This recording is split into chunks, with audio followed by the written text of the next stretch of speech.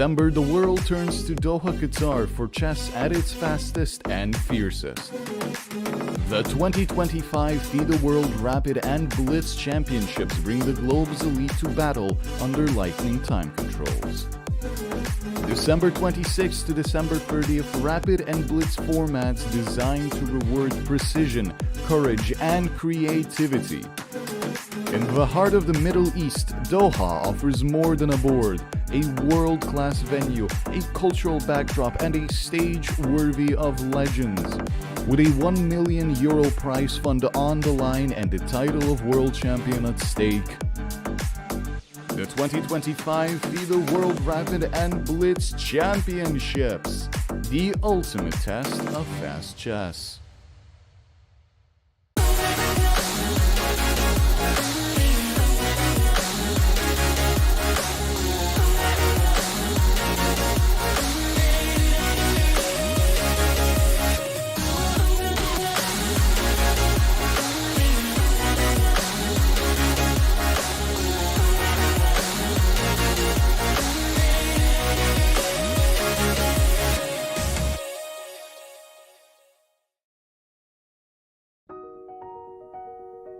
Welcome to the FIDE Online Chess Museum.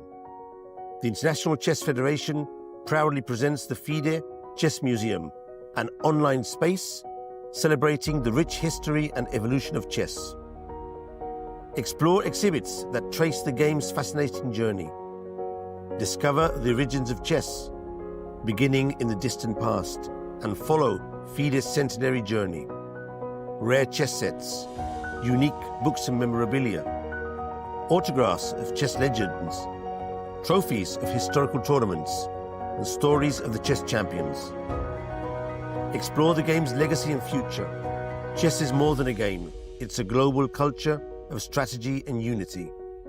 Join us to experience this unique online journey where history, culture, and passion for chess converge. And also on your phone.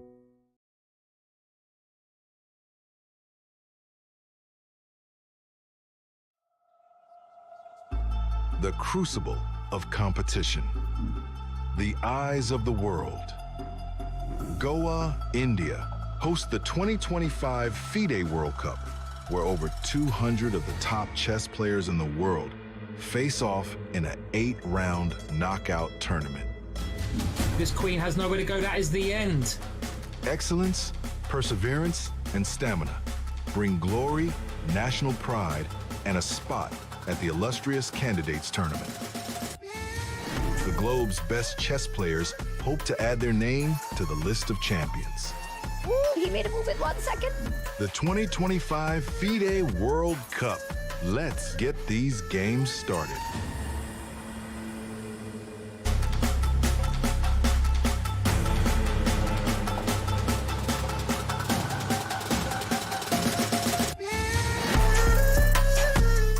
The atmosphere here in Goa has shifted once again. From over 200 players at the start of the tournament, only 16 remain. Round 5 begins today, and every one of these players has battled through pressure, tough matchups, and the ever-tightening bracket to reach this stage. And from this point on, every classical game carries real weight as the path to the final and the dream of the candidates comes into focus, and avoiding tiebreakers becomes a serious consideration. The stakes grow, the matchups get sharper, and the run for glory continues. Welcome to day 13 of the FIDE World Cup. Good morning, good afternoon, good evening. Hello, everyone. I hope you are doing fantastically wherever you are. I'm John Sargent, and joining me for this wonderful broadcast are International Master Jovi Hauska and International Master Anna Rudolph. Anna, great to have you back on the show. How are you doing? I'm good, and I'm so happy to be back. John, as you mentioned, we started with over 200 players. I went away for a week, and now we are left with 16. Like, can you guys tell me what happened? You go away for another week, Anna. We'll have a world champion. We can just skip all of this stuff next year. Don't worry about it. Oh, my goodness. It really has been a little bit insane, despite there's just so much chess. But Jovi, Anna's made a really good point there. when you have a knockout bracket, it just feels so weird to have the field constantly shrink and collapse like it does. It does. It's been a wild ride, I gotta say. We started off with all the favorites, and now literally only Arjun Erigaisi from the top 10 remains. So that's been really very fascinating. I mean, round 4 yesterday, the tie breaks were extremely dramatic. So I wonder whether today it's round 5. The players might be feeling a little bit exhausted. Maybe they're going to take it easy, but only time will tell.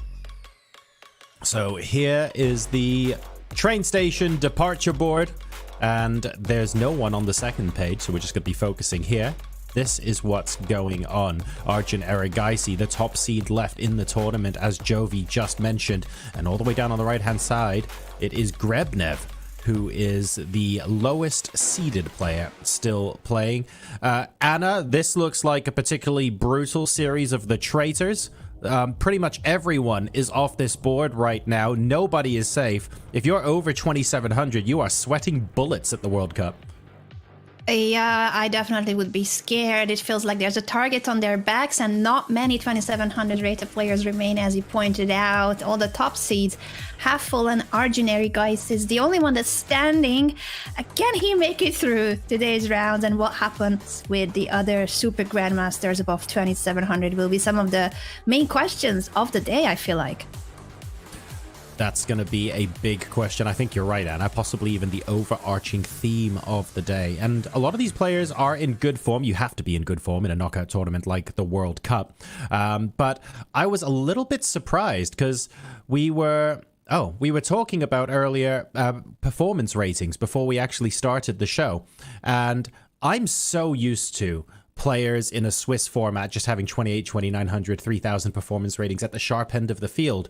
But if we take a look at the graphic for the performance ratings of everyone who's here, this shocked me. Jovi, I honestly thought that these numbers would be higher, but of course I forgot it's only the classical chess that gets taken into consideration. So, for example, if you beat Prague in the tiebreakers, that's not actually reflected here.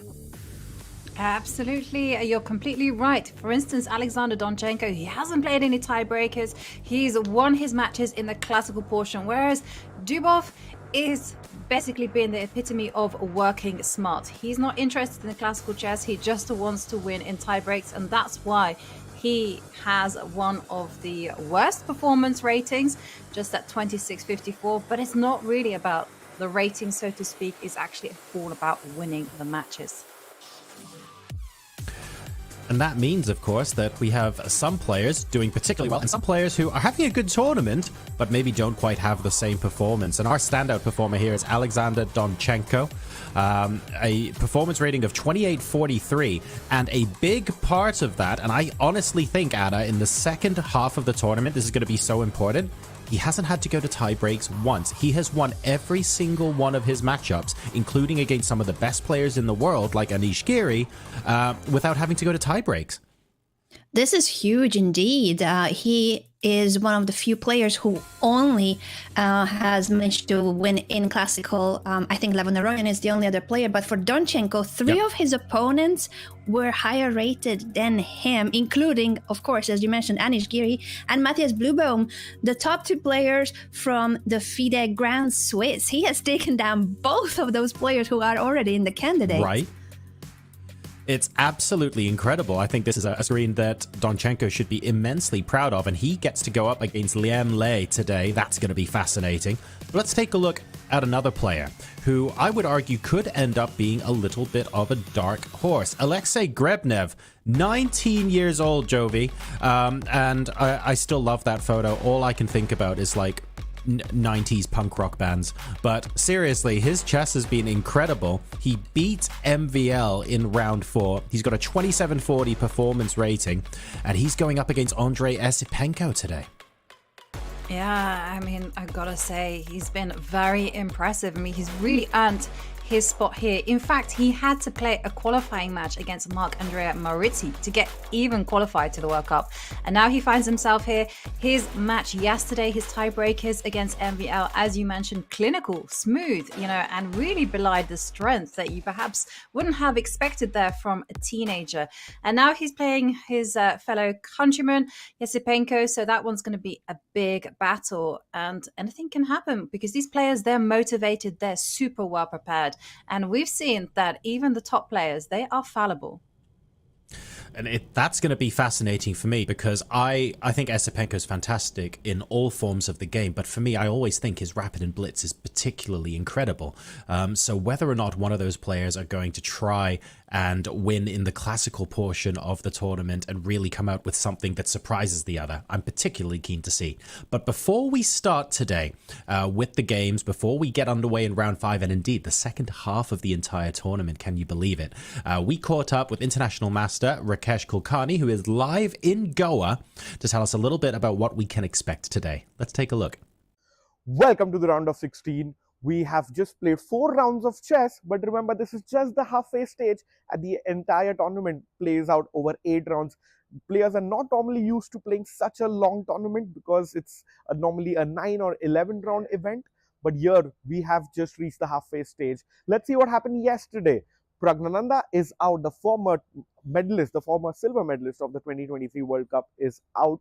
Vincent Keimer, the German hopeful and the highest rated player of the event, is also out. Those were the 2 big upsets done by Daniel Dubov and Andrei Esipenko respectively.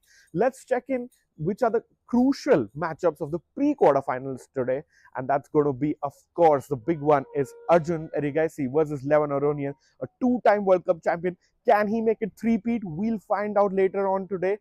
Pantala Harikrishna plays the find of the tournament, Jose Martinez, and another very, very interesting clash. Daniel Dubov plays American star Sam Shankland. Let's see who's going to make it to the quarterfinals. Back to you guys in the studio.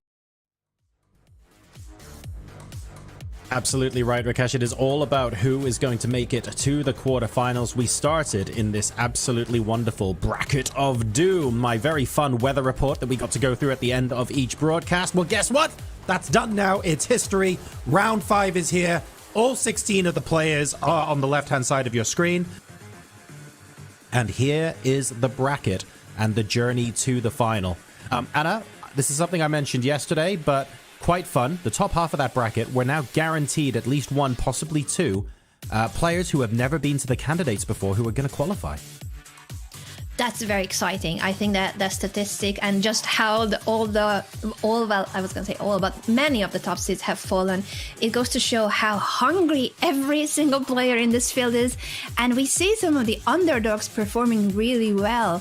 I'm very curious what today's round will bring, and also if we're gonna see some sharp games, or are players more cautious and okay with a draw, heading maybe for a tiebreaker. I'm very, very excited to see what the players will bring to the board, including the gentleman on the camera, Jospem here on the left side against Pantala Harikrishna. Jose Martinez, of course, is one of the fan favorites here, the Mexican streamer who has been doing extremely well now over the board. We know of his online chess skills, of course, but now he's doing it over the board, and he, I think, is one of those players who has been doing surprisingly and extremely well. I think Pantala might be shaking. If I were Pantala, I would. It's certainly possible, and we know what happens. Jovi, when Pantala decides, you know what, I'm going to mix things up a bit. So it wouldn't surprise me to have a Pantala versus Arjun battle to see who can engineer a piece disappearing off the board in an unexpected manner. But which board today, out of the pairings that you've seen, do you think the fireworks are going to start on first? Always my favorite prediction pre-round.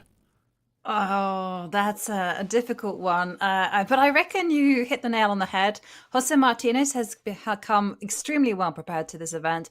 He's always willing to launch the surprises. Pantala Harikrishna, we saw a queen sacrifice from him, some deadly attacks as well. So I reckon that one is going to be full of fireworks. Also, Arjun Erigaisi.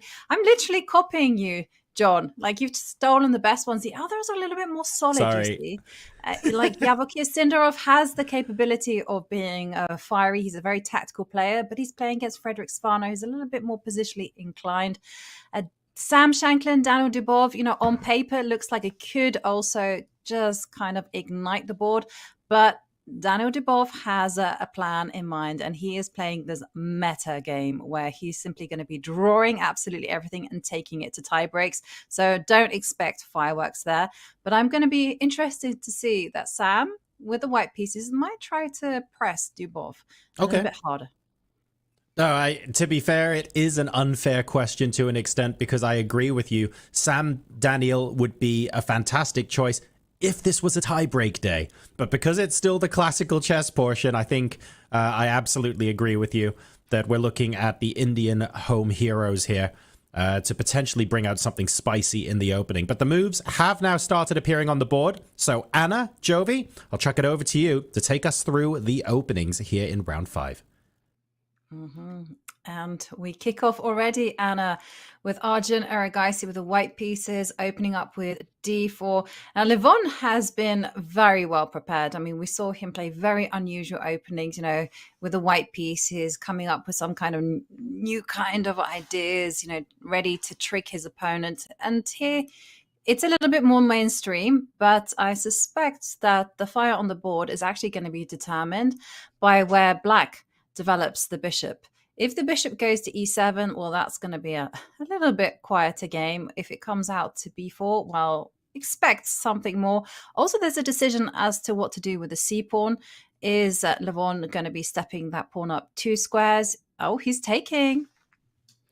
Interesting decision. So instead of the traditional bishop development moves that Jovi has pointed out, he is going for this side variation where Black is giving up the central control, temporarily wins the pawn. White immediately grabs the center by pushing e4, and Black is holding onto the pawn for now by playing knight to b6.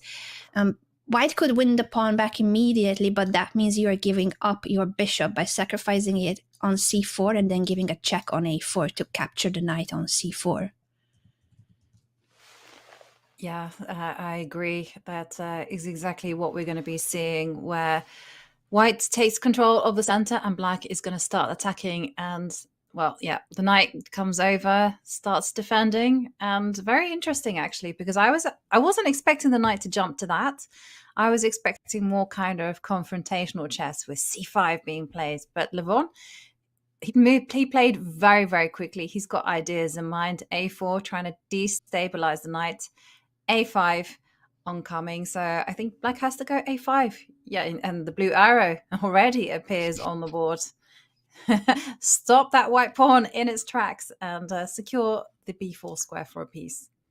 Is the only way, indeed. You cannot allow the knight to be chased away because it would lose the pawn. And also it would mean that then your pieces are really clumsy and are blocking each other's way out for the developmental square. So a5, I think, will be played as soon as Levon Aronian finds his chair.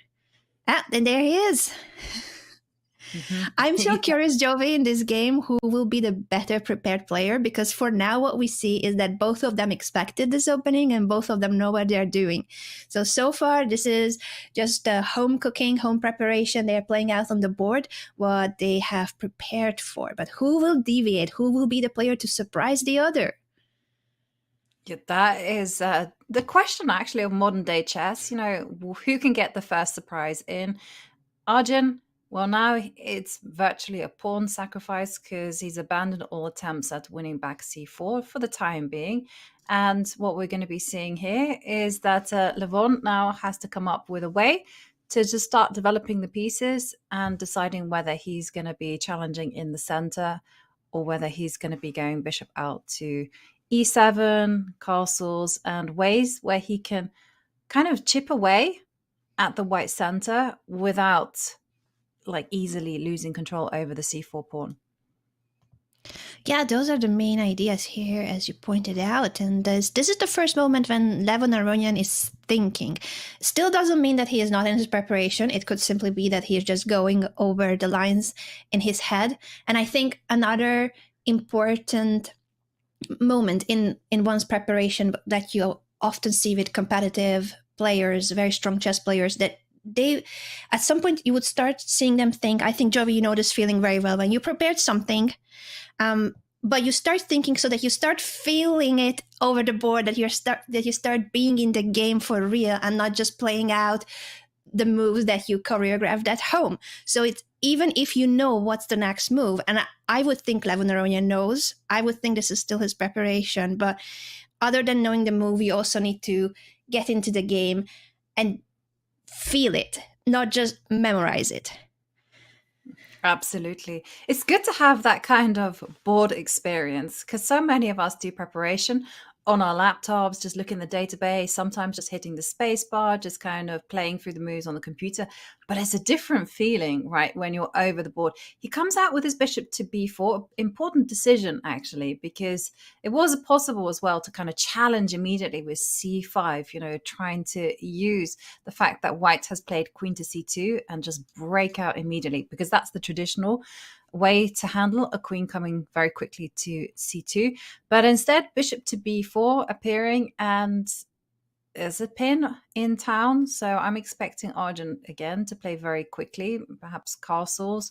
Maybe he's going to take some time out and just defend the e4 pawn, because again, the decisions are here, because white's next move, say for instance after castles, maybe bishop takes c3 is going to be on the agenda, upon which you have to take with the b pawn, and then it's going to be very difficult to orchestrate the winning of the c4 pawn. And we are about to see whether it will happen, because Arjun has castled. Levon is also reaching for the king and castles immediately. So far, the tension is on the board. This potential capture is still in the air. Both kings have now more safety thanks to the pawns in front of them, and the rooks have been developed. Getting out of the pin, of course, is crucial. And now it is white who will decide whether to develop the bishop, which would be a natural follow-up. And where do you develop the bishop? It has various squares, like bishop to e3 to strengthen the central structure, bishop to g5 to pin the knight on f6. I think those look like very natural moves for the bishop and developing. Absolutely, I agree with that. And well, Arjun is simply playing the long game here.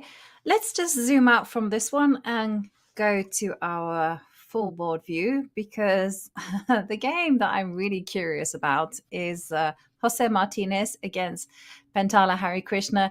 John called it, I called it. I was thinking this is going to be the game where you're going to see fireworks, because Jose has been varying things so much. He played a triangle system. He hadn't played that before.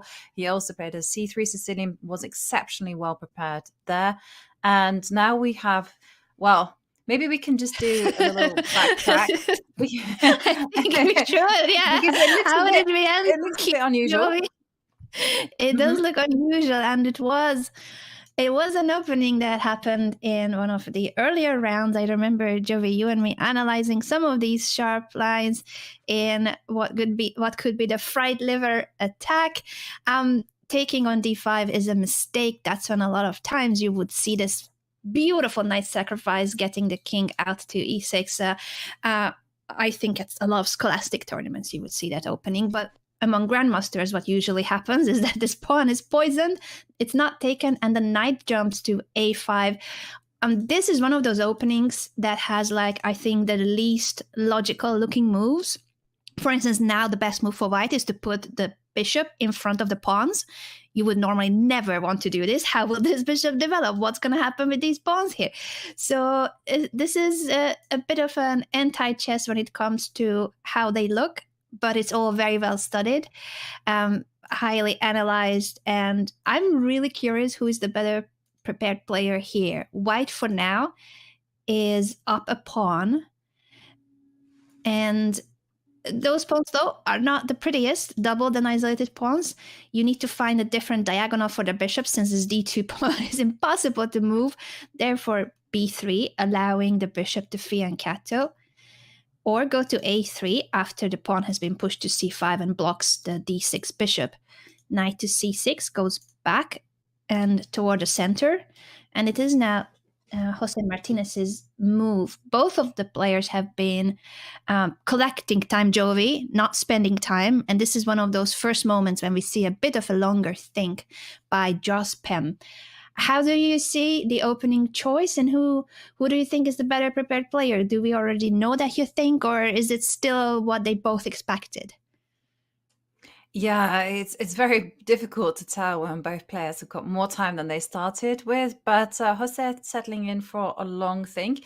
I mean, one thing that we've noticed from this particular opening is it seems to be like move by move. And, White's is structurally a little bit busted with those double D pawns. But then, the argument is, okay, I'm material up, and there's also a target on C5. So I'm expecting some kind of knight to E4 business going to be happening. But the hesitation from Jose just leads me to think that, okay, the knight does go into E4, and I suspect that Harikrishna will want to preserve that bishop. And he's very well prepared. I mean, we saw that with that incredible queen sacrifice that he did with the white pieces against Nesterov. I mean, also against Daniel Dada, was incredibly well prepared. He also showed some great knowledge in his match against Grandelius. He was also pretty resourceful there. But choices now. So Harikrishna has also been like a world championship second. He helped second Zhu Wenjun in her title match against Le Tingje. He also helped Gukesh bishop to f8. And again, it seems like nothing seems to phase Harikrishna or Jose Martinez as we're seeing the rook come to c8. Pressure, pressure, pressure on c5, on d3. Yeah, both of the players are very well prepared. I would love to know your thoughts, John, on what do you think of the fried liver, first of all, and which of these players will be the better prepared player? Who will surprise who? This is definitely not something I'm particularly keen on for breakfast, I can tell you that much. It's very clear that no one seems to have surprised anyone so far because of how quickly the moves are being blitzed out and continue to be blitzed out.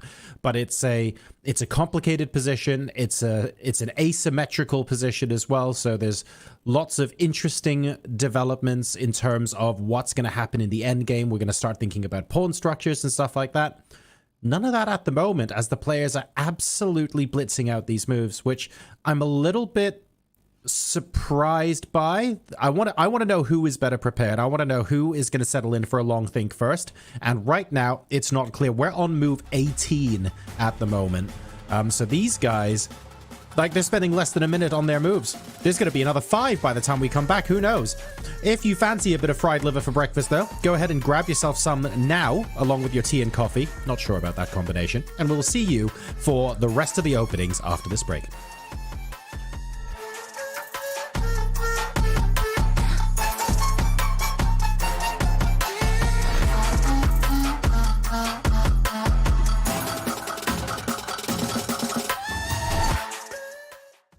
You're a grandmaster and I'm a retired IM. So I'm gonna actually use this board to have the advantage. If I'm touching a piece, it's gonna show me whether it's a good move, a bad move, or a decent move. Okay, okay. What if I touch this? Oh, taking is not a good idea. So what's a good idea? It's ridiculous. That's it. It's ridiculous. I know it. A lot of people fall for that. I know you want to flag me, but I'm just like, I'm gonna go sometimes with my intuition, sometimes with the magic of this board. I think we need to try to bring the pieces back. No way! Aman! Take that! There's just no way this works. I calculated it till the end. I mean, I have to, out of respect for the move. I got it. It's not a good move to take it. Is it queen h6? It's queen h6 first. Of course I knew it. What? I don't know how I stop this. I got nothing here. I can't even move. Anna. Thank you, Mom. Good game. What do you mean, good game? Good game. It's the best game of my life. You are actually now 1-0 against me lifetime. Yes. Does that make me a grandmaster? Can you recommend us a series or a movie that you love? Yeah, Peaky Blinders series. I like Mission Impossible. One of my favorite movies, probably Inception. Probably everybody has already watched it, but if you haven't, you definitely have to. Yeah. Everyone should see Lord of the Rings at least once. I had quite a fun watching Better Call Saul. Yeah, I guess RRR for people, I think a lot of people are enjoying it. Your favorite song these days? Jay-Z or something is good. Before the game, I often listen to AC/DC, like Thunderstruck. Some Turkish, I don't know, some Turkish one. So they're an Irish band. Yeah, again, nothing is coming to my mind. Yeah. Bollywood, Hindi music. Otherwise, I like music from just based India reels. If you could instantly learn any language, which one would it be? The most useful would be, like perfect English, of course, but actually maybe Chinese would be cool. No? I'm torn between Georgian, Nepali as well, but Nepali, it will just make me feel better that I speak my father's language as well. Yeah, Nepali probably. Arabic. Spanish is the right answer. Spanish. I'll say Sanskrit.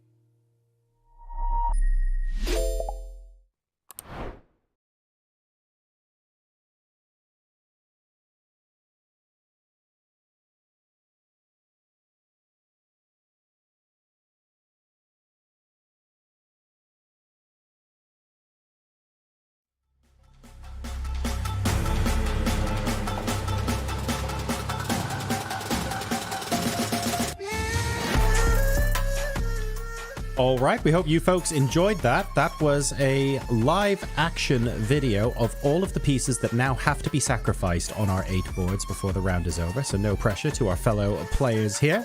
We can see that the rook escaped, so clearly Levy isn't in the room. 8 games and round of 16. We're in round 5 of the FIDE World Cup. It is game 1 of 2 in the classical chess portion, which means that no one's going home today, but a decisive result today puts added pressure on our players tomorrow. And we already have a fried liver on the board. In fact, an eclectic set of openings, I think it's fair to say today. And therefore, I'm going to leave this question extremely open. Jovi, Anna, where do you fancy going next? Oh, I have my thoughts, but I'm gonna keep quiet for a while, and I'm going to let Anna decide, because sometimes I feel like I take over. I would love for you to take over, Jovi, but we might be looking at the same game, I think. We have been talking about Alexander Donchenko's performance, how he has been the highest rated performer so far of the World Cup. One of the few players who have only played classical games, meaning that he has had more free days than most players, more rest than most players, but also winning in classical chess against 3 higher rated opponents than himself, including Anish Giri and Matthias Blubaum.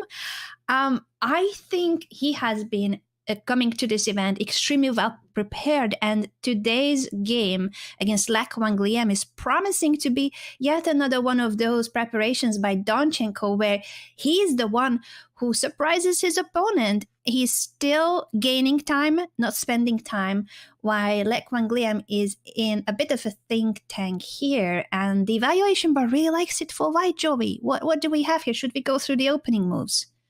Yes, let's start from the top. But I want to compliment you, because that was exactly where I was going as well. Because also Donchenko has more or less been a heavy hitter, right, with white. You know, he defeated Anish with the white pieces. Also, Matthias Blubaum, he just showed that he's got such a fearsome repertoire.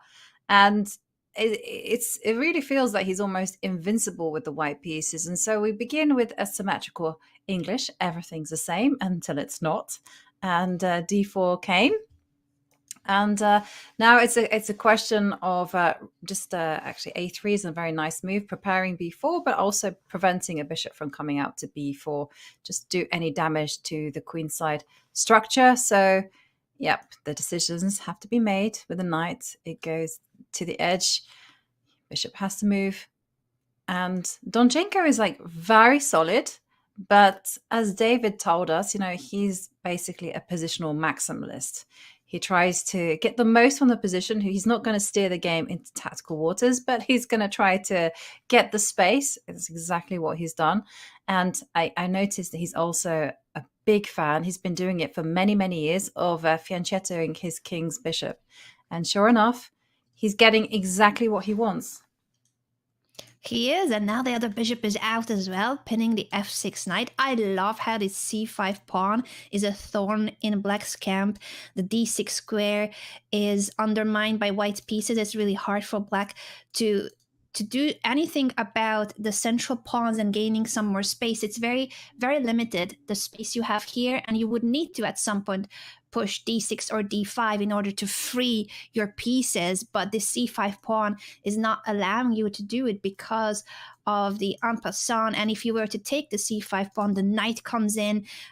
What a beautiful square for the knight, immediately attacking both the bishop on a6 and putting pressure on the pawns as well.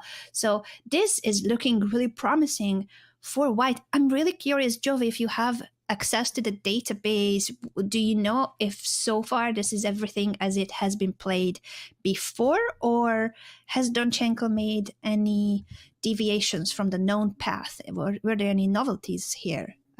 I cannot see, unfortunately, my opening database. So I'm relying on you, Jovi. Yeah, no, I can help you out here. Don't worry. So it is actually Liam Le who varied. Now it might transpose. Yeah, so it was the bishop a6. That was an unusual move.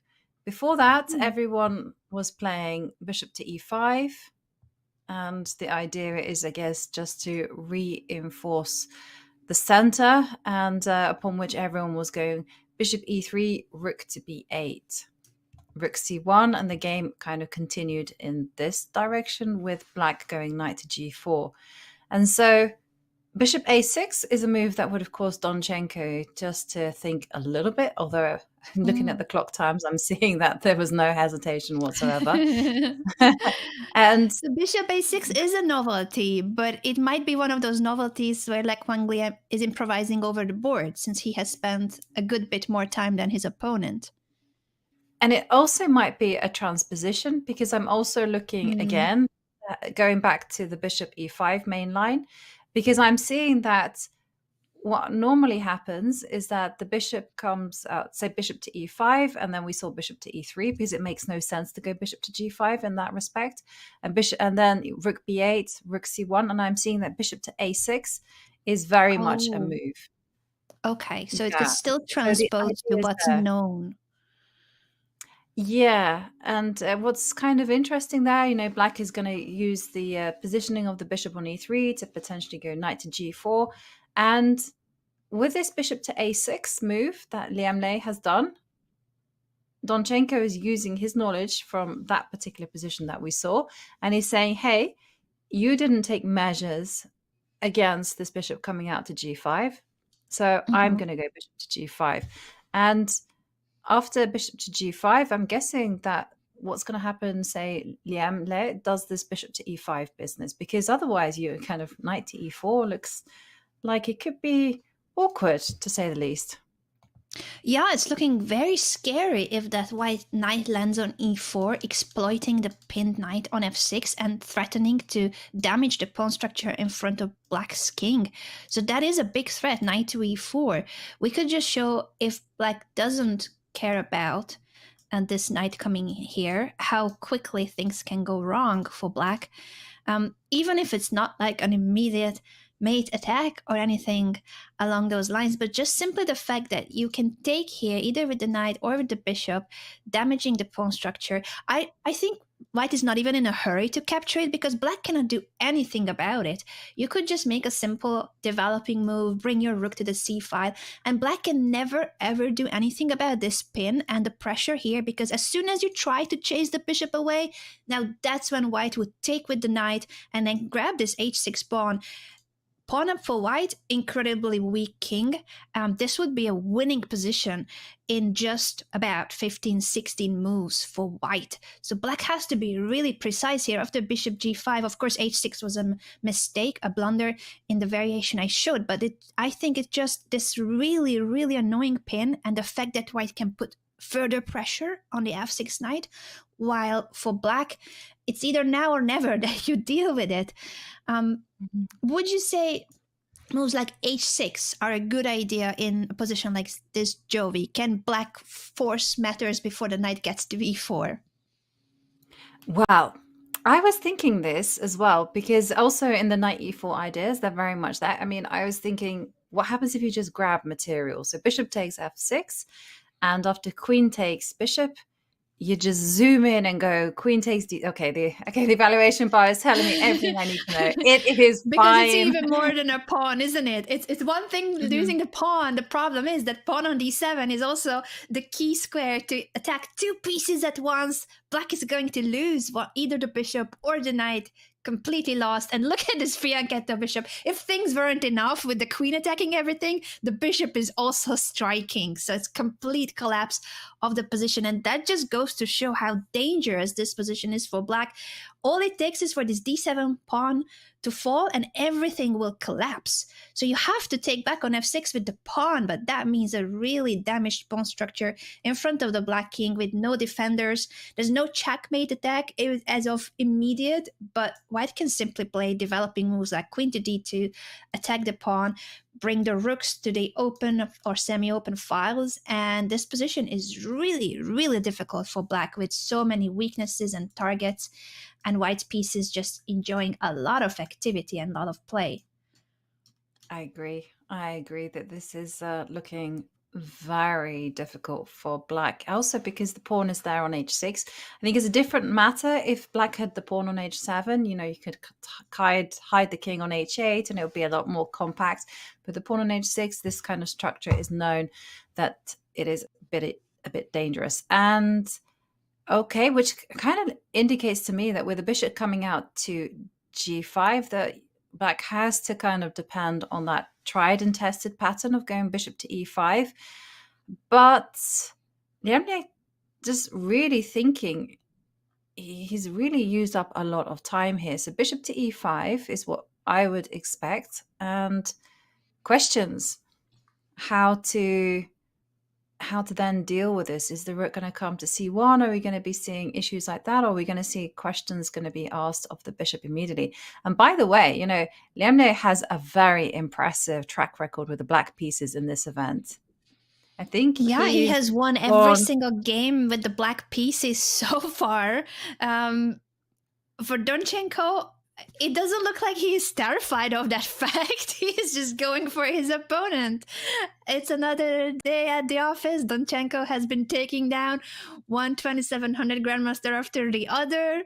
And now Levon Guillem is his next target.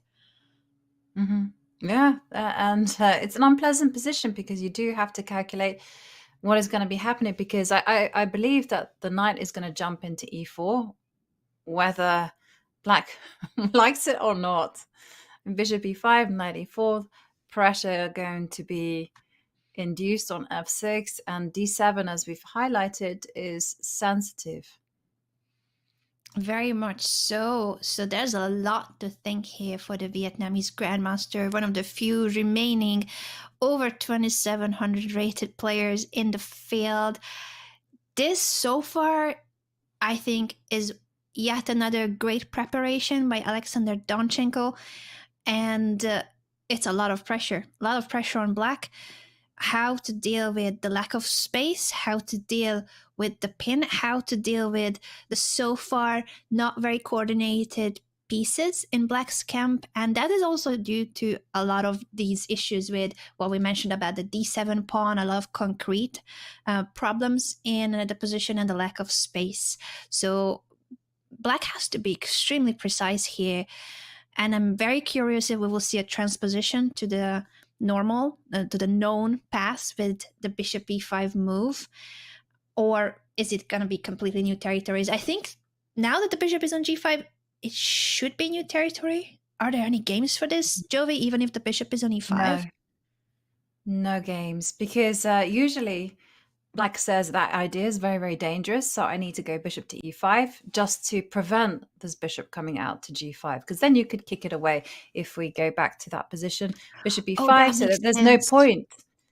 Yes, because then there's h6, and you can take back on f6 with the bishop. This is a key difference. You are so right, Jovi. Without developing the bishop to a6, both the queen and the bishop are able to take on f6. The d7 pawn is not hanging. So the move order makes such a difference here, preventing white from placing the bishop on g5. Do you think that then bishop a6, the move that Liam played, is slightly inaccurate as a move order, because it does allow white to develop the bishop to a more active square? I suspect that Liam Le might have tricked himself. He knew the details, but didn't know that he had to be super precise. And Donchenko, he's very, very dangerous with the white pieces. He also has a tremendous amount of experience in these fianchetto systems. He's been playing them basically all his life. So I think that he'll be feeling happy. So shall we leave Liam Le just to ponder over this position a little bit more and go back to our bird's eye view, because I just wanted to draw your attention to the game between Jose Martinez and Pentala Harikrishna, because whilst everyone has a very tense middle game, they're already in the end game. It looks like they're speeding through the paces and just simply... It appears that, this is going to go to a draw for the time being, but it's a very balanced endgame if we're to believe the evaluation bar. But I do feel that we've got a lot more exciting games, so maybe we can just update everyone. That's what's happened there, and head over to another game. Yeah, it's crazy how this started with a potential fried liver attack. We were like, wow, this opening is sharp, it's complex, it's crazy. But they both knew theory so well that now we are in an even endgame where the only bigger difference is the worse pawn structure for white, but it's really hard to take any advantage of that. You can place the king on g2 as a starter. All of those pawns are under the defense of the white king, even if black were able to attack them. I think in such positions, of course, like there's certain slight issues, like, oh, the b4 pawn is something that black will always need to look after, but it's guarded by the f8 bishop.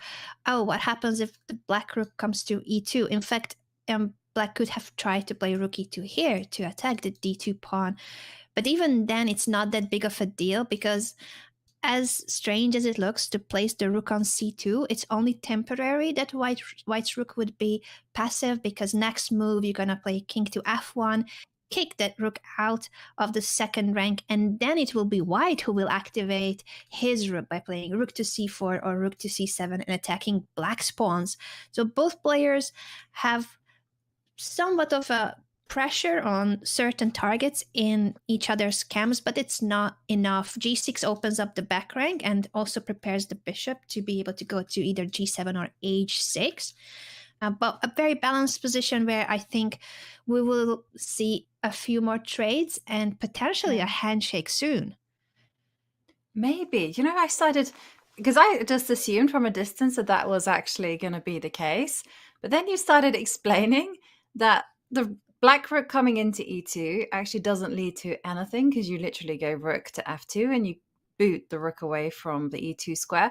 And then I thought, hang on a second, like white can be like mega maximalist here, like put a pawn on f4, get a king to f3, the rook is gonna slide up to c4, and you know, black is completely on the defensive. So Harry is the one who would be feeling slightly uncomfortable. Yeah, now that we are digging into the depths of this, what looked like this is gonna be a draw soon, maybe Jospem wanted this. He wanted this very simplified endgame. In fact, I'm gonna remove the maybe. Looking at the clock, this is what he wanted exactly, Joey. He wanted to have a position where he is the one with even like the engine saying this is just 0, 0, 0. I think from a human perspective, it is black who has to be extremely precise, and the weaknesses in white's camp don't really matter because black cannot get to them, cannot take advantage of them, while black's pawns can and will be attacked if black is not precise. So looking at the time management, I think this is what Jospem wanted, to have an endgame where he has the potential of pressing, where he's constantly testing his opponent, whether he's that well prepared. This is move 25 already, and they have been playing moves that they probably analyzed at home. Actually, Harikrishna, I think it was his preparation for a while, like 20 moves plus. Maybe the last few moves were moves he had to come up with at the board, but I think in a knockout format, Jovi, this is a good strategy, that you have a position with the white pieces that is 2 results. White can't really lose this endgame. You would have to blunder massively to go wrong, while black needs to play very precisely to not get into a much worse position in a few moves. Yeah, I believe that this is exactly what Jose Martinez wanted. He's, as you mentioned, you know, he's playing for 2 results. It is black who has to tread very precisely, has to go on the defensive, and excellent preparation there from Jose. And it's very funny.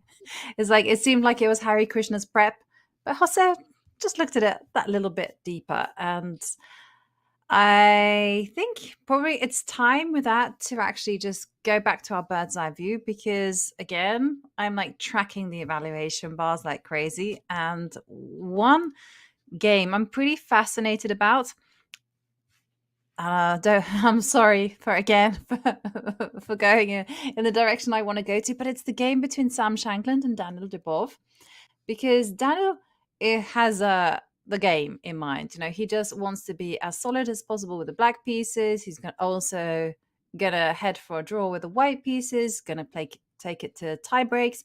And Sam, he's like basically your theory monster. You know, he's come exceptionally well prepared. He's such a hard worker. He had a great result yesterday, defeating Rigid Rapport. So did Dubov. Dubov knocked out Prag from this competition. And now, and we see the same situation. Sam barely used any time on the clock, and Dubov is the one who is thinking about how to play this position. Maybe we can see how the players got there. Yeah, and how did this material imbalance become a thing? Because I'm just counting pawns, Joey. I'm still in that stage. It's like, wait a second. White has a lot of pawns. How did we get here? Let's roll back to the start and see how they got here. You're so right. It was the Ruy Lopez, or the Spanish opening. And for a long time, they were following very theoretical lines that have been played and tested for a long time. A4 putting pressure on the b5 pawn, threatening to take it because of the pin on the a5, but bishop b7 develops the bishop and also protects the rook. So this would be only a trade if white were to take. D3 and D6, these are very traditional and normal ways of developing. Knight A3 looks a bit funky, but it makes a lot of sense to put pressure on the B5 pawn. Black plays queen to D7, not caring about this pawn, because if you were to try to grab it, A takes, this is when white would definitely spot that there's a pin on the a5, so do not touch the pawn on b5.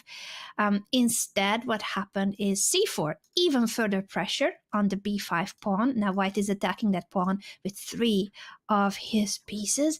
Knight to a5, and this is when Sam Shankland takes on b5. Joey, would you be able to track this in the opening database? Like how far into theory are we, and who surprises whom? Because from Sam's time management, he is still playing what he wanted to see on the board today. And I'm just curious if Daniel has deviated at any point, or are we still in theory? After a takes b5, it's knight takes, bishop, queen takes. So white is up a pawn. Well, I can tell you the shenanigans began from Sam, actually, on move 10. So move 10, knight a3. Okay, because before that, we'd been more or less like in a very well-known position. Knight bd2, knight c3, bishop d2, c3. That was all like the mainstream. They'd all been tried before. This knight to a3, very unusual. And there'd only been 2 games in my particular database. Let me just check out who actually played them. And okay, so we have Antipov as white, and Daniel Ruiz Castillo is playing white as well. And okay, so knight a3, queen to d7, and we're already in unusual territory. No one has played this type of position before, but it doesn't seem to have phased Sam, as he's just gone c4. And then this resulting position is the players basically freestyling. And Sam, being such a hard worker, he's been excellent at guessing which way his opponents will move. And Dubov is a very active player. He loves to give up material in order to get the bishop pair going. So I guess that Sam pretty much could predict how black would be responding. But this d5 move is it's all very unusual. I mean, I think that this is already like Dubov kind of struggling, trying to break out, trying to get the activity, because he felt uncomfortable. This is really dubious, because it's one thing to sacrifice the b pawn for what you mentioned, that this is Dubov's style. He would rather give up material, but you have the pair of bishops, says black, so there is some compensation. In fact, the computer only showing a little bit of advantage for white, even though it's a full pawn, but it's doubled pawns, and the white pieces are still not that well coordinated, while black has a pair of bishops. But d5 gives up a second pawn. This is quite a committal decision to be 2 pawns down.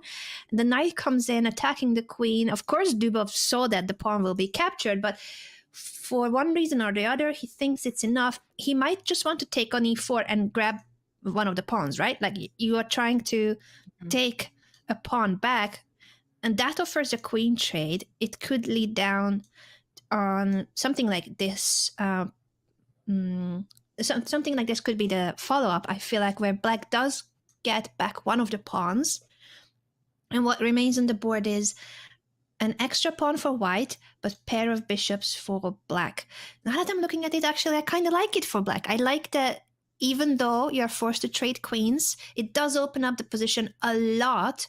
And white's pawn up is here on the b5, doubled pawns that can be really vulnerable. The b5 pawn especially. maybe this is all fine. Maybe the computer freaks out and is like, wait, 2 pawns down is a lot. Yeah. But white will have to end up losing the e4 pawn, and the queen trade is also kind of forced after the capture. Right. I suspect that knight to f3 is a misstep as well, because that's like one step backwards. And this is the type of position where you don't back down, right? So maybe something else needed to be done, some kind of d4, bishop f4, sadly not possible because the knight will come and destabilize the bishop. But, you know, that knight is sitting so nicely there. But I can understand why Sam doesn't want to make any move like that, because you're giving up the e4 pawn. Yeah, d4, you're right, was an option. The computer also really likes to guard the knight by opening up the e file, and that will remove the hanging pawn from e4. So white had the option of capturing on d5 to guard the knight and not lose the pawn. But I can understand why Sam would find this a bit too much activity to give up. Suddenly, black's pieces are really active. It is 2 pawns up for white, but white's pieces are still not very well coordinated and not very well developed, while black could try to set up an attack on the king side that now remained a little bit unprotected. Would have been a really sharp position. But I agree with you, Joey, that the reason why the engine is questioning this d5 pawn push and giving up a second pawn is because there were alternatives. White didn't have to retreat the knight. d4 was an option. Yeah. Pawn takes d5 was an option. Sam played more solid, retreats the knight, but now this will lead to the queen trade and a simplified position. Yes, and it's a simplified position that both sides do need to proceed quite cautiously as well, because, you know, a knight being there on e4, as we saw, you know, black has control over the light squares, has the bishop pair. So I can see that black has some compensation for the sacrifice pawn, and ultimately this pawn on b5 is not the best pawn. It's doubled.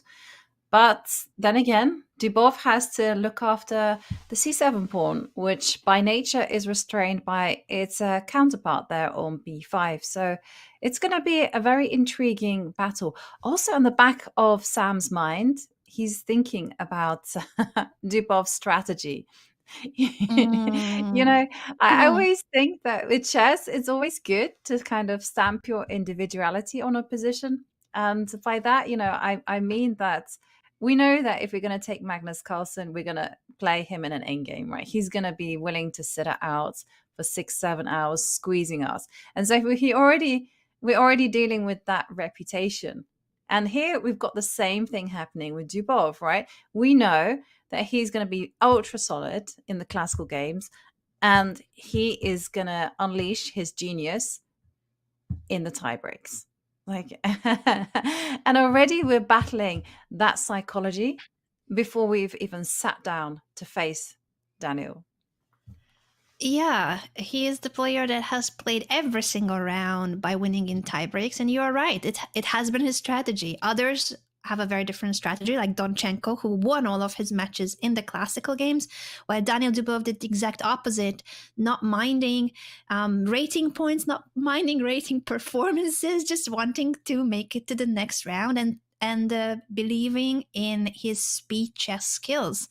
Now, if this game doesn't lead to a decisive result, then Daniel will have the white pieces tomorrow, and maybe it's yet another tiebreak days for Daniel Dubov. It has been working very well so far for him, so why not? Yeah, exactly. And it forces everyone to think, whereas he's very comfortable with what is happening.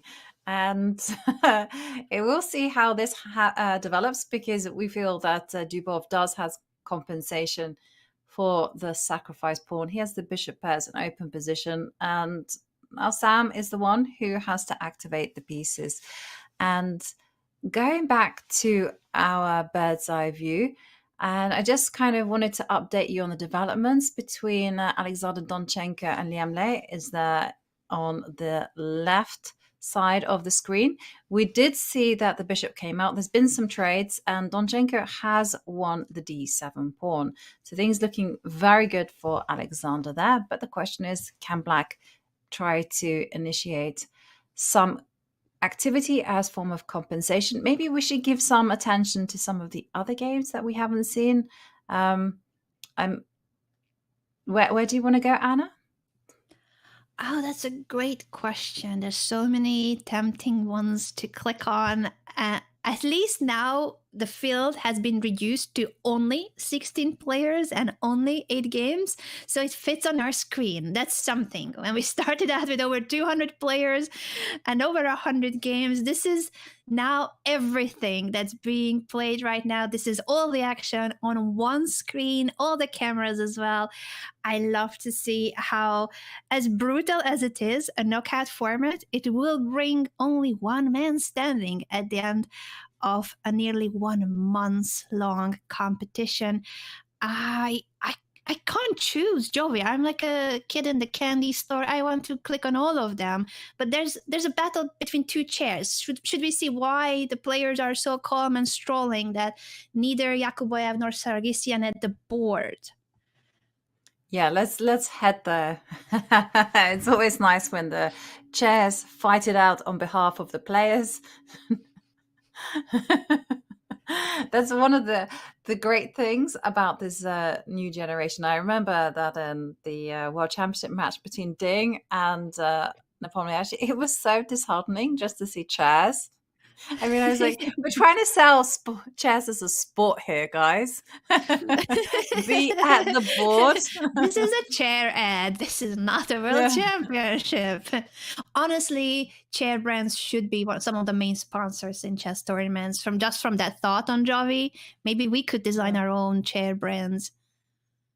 Yes, I agree with you. I definitely think that there's a market for having chairs and pens, literally. Everyone is writing with pens, and you could have some beautiful pens with branding. I mean, definitely, let's elevate the basics.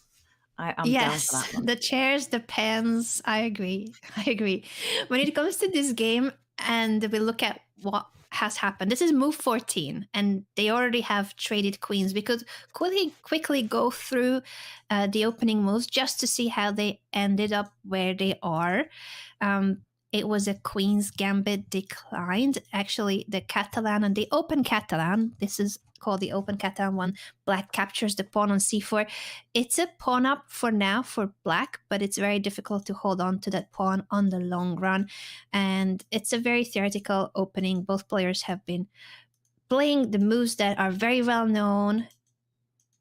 I'm so curious who deviated, Jovi. Are we still in any kind of known path with this d3 pawn push? Can you update me on how are we faring in terms of the database? Okay, so when it came to the main line, so I just misclicked and I found myself out. So hang on, you have to bear with me for just a little bit longer. The deviations really happened after the move a5 from Black. Before that, the majority of people have been playing rook e8 with the idea of just kind of improving the knight and getting ready to kind of at the right time get in e5, but at the right time, because obviously you can't do that right now. So rook c1, a5 was an unusual-ish move according to my database, not the top choice. And then this queen d2, d3 again is unusual as well. Everyone had been playing off the queen d2, knight to e4, attacking the queen. But d3 kind of very direct play, trying to get the game into an endgame. And now that we're in it, only one game and definitely no games after rook a6. That game did continue in the database, went rook to d8, which is a lot more natural, right? Rook d8, you target d3, but rook a6 with the idea of going b5 again at the right time. So it's an interesting battle. Still, no player at the board. Yeah, no player at the board. More time for Yakuboyev. It seems to have been his preparation with the moves you pointed out, how a5 is already rare enough. And then this idea of Black willingly giving up the extra pawn in order to damage the pawn structure of white and gain activity after rook a6, threatening to chase the knight away from c4 by pushing b5. And once you're able to push the pawn with a tempo, then the bishop could develop to the long diagonal as well. It's still quite funky. You usually don't see the rook on a6, not without it being able to go somewhere more active, but it must be Jakuboya's preparation based on the time difference and how those moves were very rare. I would think that he analyzed this and he wanted to end up in this position. And as I'm saying it, I'm questioning my own words because now he's thinking d4. D4 was the choice of Sargsyan. And now the question is, will he follow up with b5 or is it something else that he wants? Knight to d5, bishop to d7. Maybe knight to d5. And I'm also thinking that the rook stepping up to a6, is a kind of multi-purpose move, covers b6, also, makes sure that the rook, might one day go rook to d6, and we might see some doubling on the d line. Yeah, I gotta say that Sargsyan, very solid player. It would have come as no surprise that he played the Catalan as white. So I definitely think that this is something that Jakuboyev certainly steered the game into, and that he knows exactly what he's doing. I don't think you need to rush with b5. That's something you can leave in the back of your pocket for a time when you're suitable. Instead, you should just focus on development. I liked your knight to d5. There's an outpost for the knight in the center. I also like rook to d8. This makes a whole lot of sense.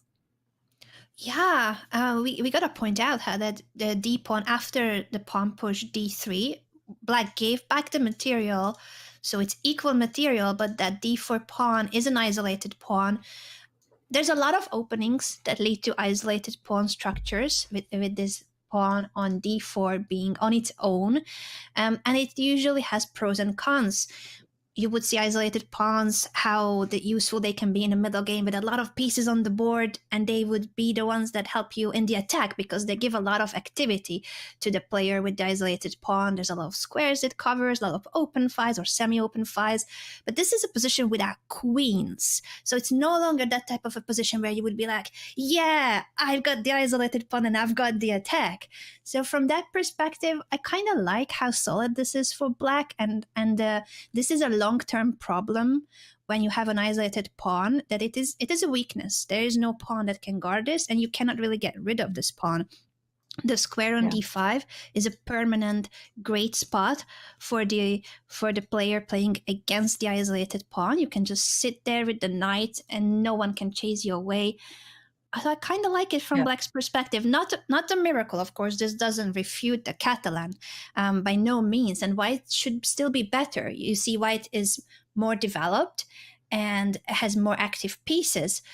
But if black gets to bring his pieces too with knight d5, rook d8, and then the last question will be where to develop the bishop and how to develop the bishop. This is the problem piece, I feel like, in this position, Joey, for black. But if you get to develop that bishop too with finding the right moment to play b5, then black could suddenly be the one who puts pressure on white. It would still take time, of course, but white has a long-term positional weakness, the d4 pawn. Yes, completely agree with you there. I mean, the long-term trumps are going to be with black. So you're right. If black manages to get the knight to d5, a rook to d8, and maybe the bishop can go to e8, just to hold everything together. And then you can start the beat back. And so, in chess, time is so important, and it's not just the tick-tocking of the clock. It's also, and now is a chance perhaps to start going forward. So definitely one thing that I do remember that my coach told me about isolated queen's pawns positions a long time ago. He said to me, it's not a big deal if you control an open line. And you've got to have that dynamism to balance things out. So in this particular case, you're looking at cracking open the C line. So you want to be jumping in knight F to E5. And I'm just saying knight F because it releases the bishop. So you jump in, and then there are squares that are afforded, because if that knight is ever kicked from E5, it can actually switch over and start going to C5, again, asking the questions to the knight on C6. So there's a lot of issues for Yakubov to actually think about, and that's why he's taken some time to think exactly how he's going to handle this knight jump. Because if black is not ready, then the C line is going to get cracked open, and he What was almost that? played a move there. And then what piece was he about to touch and then changed his mind? It happened so quick I The could knight. not catch it. The knight to d5. I think he was the knight. The knight was going to go to d5. Yeah, because it was heading in that direction, and I don't see it being the e pawn. So that's a pawn that you don't touch. The sleeves are being rolled up, Joey. This is serious business. Serious business when the sleeves are being rolled up. Yeah, the jacket is off, the sleeves are rolled up, and it's critical time, basically, is what I'm trying to say for black, because you have to find that rock solid construction. You have to find the way to make sure that all of your pieces are involved. And white too has a lot of activity that black is going to be playing to neutralize. Knight f to e5, I think, is the main idea. Shall we leave Yakubov to ponder this position a little bit more and go back to our bird's eye view and where to go? Because maybe we should give some attention to games we haven't seen before, because I see, in the game between Yavokir Sindarov against Frederick Svana, that's very tense. And it's also pretty tense in Andrei Yasipenko against Grebnev. There's not been too many trades. And we're still in the end game where Pentala, Harikrishna, there on the bottom right, he's managed to find a way to activate the rook. So interesting to see whether Jose can squeeze something out. But where are you tempted to go? I would love to start with the game of Yavokir Sindarov against Frederick Swane, because there's such a big time difference. The clocks tell a story, and they tell the story of white being in a comfortable opening that they wanted. It seems like this is still Yavokir Sindarov's preparation, while Swane has spent over 44 minutes to make it through the opening move. So the opening battle has definitely been won by Yavokir with the white pieces. Doesn't mean you win the game, but the psychological advantage is on white's side. The time advantage is on white's side, and white still knows this position because he has not spent a single minute. Well, sorry, he has spent 1 minute and 28 seconds, but this is already move 15, and I suspect that Sindarov is very well aware of this position and the plans in this position, because it's one thing to memorize opening moves and prepare an opening, and the other is you also prepare and analyze what kind of middle game will come out of that opening and what are the plans, how do you want to place your pieces, and what are you playing for. I feel like white is very well aware of this here, and for black, he's being tested on his opening knowledge and what's next. Should we take a quick look at how they ended up here, Jovi? Yeah, let's do it, because only 15 moves have been played, as you indicated. It's a position, as you say, that Sindarov seems to know, whereas Frederick Svana, if he has an Achilles heel, it's his time management. He's entertained us. He's frustrated us at times. He's made moves with 1 second left on the clock. He does say it's not deliberate. He just doesn't realize that he gets so low on time. And yeah, okay, the big thing is, white's jumping in the center, like amplifying the tension in the middle. And things look good. Like when you look at what Svana does, I mean, it looks very nice. The rook comes in, supports e5, and then the knight jumps to f4, and then the bishop goes back to f1. I mean, everything just looks like it's been very harmonious. But I guess that there's kind of questions. Like, first up, I'm kind of a little bit curious if you can rewind just one move. And because it was possible to go pawn takes e5, I just want to just check what was like seriously wrong with that. And yeah, the evaluation bar goes all the way down. Ooh. Because I imagine that there's some kind of business happening, on the king side.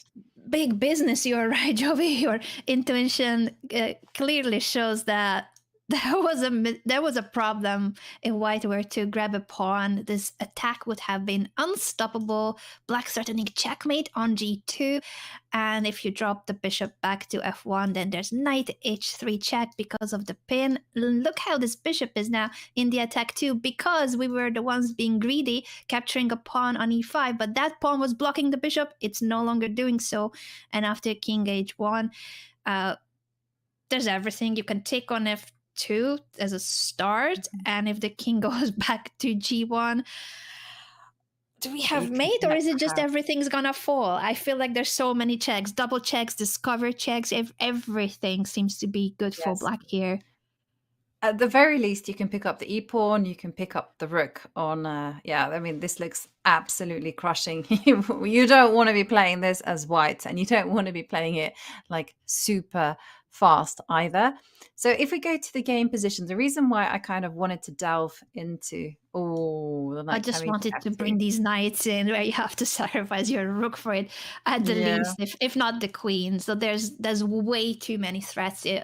4 of black's pieces attacking while you barely have any defenders here. For white's king, this is a decisive winning advantage for black. Of course, white could not take the pawn. Instead, bishop f1, very solid prophylactic move. It's preventing already in advance that attack where black would take on f3 and bring the queen to g4. Super smart. This is something we can all learn from, how prophylaxis in chess is very important in certain moments. You're improving your position in a way that it prevents something that would have been a problem in the future, making sure that now, if you wanted, you could take on e5, and it also frees the c4 square. So in the future, you can either push or get that square for the knight. I feel like for black, the question is also this rook a little bit, because you chose to bring your a rook to e8 and the other rook is stuck on f8. You would usually do this if in the future you can push the f pawn so that your rook will be activated in a different way, but that's not that easy to do. No, it's not that easy to do. And your kind of question there was exactly what was going through my mind. Is white gonna play pawn takes e5? Is that the big threat? So maybe we can just put on a non-move like h6. And it seems to me that bishop f1 was a fantastic move just to kind of knit together the defenses. So now, okay, the evaluation bar doesn't go that much up, but I guess, like, is pawn takes e5? Is anything terrible happening? Oh, it is. It is. Okay, still problems on the f2 square. Okay. This b6 bishop coming into the game is crucial for black's attack, and with the 2 knights on the 4th rank, this is extremely scary, and better for black even with the pawn down, because you're gonna end up losing this pawn on f2, and that will be a troublesome position for the white king. Jovi, this is great stuff, pointing out that even with the bishop on f1 helping the white king, white still should not capture that pawn. It's poisoned, that pawn on e5, because the activity of the b6 bishop is more important than the pawn. It feels like if black is just waiting, white can and probably should make moves like rook to e3. It looks a bit funny to place the rook on a pinned diagonal, but that would strengthen the 3rd rank. According to the computer, like I'm still a bit like, wait, what is going on here? But it's true that at least you are already preparing in another way. Again, a prophylactic move. You're preparing for bishop takes to be able to meet that sometimes with rook takes. So your rook will be active on the 3rd rank and on the f file and helping guard the f2 square as well, which was always a problem in these lines. Yeah, totally. And also you're freeing up the knight on d2 just to kind of go to c4 if it so chooses to. You're also freeing up h3. But we have a decision has been made. And this was the kind of big issue. Was Frederick going to be going bishop takes knight, voluntarily giving up the bishop pair in order just to get activated with the pieces Interesting, interesting. So knight takes bishop is going to be the move. Queen to g4 is going to make an appearance. And Frederick Svana going on the offensive with the black pieces. John, is that something that you would have predicted? In this sort of position, after you guys have shown me how many ideas there are with black to get his pieces into the game, I would have said yes, but not until I heard your explanations for it. I completely agree with Anna that making sure the bishop on b6 plays an active role in the attack sort of has the key theme here to trying to get anything to work. But really, I'm a little bit concerned about time. Of course, it's no good having extra time on the clock if you are having a lost position on the board most of the time. But I'm looking in particular with Sam Shankland, who's got 25 plus minutes on his opponent. Grebnev is going up nearly half an hour as well. And we can see here, Javakir Sindarov up 45 minutes plus. That might not seem a lot now in move 16, but it's going to be extremely important when we get closer to move 40, where we have some players who might have 30-40 minutes left on the clock playing other players who have to battle down to increment or with just a minute or two remaining. So the middle games are now crystallizing across all 8 of our boards, folks. We'll be back with more action from the FIDE World Cup after this. See you soon.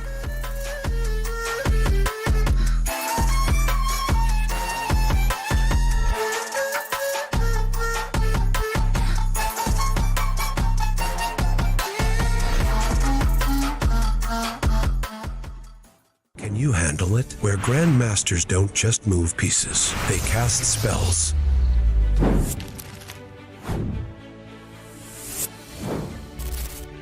Oh boy, didn't see that one coming. Victory doesn't come easy. Wait, queen time? Oh shoot, I just lost the piece. Yeah, but I got no mana. This isn't your classic chessboard. The thing about the imposter is that if you swap it like...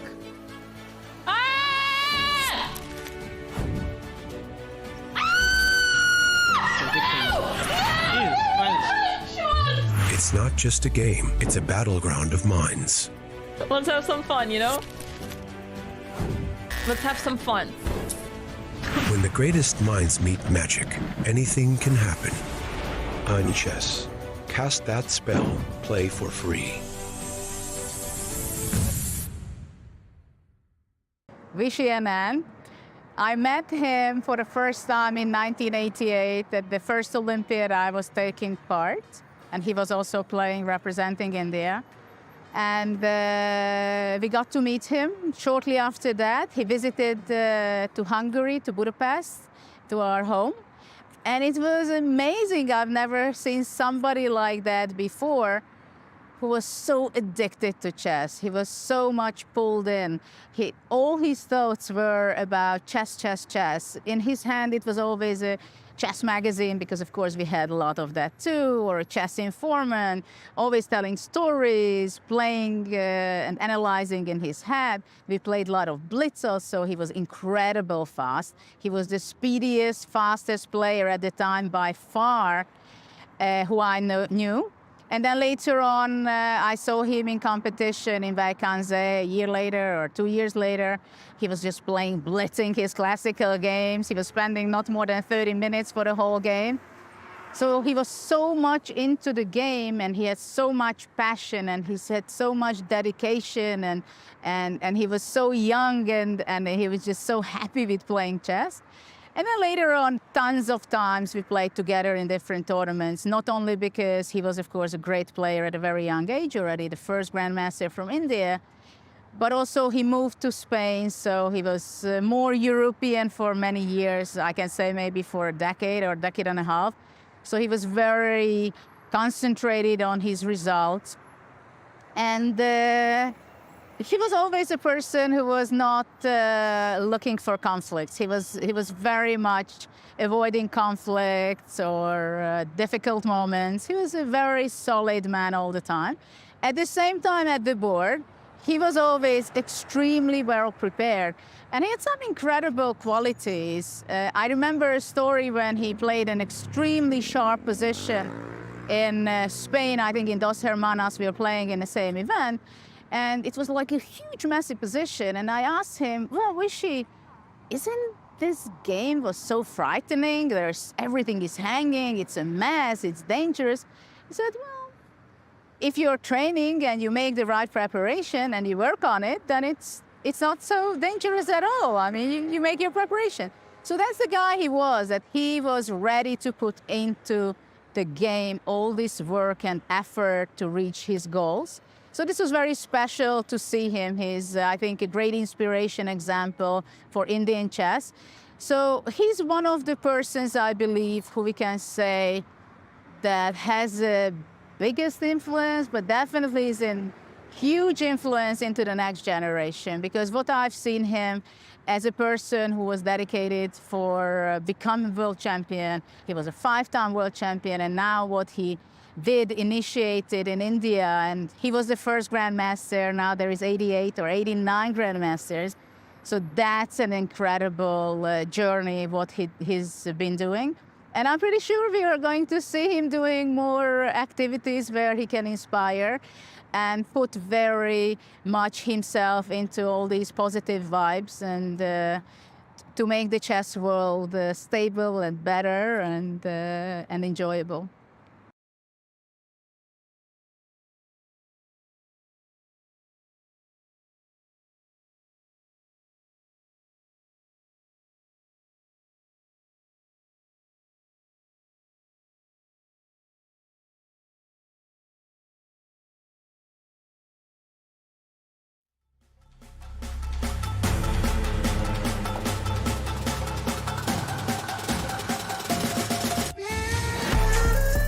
Welcome back to the 2025 FIDE World Cup.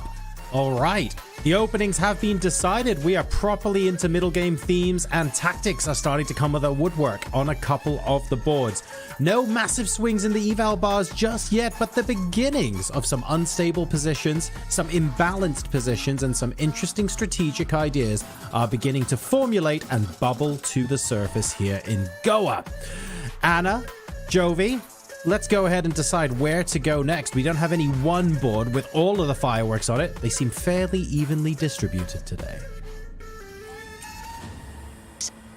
John, and we have seen some material imbalance, positional weaknesses, strengths, back and forth. Who has been winning the opening battle on each of these matchups? There's just so much pressure, so much tension. This is already the round of 16. We started with over 200 players, and what's left in this competition are only 16 grandmasters. I would love to go, Jovi, if you are happy with that choice, to the game of Sam Sevian against Wei Yi, because we have a lot to unpack in this game as well. What has happened here, and how did we get here?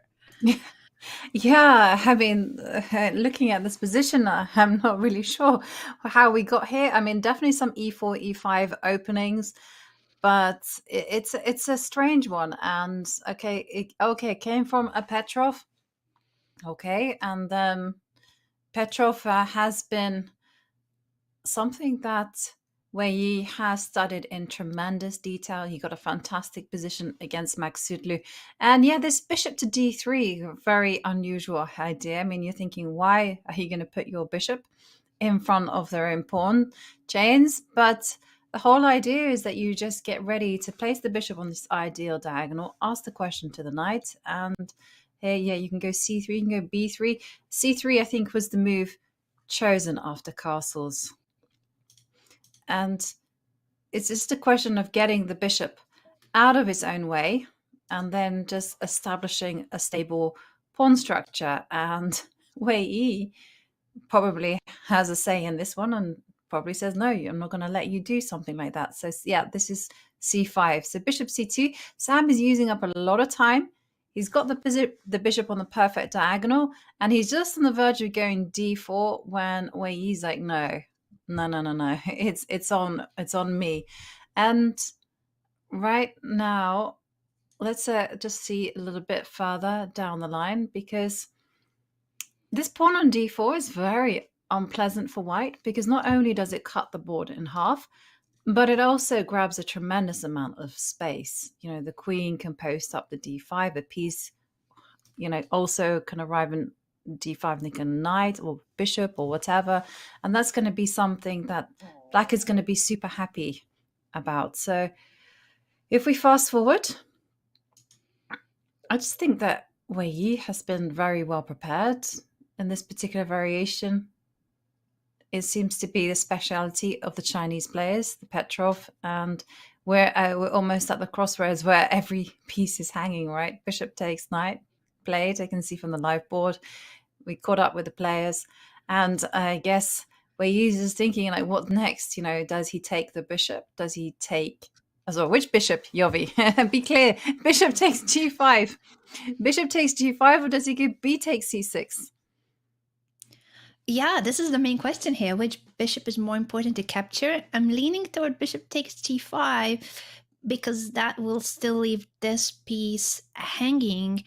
And if white wants to take everything, capture on d5, also capture on g5, if we go for a position where everything is traded, black should be the one with the slight advantage because of what you mentioned about this d4 pawn taking space away from white, taking key squares away from white, cutting the board in two. And look at the undeveloped queen side of white. Why black is threatening bishop takes h3 because the pin on the g5, the pieces are developing faster. There's so much activity, and the rooks will come to the open files. So it would be a two-result position if we get to something like this, where everything is traded off, but black is more active, black has more space, and only black can play this for a win.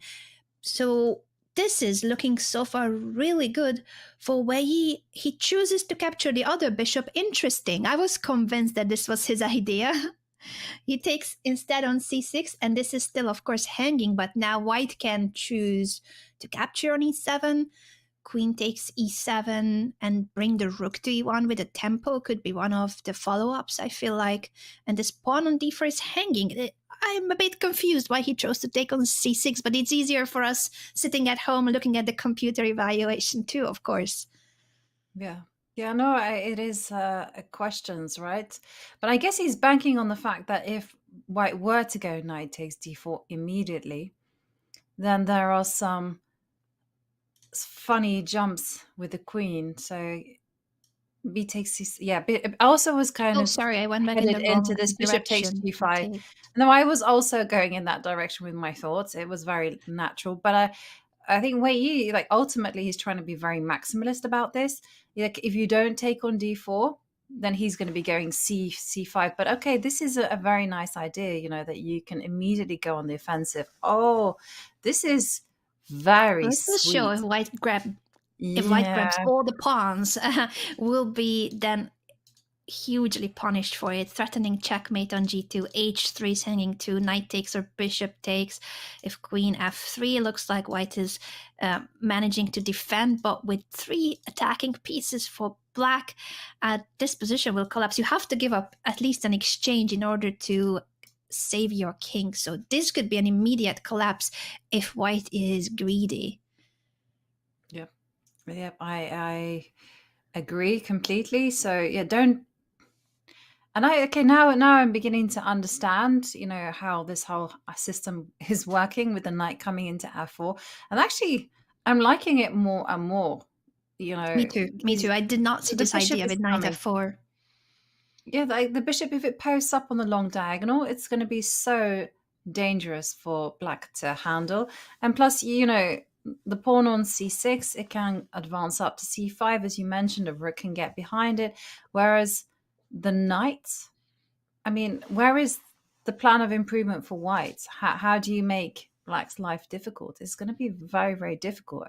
In fact, you go knight to d2 and the knight is still jumping into f4. You still got these ideas. You still got the c5 and bishop b7 in the air.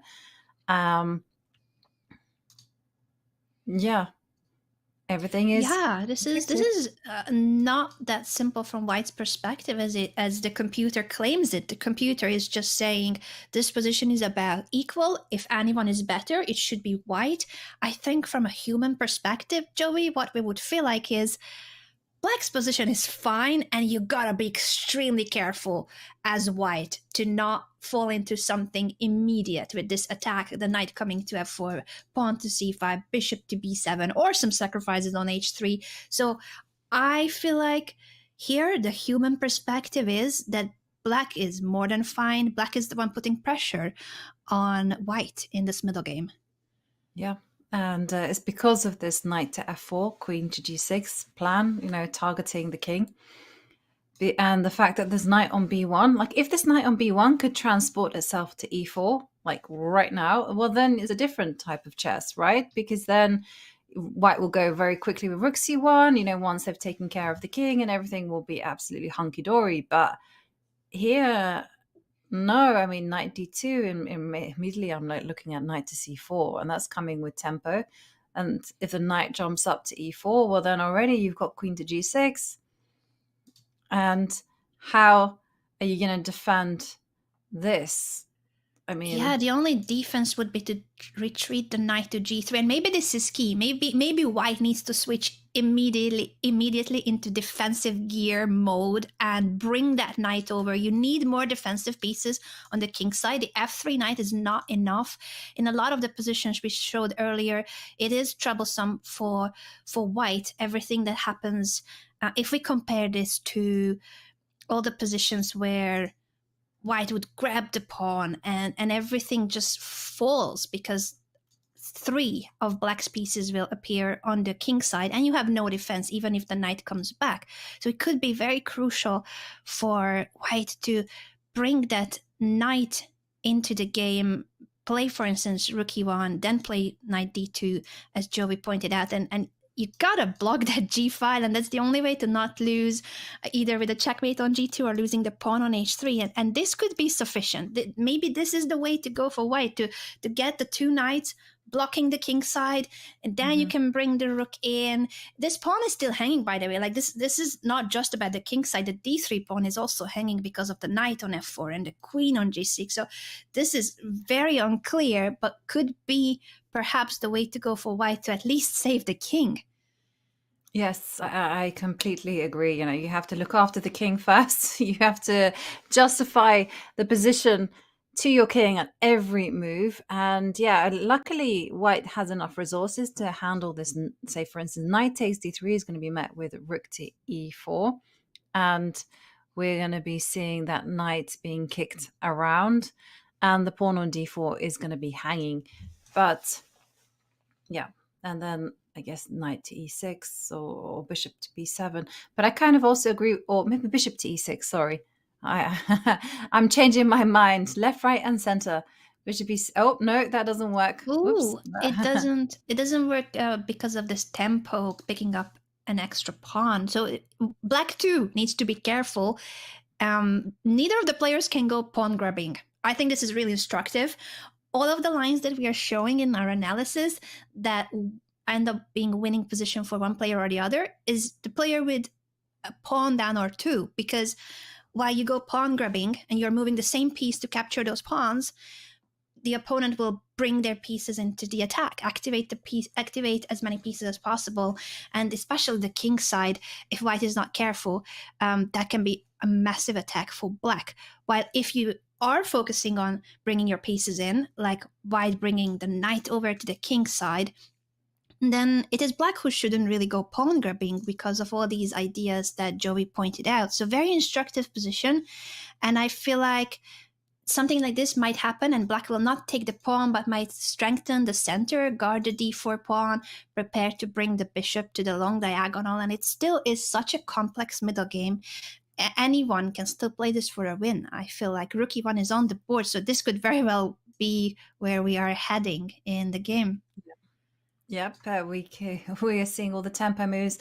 And I also want to give a big shout out to chat. You know, some of you are getting up super early. I just saw one comment saying that they were getting up at 5 a.m. in the morning just to follow the games.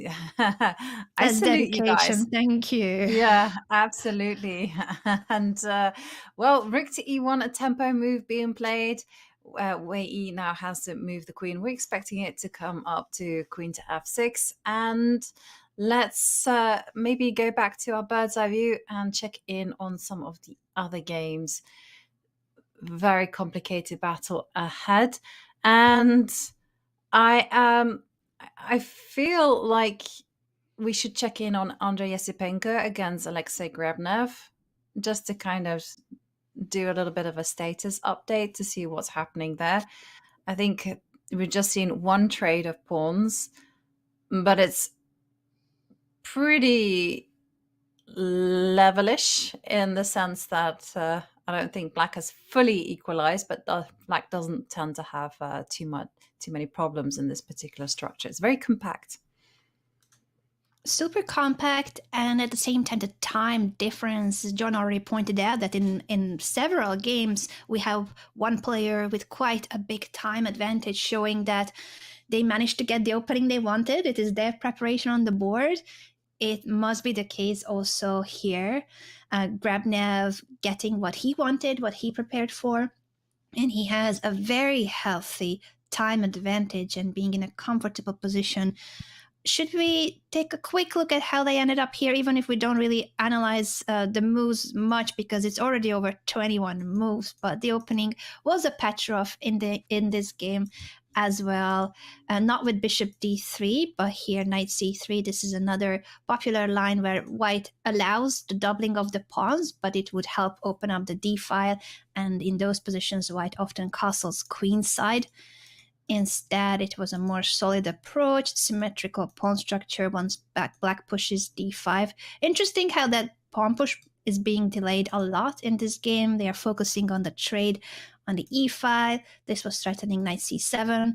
Black guards the pawn with knight a6. It looks like a really passive and clumsy piece. Knights on the rim are dim, but it's temporary because black is about to kick the knight out of b5, and then later you can maneuver your knight toward more active squares. Very solid game, very balanced, and black is still not pushing because that would give up the e5 square. So it's just this very, very solid structure where all the black pieces are within the first 3 ranks of his camp, but it also means everything is guarded. How do you break through something that's guarding every single square basically on the 5th rank? How do you make progress is the question here. And white says, okay, I'm going to make progress by regrouping my pieces, going for a knight maneuver toward f4 or g3. G3 was the choice of Yesipenko, heading toward the f5 square. And after queen d8, will we see knight to f5? Will we see expansion on the queen side? White is the one with more space and more active pieces, but I think Grebnev is comfortable because it's a very compact position that he has and very hard to poke it. It feels almost like a hedgehog in the Sicilian defense, where it's really hard. How do you get there? How do you approach those spikes when everything is protected? Yes, I completely agree. Like for Grebnev, this is literally the art of waiting. He just literally just shuffled the queen from c8 to d8, and he's saying to Yesipenko, come get me. My position is rock solid. And when there's going to be a pawn advance for white, like something committal, like c5, d5, blah, blah, then you react. But until then, I'm happy to just shuffle the pieces, and whatever you do, I will respond. Interesting. It's I think it's in judo, right, where you try to use your opponent's strength against them, and that's exactly what's happening here. He's just gonna wait it out, and only if Yesipenko tries to come forward will he do something about that. So still a lot more fun to come. We'll see whether the players are in a fighting mood, but let's go back to the bird's eye view and see what's happening in some of the other games. And maybe we can just quickly turn our attentions to Jose against Pentala. Is that rook and pawn endgame? Oh, It's wow. middle games all round, except in 2. Yeah, this one is already, I mean, the minor pieces have come off. We have to do a quick count. Or I have to do a quick count. Me too, don't worry. Yes, Always count the pawns. What is a pawn up? And well, get this, Anna. So I just checked the accuracy of both players, And Jose has a 99.5% accuracy, sorry, and Black has a 99.7% accuracy. And you know, when players are that good, that means only one thing: that the evaluation bar is probably at 0.00000000, and it's going to be a draw. Yeah, they both have played perfect chess up to now, which is already move 34. This started out with a very sharp opening. It could have been the fried liver. Instead, with knight a5, it got into a very theoretical path where white will be and has been a pawn up for a long time, but black has compensation for it. And in this rook endgame, even though white has a passed pawn, black's rook is so active that will be the issue. Now it's attacking the pawn. If you guard the pawn, then rook d4 will either pick up the pawn or forces white's rook to become passive and guard it when the black rook will constantly either give checks or attack the pawns. You could try to block it, but these pawns are not going anywhere, neither does the d2 pawn. So it's the activity of black's rook and also black's king, because the black king can be activated too, that is compensating for the extra pawn. White can make no progress.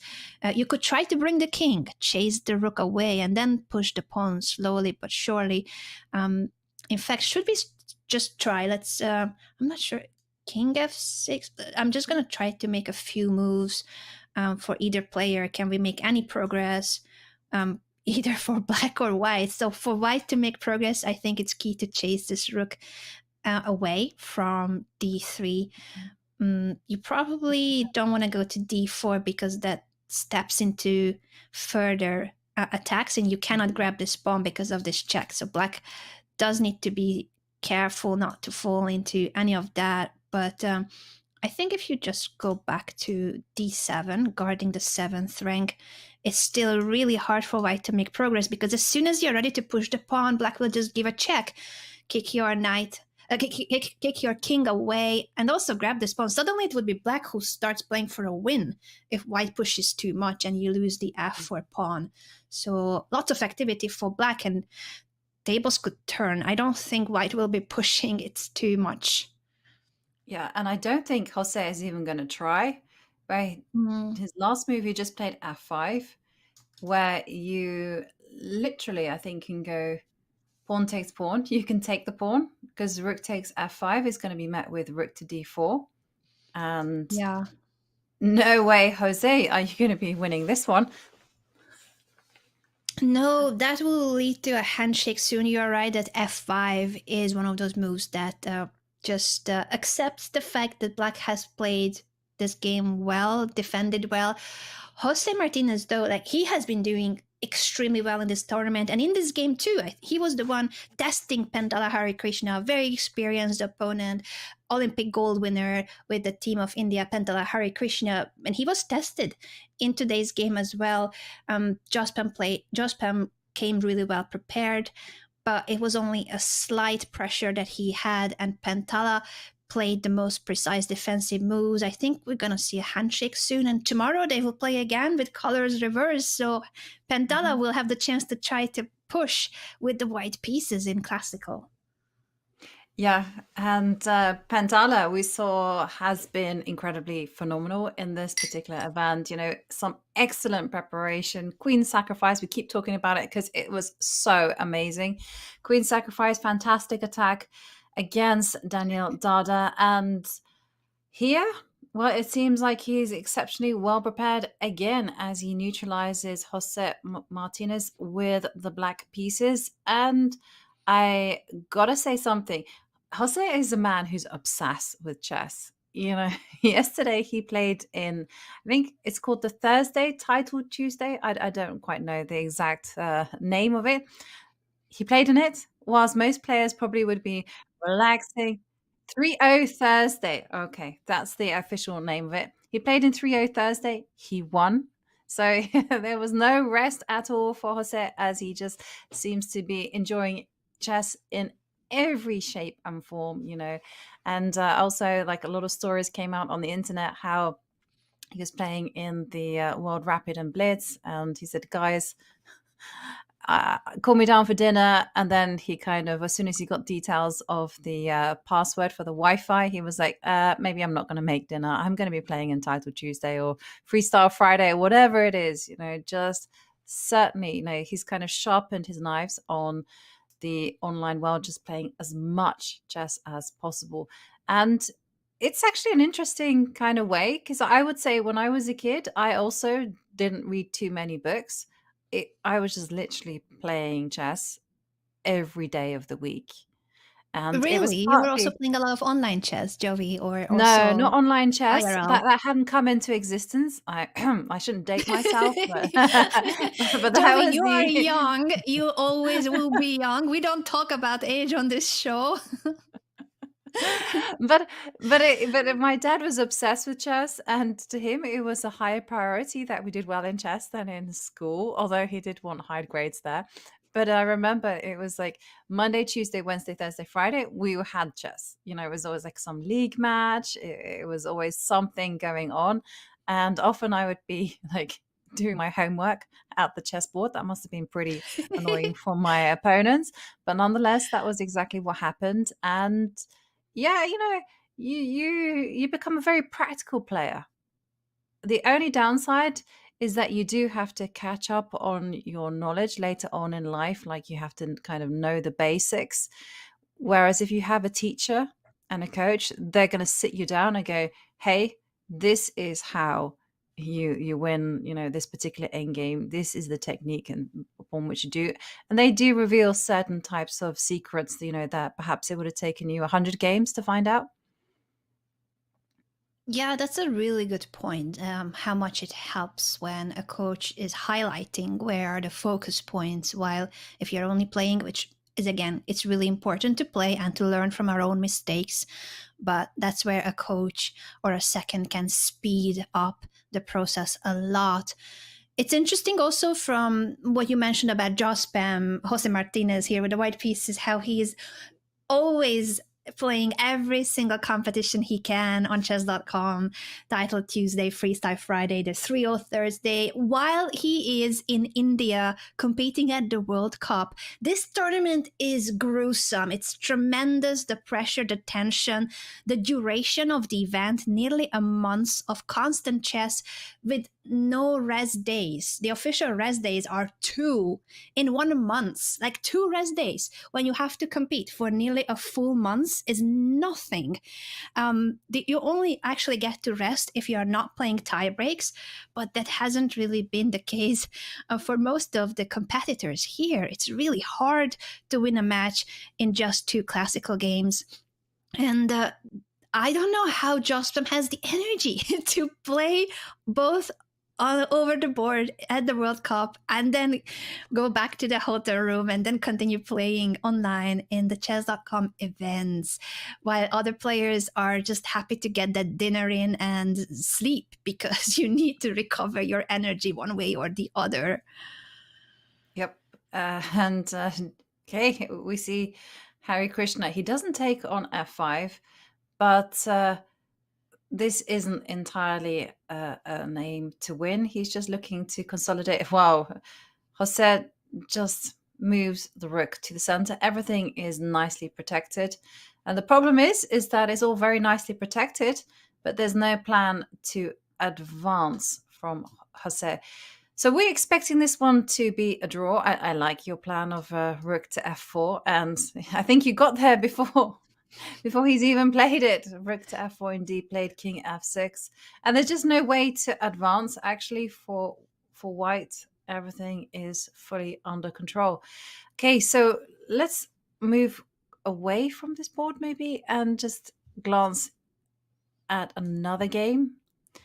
And can we go to the game between Arjun Erigaisi and Levon Aronian? Because that one looks really crazy. And we got to backtrack because when we left it, the players had just put their bishop on b4, they'd just gotten out of the opening, and now suddenly what happened? to Black's king side. It's like a whodunit. Like, let's have a look at Yeah, what quick happened. fast forward on how White won the pawn back, but Black got to free his pieces, gain also some central control. Trades happened. The bishop being offered to trade as well. Rook coming to the open file, and it was Arjun who decided to trade the bishop for the knight. So it is a pair of bishops for Levon and Ronyan, but damaged pawn structure on the king side, weakening his king. And Arjun, when he senses the opportunity to go for the opponent's king, he never misses the chance to find those attacking aggressive moves, pushing f4, pushing e5, opening up the diagonal for this bishop-queen battery, attacking h7. And you can't really do anything about it. You cannot guard this pawn. So Levon accepts that fact. He takes on e5, allows bishop takes h7 with a check. King h8 is a key move apparently, because if you were to place the king on g7, which looks like an active move to bring the rook to h8, that runs into f5, attacking the bishop and threatening f6 check. If that pawn makes it to f6, you are doomed. So that cannot happen. That should not be allowed. That's why king to h8 is a key move. And if you were to push f5 here, it's not the same story. There's no f6 check coming, so Black could move the bishop away, and then this bishop gets stuck on h7. You could still make it to f6, so it looks like White's attack is still strong, but careful also about your own king. The queen is tied down to the defense of the h7 bishop, and therefore Black could take on g2, the pawn, making also White's king extremely vulnerable. Sacrificing that pawn will mean that the bishop comes to c5, and White's king is in bigger trouble than Black's king. What a sharp position this is.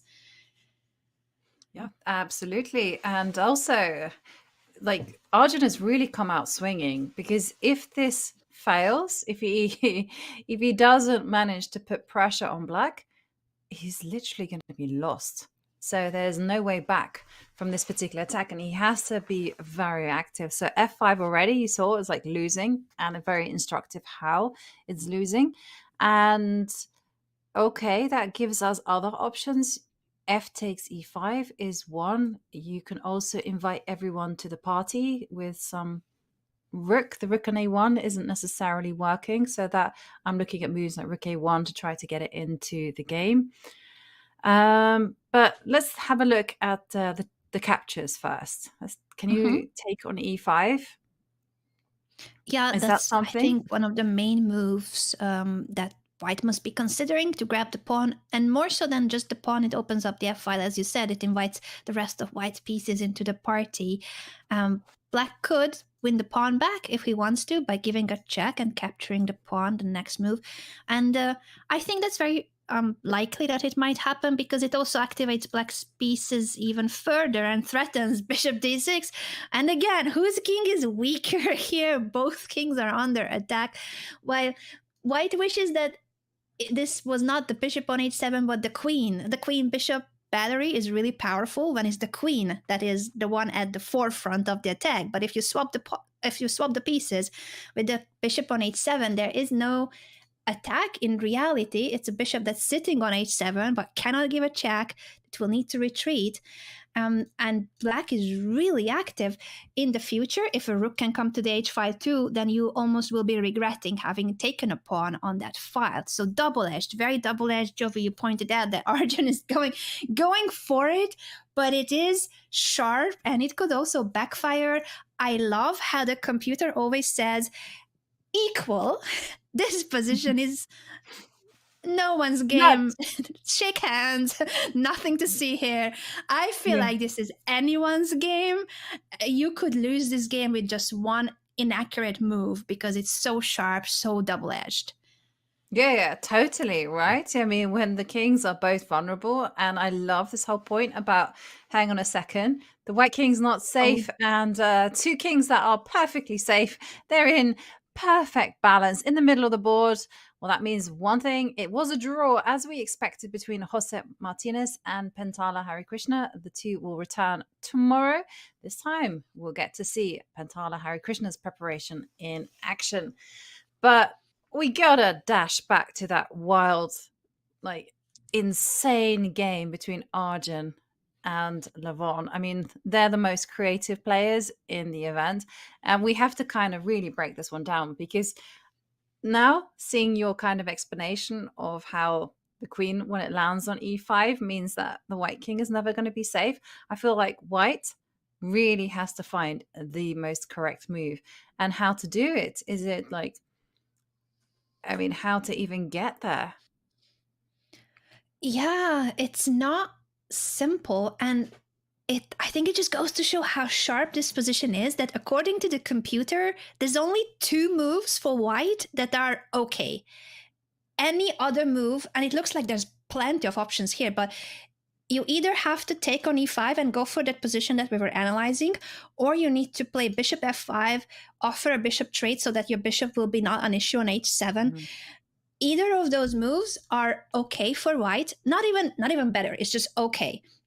If you don't play any of those 2 moves, black is better, but quite a good bit better. That's how difficult this position is. Bishop f5 is on the board. Of course, Arjun knows and sees. He is the highest rated Indian grandmaster in the world. For a reason, he plays bishop to f5 and knows that that will make sure that he is not tied down to that bishop. The bishop is not stuck on a square where it's only a liability. If black were to take this bishop, now that will turn the tables immediately. Look at this queen, look at this rook coming in. That could lead to a checkmate attack in no time. And also the knight is now freed. It's no longer in the pin. So I don't think we will see Levon Aronian capturing this bishop. But there's plenty of options he can consider, including taking here, because that will lead to multiple trades. Yeah. But I don't think it's in black's interest to trade everything, because I'm so scared. As soon as I see this queen on f5, the pawn is hanging, the rook is coming in. I don't think this can go well for black. So you should not touch the bishop on f5, no matter what you do. Yeah, I agree. And this type of position, especially if all the minor pieces come off the board, then I have 2 rules in life there. So rule number 1, king safety is everything, and black's king ain't got no clothes, I'm afraid. So it's going to be a problem. And also then it's piece activity. That's the next thing. And with the queen posting up to f5, it's going to be backed up with a rook to f3. You know, white's pieces is going to be very, very active. So those are my 2 rules, and I firmly abide by them. And I definitely would not be advocating for bishop takes bishop instead. Okay, bishop takes knight is something I would be very reluctant to do as well, just because I feel like black is maybe banking on trying to get the dark squares in the long run. And I also have another golden rule when you're defending, and that is, if you're in trouble, then try and swap of queens. But unfortunately, I don't see any easy way to swap off queens at all. Yeah, we could show that, because you're right that that's a very important defensive resource, and it would be in black's interest to try to trade the queens. But with the pawn hanging on e5, you can't really do it under good circumstances, and white is not even forced to trade queens. So if you're able to just stop the queen trade, and then the pawn is hanging on e5, or the knight is coming in, it looks terrifying. If the queen goes to g6 to guard the h5 square, then this pawn is up for grab, either with queen takes e5 or f takes e5. You would trade the queen, but you are up a pawn. So it's really tough. You're so right to point out that the queen trade, which would be one of the main defensive resources, is not an option here for black. No wonder Levon Aronian is thinking this is a critical decision here for black, how to proceed without getting into trouble. The pawn on e5 is now hanging. The bishop should not be taken. How do you proceed? What are even the main candidate moves here? The computer, for some reason, really wants to take the knight. Maybe it's because down the line in 3, 4, 5 moves, that knight will be an issue. But I agree with you, that's not a very human move to just go like, hey, I have the pair of bishops, why not get rid of my only advantage here that I can count on?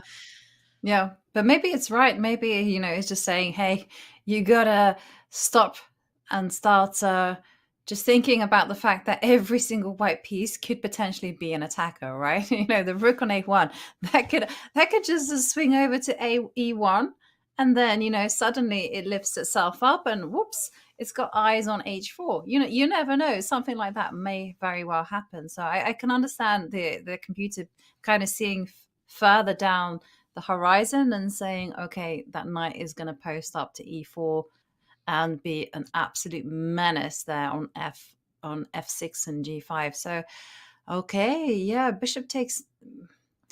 But again, if I'm thinking like, what would I play here as black? And I honestly, I don't know what I would play here as black. I would be maybe thinking about as rook to g8. Could that be a move? Or is there something like problems that to with activate the e5? rook to g8 or to e8. Great question, by the way, in the chat, if white can go for a rook lift. And that's definitely one of the main problems here for black, that if you don't do something direct, something concrete, white is really comfortable. The pawn is hanging, but more than just the pawn, the rook is about to land on f3. And if you get the rook on f3, rook h3, and even the second rook could come with a rook lift down the line. So this is really sharp, very tough from black's perspective to defend. And while originally I thought, hey, this is tough, because the computer assesses this as white has to either find this this variation where it's a bit weird that you allow the queen coming to e5, or you need to play bishop f5. But after bishop f5, best move by the computer, it is now so hard for black to find a precise continuation. And I think this is troublesome. Levon has more time on the clock, but I feel like this is a position where Arjun is the one that's happier with how things have turned out. Yeah, and this whole concept of rook f3, as you covered and chat also mentioned, is really, really scary, right? Because basically the bishop, when it was posted on h7, was like an imposter, like a double agent, really wasn't working for white. Now it's changed its mind. It's now very, very useful because there is a threat. Rook f3, rook h3, bishop takes bishop, and you start saying hello to the black king. So yeah, I'm actually really, really worried for Levon. And I agree. Like, we have to find out what is the best move. I mean, like, is there something really wrong with rook to g8? Because that seems very natural, in my eyes. You stop the rook from lifting to f3. Okay, this was also not precise. And why is it according not to the precise? computer, if the rook goes to g8, it's not like it's a mistake, but it is considered by the computer a slight inaccuracy, because if everything opens up, at the end of the day, this f7 pawn is hanging. So the rook used to be guarding that pawn from f8, and even though we had this idea to activate it, it will pick up the pawn after rook takes f7 for white, threatening checkmate. So not just the pawn, but the 7th rank becoming a real problem. It's still looking double-edged because black's pieces are also on the edge in g files, the bishop coming to c5. I still wouldn't think that this is like that big of a deal, but it's an extra pawn, and with the rook probably attacking the rook, chasing it away, it should be better for white. Yeah. So no checkmate attack for black and an extra pawn. These are 2 passed pawns in an endgame, connected passed pawns. That would be huge. Suddenly it is white who would not be worried about a queen trade, because the endgame here would be much better for white. Yeah. Interesting, Jovi, that one of the best moves, according to the computer, is either to go for activating the rook but via e8, so that it will, in certain situations like bishop takes, you want to take with the rook, bring it through the 6th rank. So we have been talking about the rook lift for white, but black can aim for the rook lift either by rook e8, or even stranger move, rook to d6, stepping into f takes e5, allowing your rook to be attacked, but whenever that pawn is taken, you give a check, you pick up the pawn, and then it is this rook that will suddenly come into the game. So either the f8 rook or the d rook should be a key in black's position to swing it over to the king side. You don't have h and g pawns. As you said, the black king is naked. So you need to make up for it by bringing other pieces to save that situation. Bring the rook over to the h file, bring the queen as well. The other rook can come down to g8 down the line. So what a weird position where both rooks, white's position with rook f3 and that rook lift. And from black's perspective, he's got to find either rook e8 or rook d6. As weird as it is, with rook e8, you are waiting for white to take. It's not like you can bring that rook no matter what. You're waiting for the bishops to be traded. I wonder if Levon will play any of those rook moves because they aren't that natural when you think of, oh, the f7 pawn will be an issue when everything opens up. So that's hard to move this rook away. And rook d6 is really awkward too. You know, you're waiting for white to take either here or here, because otherwise that rook is just standing there momentarily in an awkward situation. But yeah, this is how defensive chess is. It's very concrete. Totally. I can see Levon playing rook to d6, you know, and just giving the king some cover, you know, by posting up a rook on h6. Rook f8, I'm saying no way. I've been proven wrong many times, but somehow that just kind of felt a little bit scary because you can see like rook f3 is in the air. I mean, like if you put in rook f8, rook f3 as identified by chat, and here, like, you're looking at this and you're thinking, goodness me, is the king gonna have to go walkabouts? And I don't know about you, but I would be absolutely terrified to play this type of position with black. Whereas rook to d6, you can kind of see an answer. You're like, oh yeah, then there's going to be bishop takes bishop, and then the rook will swing over to cover in case of a check, and there's going to be some things happening. Yeah, I'm with you that rook to d6, as weird as it is, it's a move that I could see Levon Aronian playing because he's gonna have to find it even by process of elimination, either a move like rook d6 or I was gonna say no, either or. No, that I don't think there's an or. What else would be something that is not looking that scary? After bishop f5, it is looking scary for black, and you have to immediately act. You cannot make slow moves like I'm just gonna make a random move on the queen side. Because as soon as you start playing slow, things are starting to look way scarier. And the question is the same, like how do you parry all the threats of white?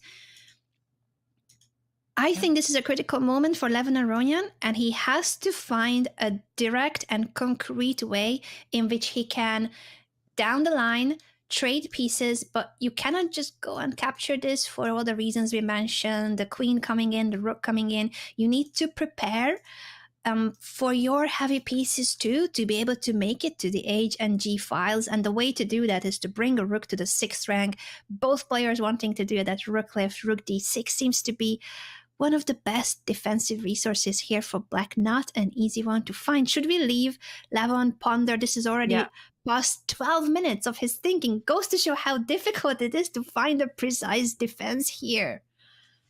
Yeah, I agree. You know, Levon, he has to tread very, very carefully now if he wants to survive this initiative that Arjun has.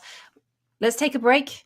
I expect Levon to go into the tank some more and come up with some precise moves, because every move carries with it a massive price. Going to our bird's eye view. Okay, and we're seeing some developments happening in the game between Sevian against Wei Yi. That's on the bottom left. Then we can see that the position has kind of fizzled out somewhat, the queen taking on d3, but Sevian finding some good moves just to hold the balance. And in the top right, there's been a lot of progress in the game between Sam Shankland against Daniel Dubov, and also some clarity in the game between Gabriel Sargsyan against Nordibek Yakuboev, with the d-pawn leaving the board. So those are the positions where I see the most things happening. I'm also seeing that Frederick Svana, well, we left at a really interesting point where Frederick was really going for it, introducing the queen to g4 and threatening some attacks. So whilst the other two are on end games, maybe we go to Frederick, if that's okay. Yeah, I wanted to go to that game too because it is still a huge time advantage for white. What we see, it has been the story in this game that Frederick probably landed in an opening variation that he did not expect, or he wasn't as well prepared as his opponent. Great preparation by Yavakir Sindarov, who has a lot of time advantage and has been really comfortable in this game. I think that's still the story in this game. White has the pair of bishops. It's material equality, but with the pair of bishops, and we do see the rook on the third rank, potentially going for the g3 square or f3 square's rook lift. And I don't think there's anything immediate or anything terrible going for black. But the pair of bishops is a long-term advantage for white, and the more the position opens up, the more power those bishops will gain. And white can take it slow by also improving the a1 rook that's undeveloped at the moment. So let's bring it to d1, guard the d4 pawn with a great center for white that is hard to attack, while the f8 rook cannot do the same as white's rooks. It's going to be very comfortable for the white rooks on the E and D files, but this f8 rook is stuck, and the only way to activate it would be to jump away with the knight from f6 at some point and try to push the f pawn, but that would open up the position even more, and it is white who has the pair of bishops, so not easy to make progress for black and to free all his pieces. Yeah, I also... Okay, it looks visually impressive, black's position, and it looks like there's nothing wrong. And also there's a big threat, as you mentioned, taking the pawn on d4. But once you reinforce that point with the rook coming to d1, there's a lot of flexibility in white's position. Like, for instance, you could go rook to g3, ask the question to the queen. The bishop is also going to drop back to c1. And again, ask questions, where's the queen going to be going? And there's...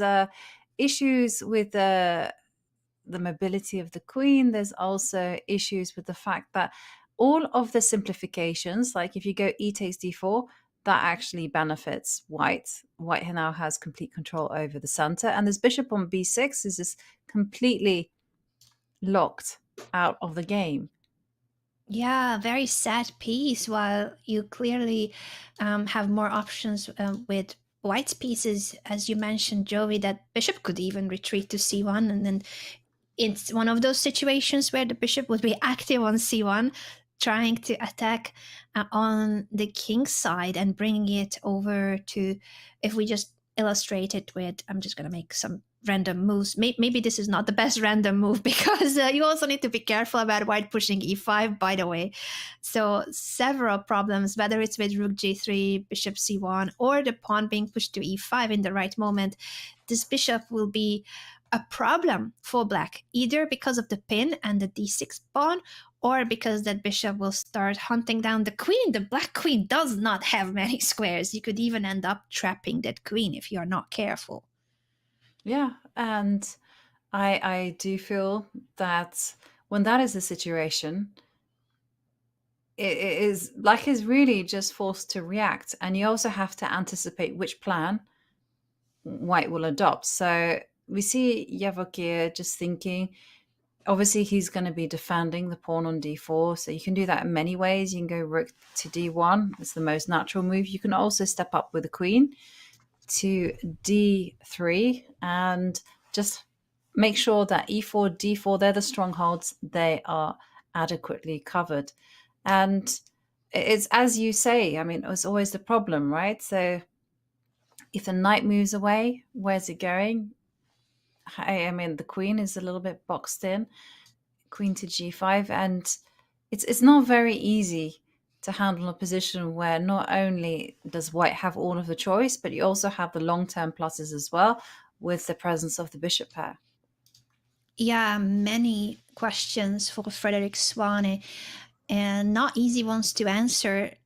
Not easy ones in terms of the position and also in terms of the time situation. So twice as much time for Yavok here with the white pieces, very pleasant position. I think this is one of those games now in today's round, in the first game of round 5 in classical chess, where I think white has serious chances to convert this into a decisive advantage just from the fact of how difficult it is practically to defend this position. And on top of that, you have the time pressure. So I feel like this is a great chance for Sindarov, and Frederick Swane will have to come up with some extremely precise defensive moves under the pressure of the clock. Yeah, I agree. I agree with that. And it is problems for Swane that he'll have to navigate. Shall we move away from this game and head over to... I also want to be following the evaluation bars, but I'm also kind of interested to see whether there are going to be some positions that are going to be fizzling out ASAP. And there are a few candidates for my fizzlers, and one of them is Sam Shankland against Daniel Dubov. I'm kind of interested in whether this pawn on c7, will it thrive or will it just not survive? Yeah, this a lot has happened since we last looked at this game. I don't think we even have the time to go through that, because you're right, this game is fizzling out, and it's fizzling out in a strange way. What's going on here with the material imbalance, Jovi, when we add up the material on the board? Yeah, actually, let's because when we left it literally at move 17.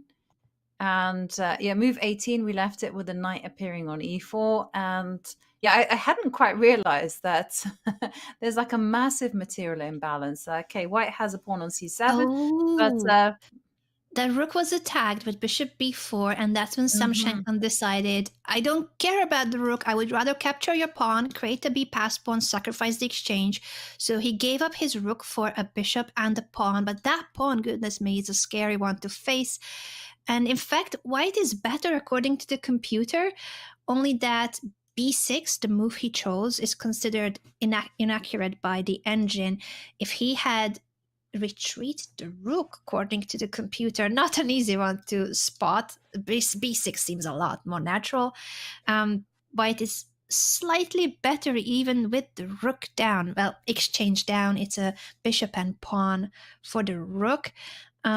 Not that b6 is a big mistake, it's a slight inaccuracy, but it allows black to be a bit more on the I'm equalizing immediately side of the story. And the reason being, I think, is because even though your pawn is just one square away from promotion, you cannot really support that square. It's in a color that your bishop is not seeing. And with the knights, it's going to take a long time to get there. In fact, your knight on e3 is about to be traded. And you even need to be a bit careful as white with the back rank.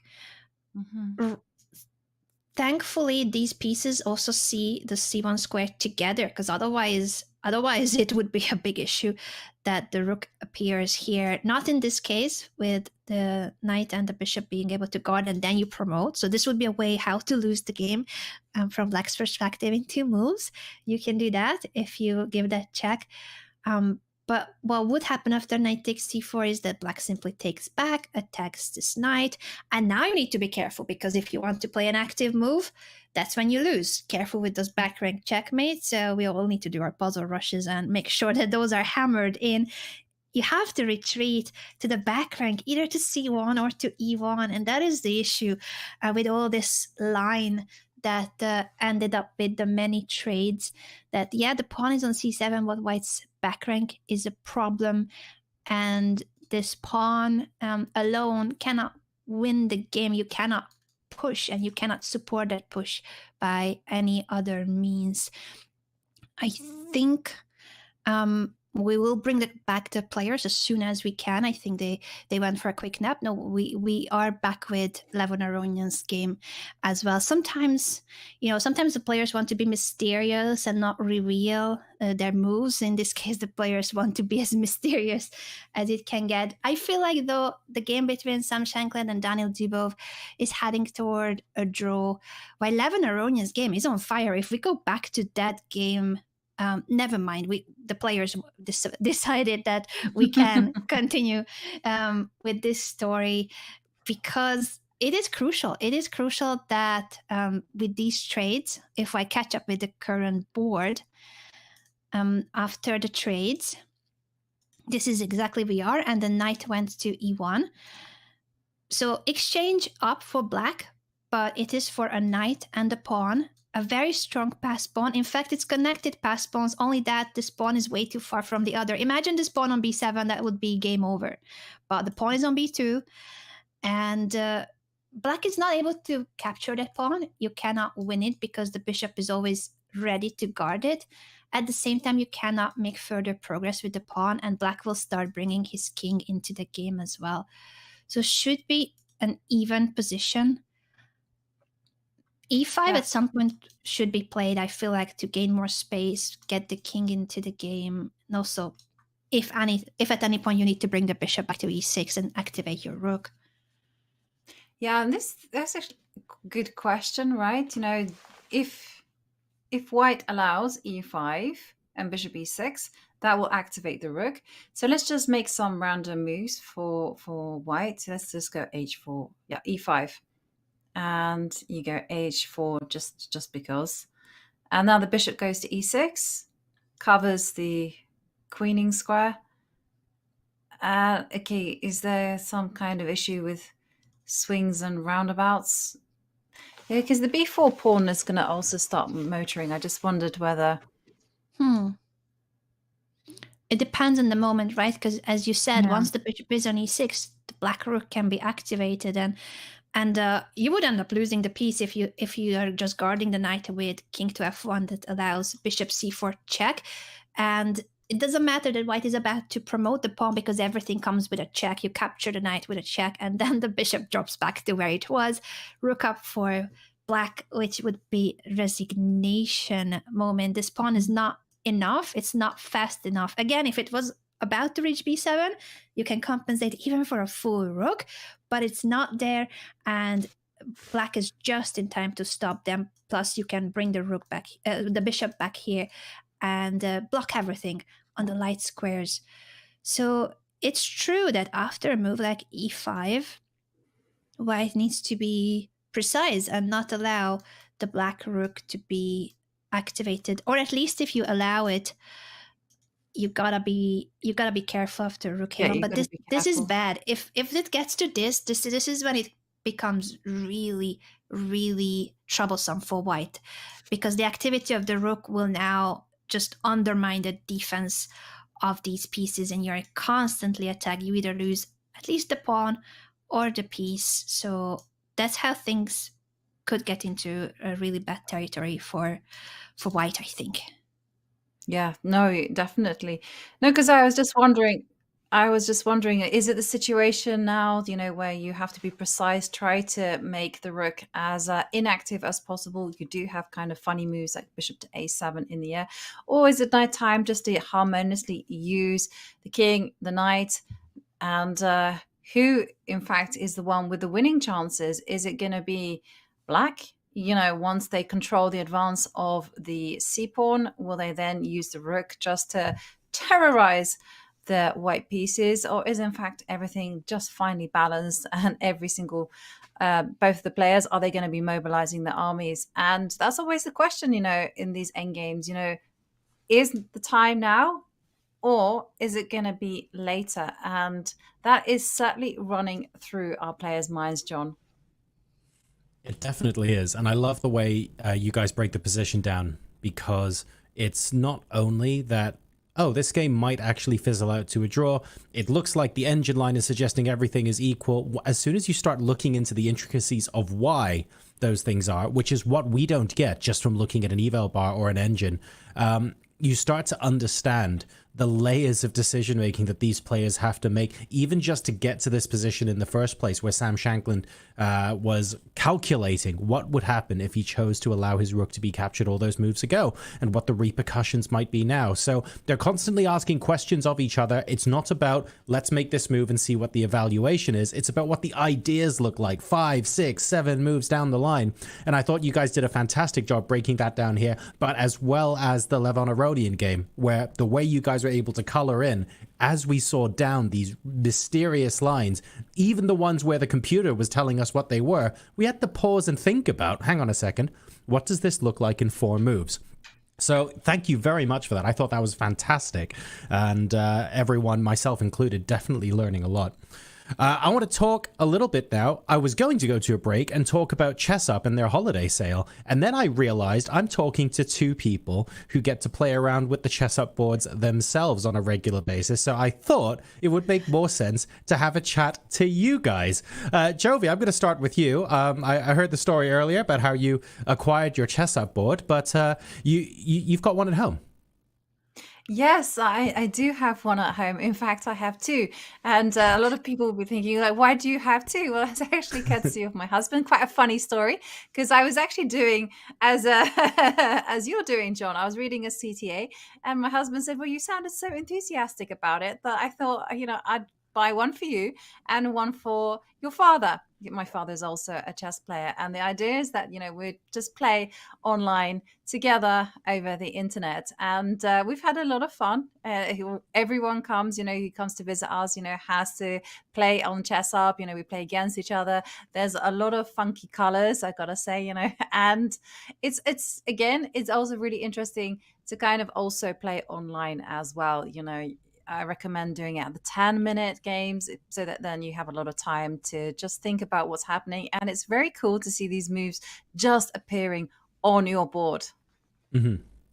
And when you, we actually got to see a couple of clips in the last few days, Anna, of you taking it for a bit of a test drive with Aman as well. What was that like? That was such a cool experience, and it was the first time I played on a ChessUp board, so I had no idea what I was getting into when I agreed to do a match against Chessbra's Grandmaster Aman Hambleton. Normally, I wouldn't really have a good chance against Aman. He is such a strong player, and he even defeated my community in a sub battle. So, I'm not on a plus score against the Chessbras. But then I was put on a ChessUp board, and the Chess.com team had the idea that I would get the advantage of computer assistance, not only through my lipstick, but through the ChessUp board, and it was magic. I don't want to spoil the video. I think it will be out soon on chess.com's channels. But I must say, I had so much fun playing on that board. I never experienced anything like this. It felt like magic. And I'm not sure Aman enjoyed it just as much. Well, I'm sure we'll get to see the full video on YouTube soon when it comes out. In the meantime, folks, if you want to grab one of your own, you heard it here from Jovi and Anna. ChessUp's annual holiday sale starts now, and you too can enjoy playing on one of these. You use the promo code CHESS, and before the 1st of December, you can get $100 off your ChessUp 2. It's a physical and electronic board, so it syncs directly to your chess.com rated games, which means you can save them and analyze them online later if you so wish. So obviously it's got Wi-Fi, but it's also got a touchscreen and touch-sensitive pieces as well. And as you've just seen, whether you are a beginner player or a master, it doesn't matter. It caters to players of all levels. Use !ChessUp in the chat to unlock $100 off until the 1st of December, and this will be the lowest price of their holiday season. So folks, go ahead and grab yourselves one of those, as well as a tea or coffee if you've got a spare sec, and we'll come back with more games from the FIDE World Cup in a few minutes.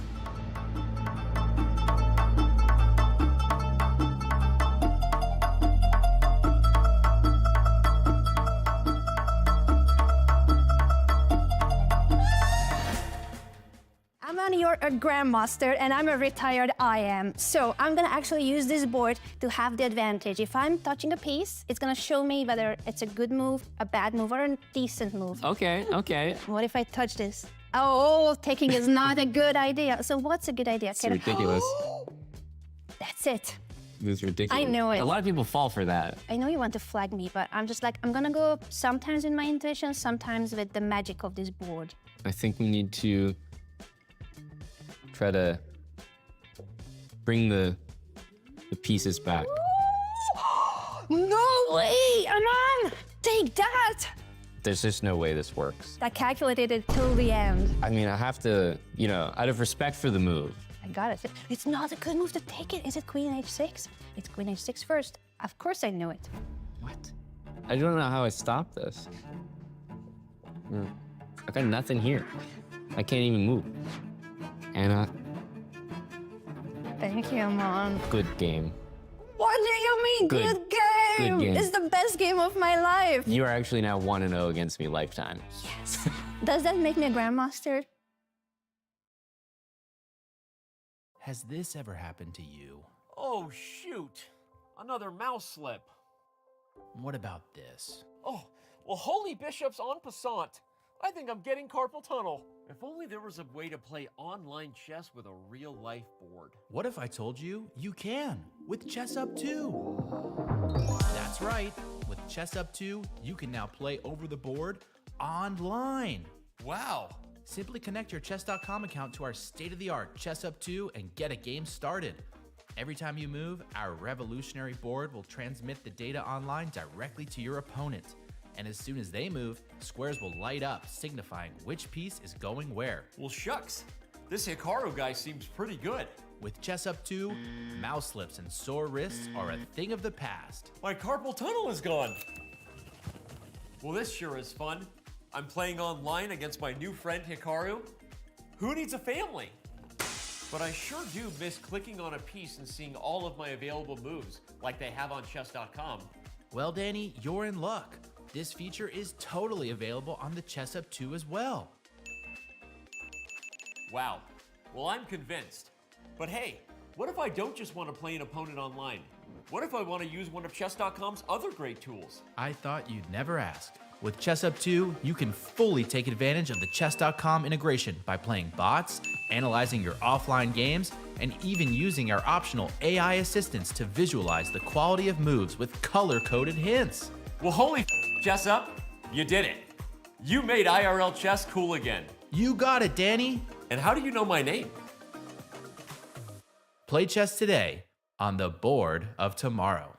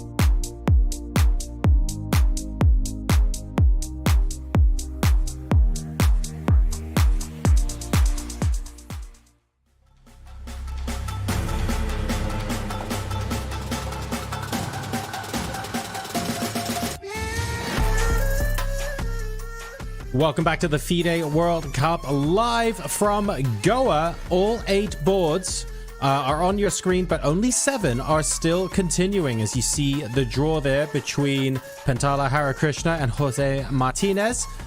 They will resume tomorrow, and Pentala Harikrishna will have the opportunity to potentially take the lead and the round with the white pieces. In the meantime, 7 games are ongoing. We've got plenty of players continuing to press, but Eval Bar staying stubbornly in the middle. Despite that, Jovi, I have to say, some of these positions, in fact, the more equal the Eval Bar looks, the more wild some of these positions look. It really doesn't tell the story here, and the players are really fighting for a lot of dynamic equality today, as opposed to mirroring pawn structures. We're just swapping the major pieces off. We've got none of that. Yeah, I mean, we have a real mixed bag. You know, some of the positions are dead level, and they are dead level on the board, as in barely any player, and both sides are just going through the motions of making moves. And then we have others. I'm thinking of Arjun Gaisi against Levon Aronian. That's there in the top row, in right there in the middle. I mean, that one is completely mad, where Levon Aronian literally has to tiptoe on the board and has to really just knuckle down and find the best moves. He actually did respond to a rook coming to g8, and we've just arrived in time to see a draw between Andrei Yesipenko and Alexei Grednev. Now, we did look at this game a little bit earlier, and we thought that basically Grebnev was there battling with his shield, just blocking any attempt from Andrei Yesipenko to make any active plans. Maybe we can just do a very quick action replay just to see how the players did manage to navigate to that very calm result. And because when we left it, it was like this, you know, 1 pawn and 1 rook had been traded off. And this one looked like a very tough nut to crack. It was indeed a tough nut. It feels like Yesipenko had a bit of a chance after Queen f6 being an inaccurate move. This was the one moment where White could have gone for something more concrete with the pawn push d5. But even after d5, White does expand and is trying to open up the position, but Black's position is so solid. With the knight coming to f4, finally Black will also have one really active piece, and you can't really break through this pawn structure. I think Grebnev chose wisely the opening, defended very well, and even if Yesipenko had played d5, I feel like it's still just a very balanced game. Instead, what happened in the game was the knight jumps, the bishop coming to f5, and after bishop d3, knight to e7, bishop f4, knight to e6. The pawn was taken and Yesipenko offered a draw. The reason for that is that even though White is up a pawn, Black will immediately capture the pawn on d4, equalizing the material. And there's just so many trades coming.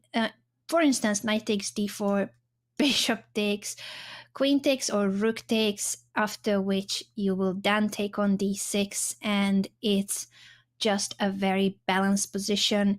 Equal material, the pawn structure, somewhat different because of these pawn pushes, but it's the same amount of pawns on the same flanks and really hard to make any progress. I think Yesipenko, being also really down on the clock, made the right decision by not pushing too much, not saying, I've got the white pieces, so I need to try no matter what. He was very practical and pragmatic, being so low on the time, being so low on time, and also just realizing that Grebnev came really well prepared to the game. So it's a draw, and tomorrow the players will be back with colors reversed. Yep. And well, and I'm looking at the bird's eye view, and I'm also seeing that the game between Gabriel Sargissi and Nordebek Yakuboev looks as even as it gets. Although, like, I'm second guessing myself. Maybe we can just dive into that position very briefly, because either it's dead even and the players are just gonna pack up and agree a draw, or Black is the one that's trying to play for a little bit of advantage. And and a lot of you were like, hello, how? And I'm just, okay, bear with. I'm just thinking, rook goes to c6. This is Black's plan. Rook goes to c6, and you start advancing the pawn. And if White is careless, like for instance puts a rook on c4, then the black king is going to be mega fast to the action and is going to assist the c pawn. Yeah, so this is what I'm thinking, like this, and now the king comes a running and the engine says, yeah, Yovi, it's all fine, but as a human would be like, this is not fine. This is Not not looking good. very fine if the king makes it to d5. So I agree with you that while the computer has absolutely no fear, it would only be black who can try to push this. It should still be a draw, and it should still be possible for white to defend, but it's gonna now come down to having to find the most precise defensive moves so that the position doesn't get worse for white. I agree with you that white needs to be somewhat careful and choose wisely how to play, because of this plan that the black rook can support the pass pawn. You might ask, okay, but white can do the same. White can push the pawn, and white can also support his pass pawn. And that's true, and maybe that's what white should do. Maybe instead of blocking the pawn, white should also try to push so that both pawns are running, and it could end up in a situation where black will capture the a pawn and white will capture the c pawn, and that's when it would be a very even and soon handshake position. Yep, that's actually the cleanest way to a draw. So thank you, Anna, for sharing that with us. Let's go back to our bird's eye view, because I also want to revisit the game between Alexander Donchenko against Liam Le, because we have a very intriguing situation off the board, and that is Alexander Donchenko literally winning all of his white games, whereas we have Liam Le winning all of his black games so far. So here we are seeing, well, the valuation bar is telling us that it is completely even, and everything is more or less level in the sense that both sides have a pass pawn, both sides have an active rook. We have a difference, bishop versus knight, and what is happening here? So it is Liam Le to play, and there is potentially ideas of the queen just going to f3 and menacing the pawn on f7. So after a4, Liam Le, as you mentioned, might want to do something about this queen f3. Maybe a move like bishop b7 to attack the queen and make sure it's not going to f3. You could attack f7 from f4, but that is running into this queen trade. And I think once the queens are off of the board, black would be happier with that trade, since the king is no longer an issue. And you pointed out how both players have pass pawns, the rooks are active. For each player, this bishop is really nice on the long diagonal, and the bishop is a long range piece, while the knight is a lot slower and won't be able to be playing on both sides of the board. It still is very even because neither of them can make much progress with the pass pawns. Black's pass pawn is blocked by the knight, and this pass pawn can make it as far as a5, but then the a6 square is guarded and you might lose your pawn on a5. So should be even, but there's still life in this game, and it is yet to be seen whether bishop b7 will be played, or maybe try to offer a rook trade, get rid of this really active rook off white by playing rook to d8, for instance. And who is playing this for a win? It is Liam, who has more time, and he's considering his options here. It's about 3 minutes that he has been spending on this decision as of now. Yeah. And that's a really interesting point, right? Because when it comes to which pass pawn is better, well, it has to be black's, because black's one is there nicely anchored. And yes, the knight on c3 is a perfect blockader. But yeah, you're right. Following the rules of defensive chess, you get rid of the most annoying piece that's in your side of the board. And that rook on d7 is firmly entrenched where it should not be. So rook to d8 is a very, very natural move. And if you just like simply capture that rook and invite the queen to take control, then yeah, you're gonna have to worry. What is he's reaching for? The bishop is going to be bishop to g7. Yeah, bishop to b7. This is the other move we analyzed. So there is avoid queen f3, and if white wants to continue with the idea of attacking f7, that will lead to a queen trade.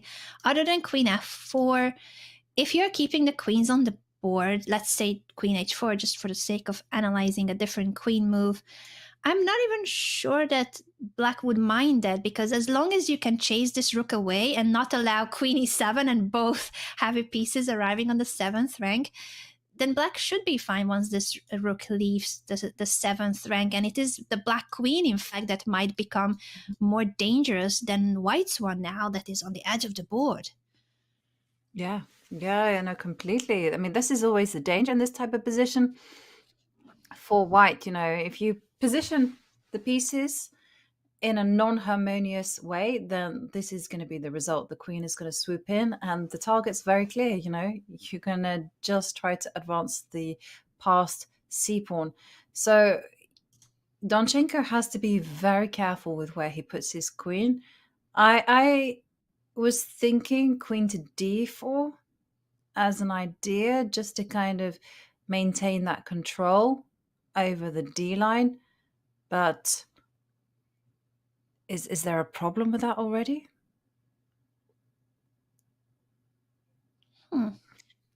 Instead of going queen to h4?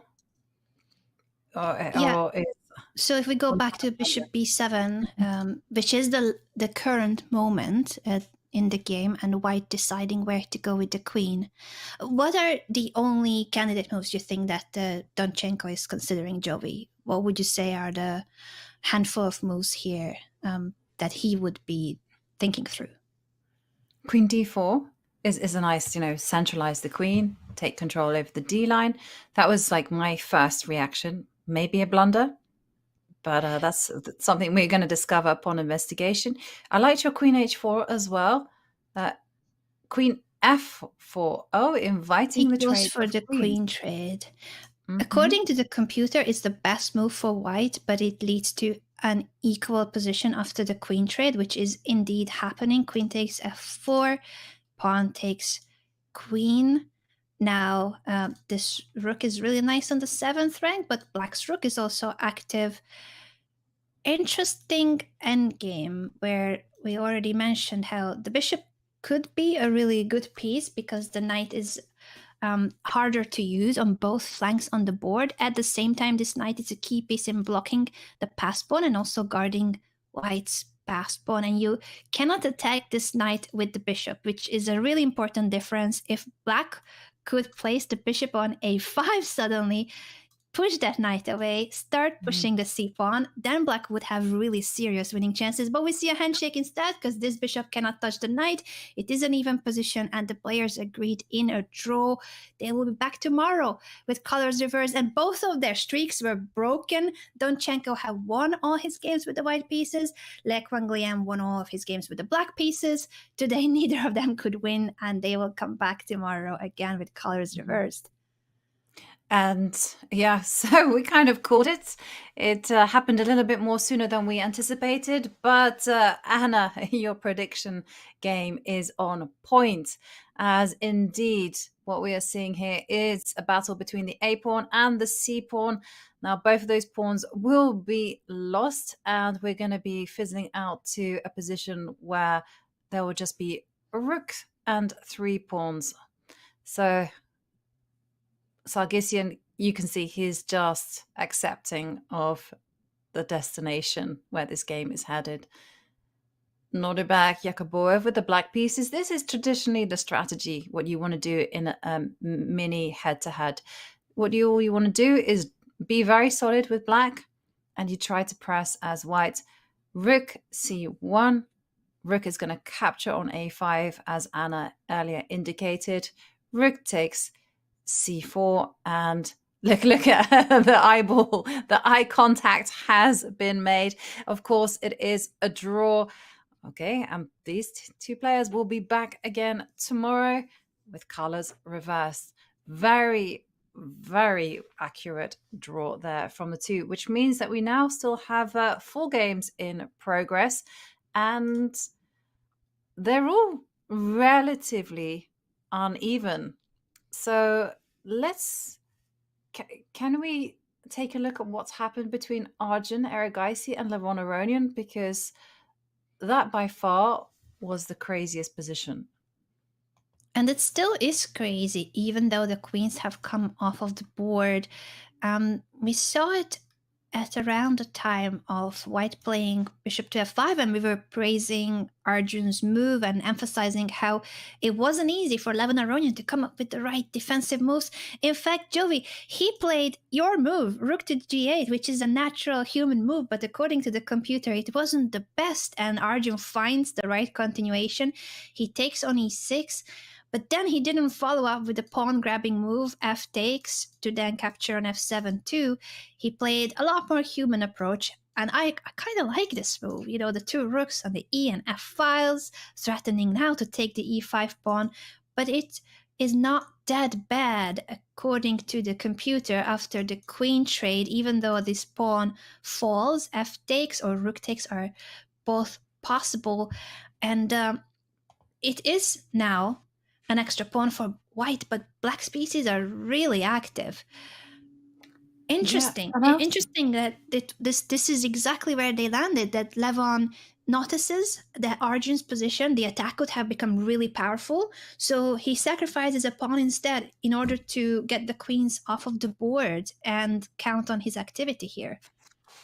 And it's literally, Anna, like those golden rules that we mentioned in life. You know, it was like when you're on problems on the chessboard, try to trade off queens. So that's why we saw queen to g6. Also, you know, the rule of consequences. You know, you mentioned earlier on the rook coming to g8. That had a certain consequence, and that was that the f7 was hanging. So that therefore just actually prescribed the way that black and white should be playing. And here, yeah, this is what I wanted to ask you is, are we going to be seeing like maybe a draw happening? Because rook to d2 is one way to try to get the draw. I mean, Levon is material down. He'll be looking in that direction. And if you go rook f2, yeah, then you can go bishop takes, and then you can throw in rook to d1. Rook f1 is going to be the block, then back again. And only one other alternative if white wants to play for a win, and that's to eventually go rook to g5. You can throw in rook h. Oh, rook, yeah, g3. Why would I miss such a obvious thing? No, rook to g5 is so bad. g3, I don't know why I missed it, but I did not see that. I kind of like your rook g5 more, though, because at least it gets rid of this pressure. It feels like you don't have the luxury of just playing like this. It's, again, the computer just says, this is fine, everything is fine. But I don't know, I would still be a bit scared of the activity of these pieces, that black will eventually pick up one pawn or the other with two rooks being so active. So I thought that your move makes more sense to try to trade one of the active rooks of white. And if there's a trade, that will open up the f file. So white would welcome that trade in that moment. So there's still venom in this position, even if black tries to force matters immediately. And I think that's the reason why Levon Aronian is thinking it's already 6 minutes spent in this moment after rook takes e5. He's considering whether to play rook to d2. There's also other ways in which you can use the rooks, even rook swings, because this rook is useful on the king side, but you can also put more pressure on the queen side, target the c3 knight, and try to aim for the weakness of these pawns. Because if the knight goes away, let's say knight to e4, then the rook could come into the second rank, and now both of your rooks are trying to attack on the queen side. Very interesting position with material up for white, but black has active pieces.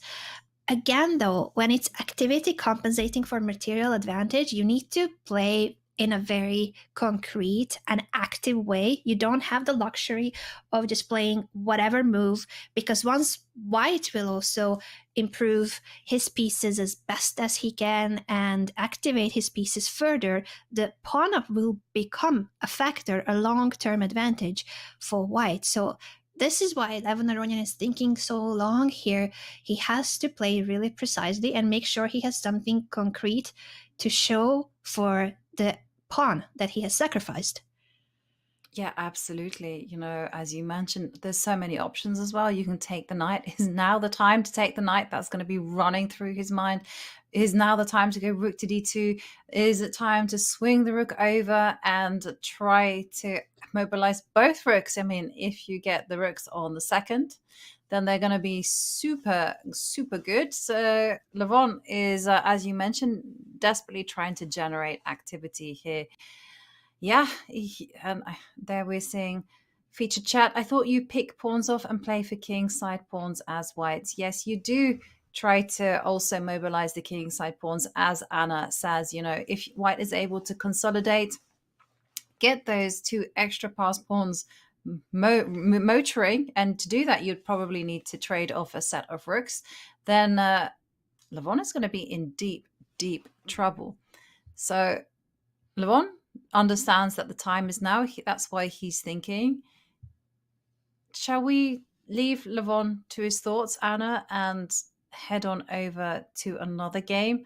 And we're seeing another rook and pawn endgame in Sam Sevian against Wei Yi. This one also looks very level. Not much in it. It's very Or level am I wrong? indeed. No, I think you're spot on. And now after h5, Wei Yi makes sure that white cannot grab further space on the king side. This is really smart, because even if the position looks that there is not really any risk factor, it's not dangerous, the way one could try to make progress is squeezing more space, getting the pieces more active. White would activate the king, white would start pushing more on the king side. So you could end up in a at least slightly unpleasant position. But moves like h5 are really pragmatic and smart. It avoids problems before there are problems. You don't have to allow white's expansion on the king side. You stop it by blocking this pawn. And if g4, it will simply lead to further trades. And at the end of the day, white can force matters by pushing c3, trading on the c file, which will lead to a situation where, yes, white could both defend and attack at the same time. But I feel like even if black loses this pawn, you can't really do anything about black having a chance to equalize immediately, because as soon as you capture the pawn, you are giving up the control of the fourth rank, and black will pick up one of your kingside pawns. So this is a situation where you don't even have to guard that pawn. In fact, you could just push and say, capture me, I would love for you to take that pawn, and maybe I'm going to play for this position as a winning potential if I get both of those pawns off of the board. I don't think that would be the case. You will only lose one of those pawns, and it's an even rook endgame. And what is happening in the game is king to h2 to improve the king. Of course, in an endgame, you need to bring your king into the game as well, activate those pieces, but it's super balanced, very calm position, with black being able to push c4 to c3 at any point, or keep that tension, play g6 to have a pawn structure where all the pawns are supported. Then the king can be brought up the board as well. You could place the rook on c5, for instance. Just slow improvements with both players having a very balanced situation here. Yes, I completely agree with this. Rook and pawn ending, being drawn, being very balanced. I mean, I thought you summed it up beautifully, Anna. So we're expecting this one to head into a draw. And a game that I thought was going to be headed into a draw like very, very soon was the game between Sam Shankland and Daniel Dubov. Yeah, let's head there, because, well, chat is informing us that actually Sam declined a draw offer from Dubov after king f1 in that game. So Sam is saying, no, we're going to play before anything is decided in tiebreaks. Oh, so king d7 draw offer by Daniel Dubov rejected the draw offer. Sam Shankland, he wants to play on in the classical game. Dubov continues with rook to h6, king e2, and now rook to c6. This is the game that we have mentioned that it was Sam who decided to give up his rook for a knight and a pawn. So it is, by mathematics, it wasn't exactly enough compensation, but his passed pawn is so strong, and now what you see is 2 pawns and a knight for the rook, which is about the same material. A knight is worth 3 points or 3 pawns. You add to it the 2 pawns, and the rook is 5. So it's 5 against 5. It's not always that simple in chess, because it also, of course, matters how strong those pieces are, how active they are, the quality of the pieces. But it is one of those situations where white wants to press on and wants to push. Really brave by Sam Shankland. It could also backfire, though, because black has gotten to activate the rook. The king is guarding the promotion square, so the rook is now free to go.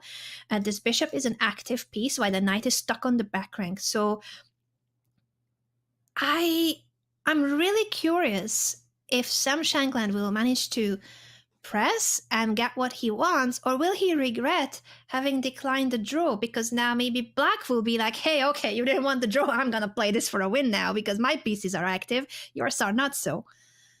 Yeah, I mean, I was also running through that whole kind of thing in my head as well. You know, it's very good for Dubov that his rook is now mobilized.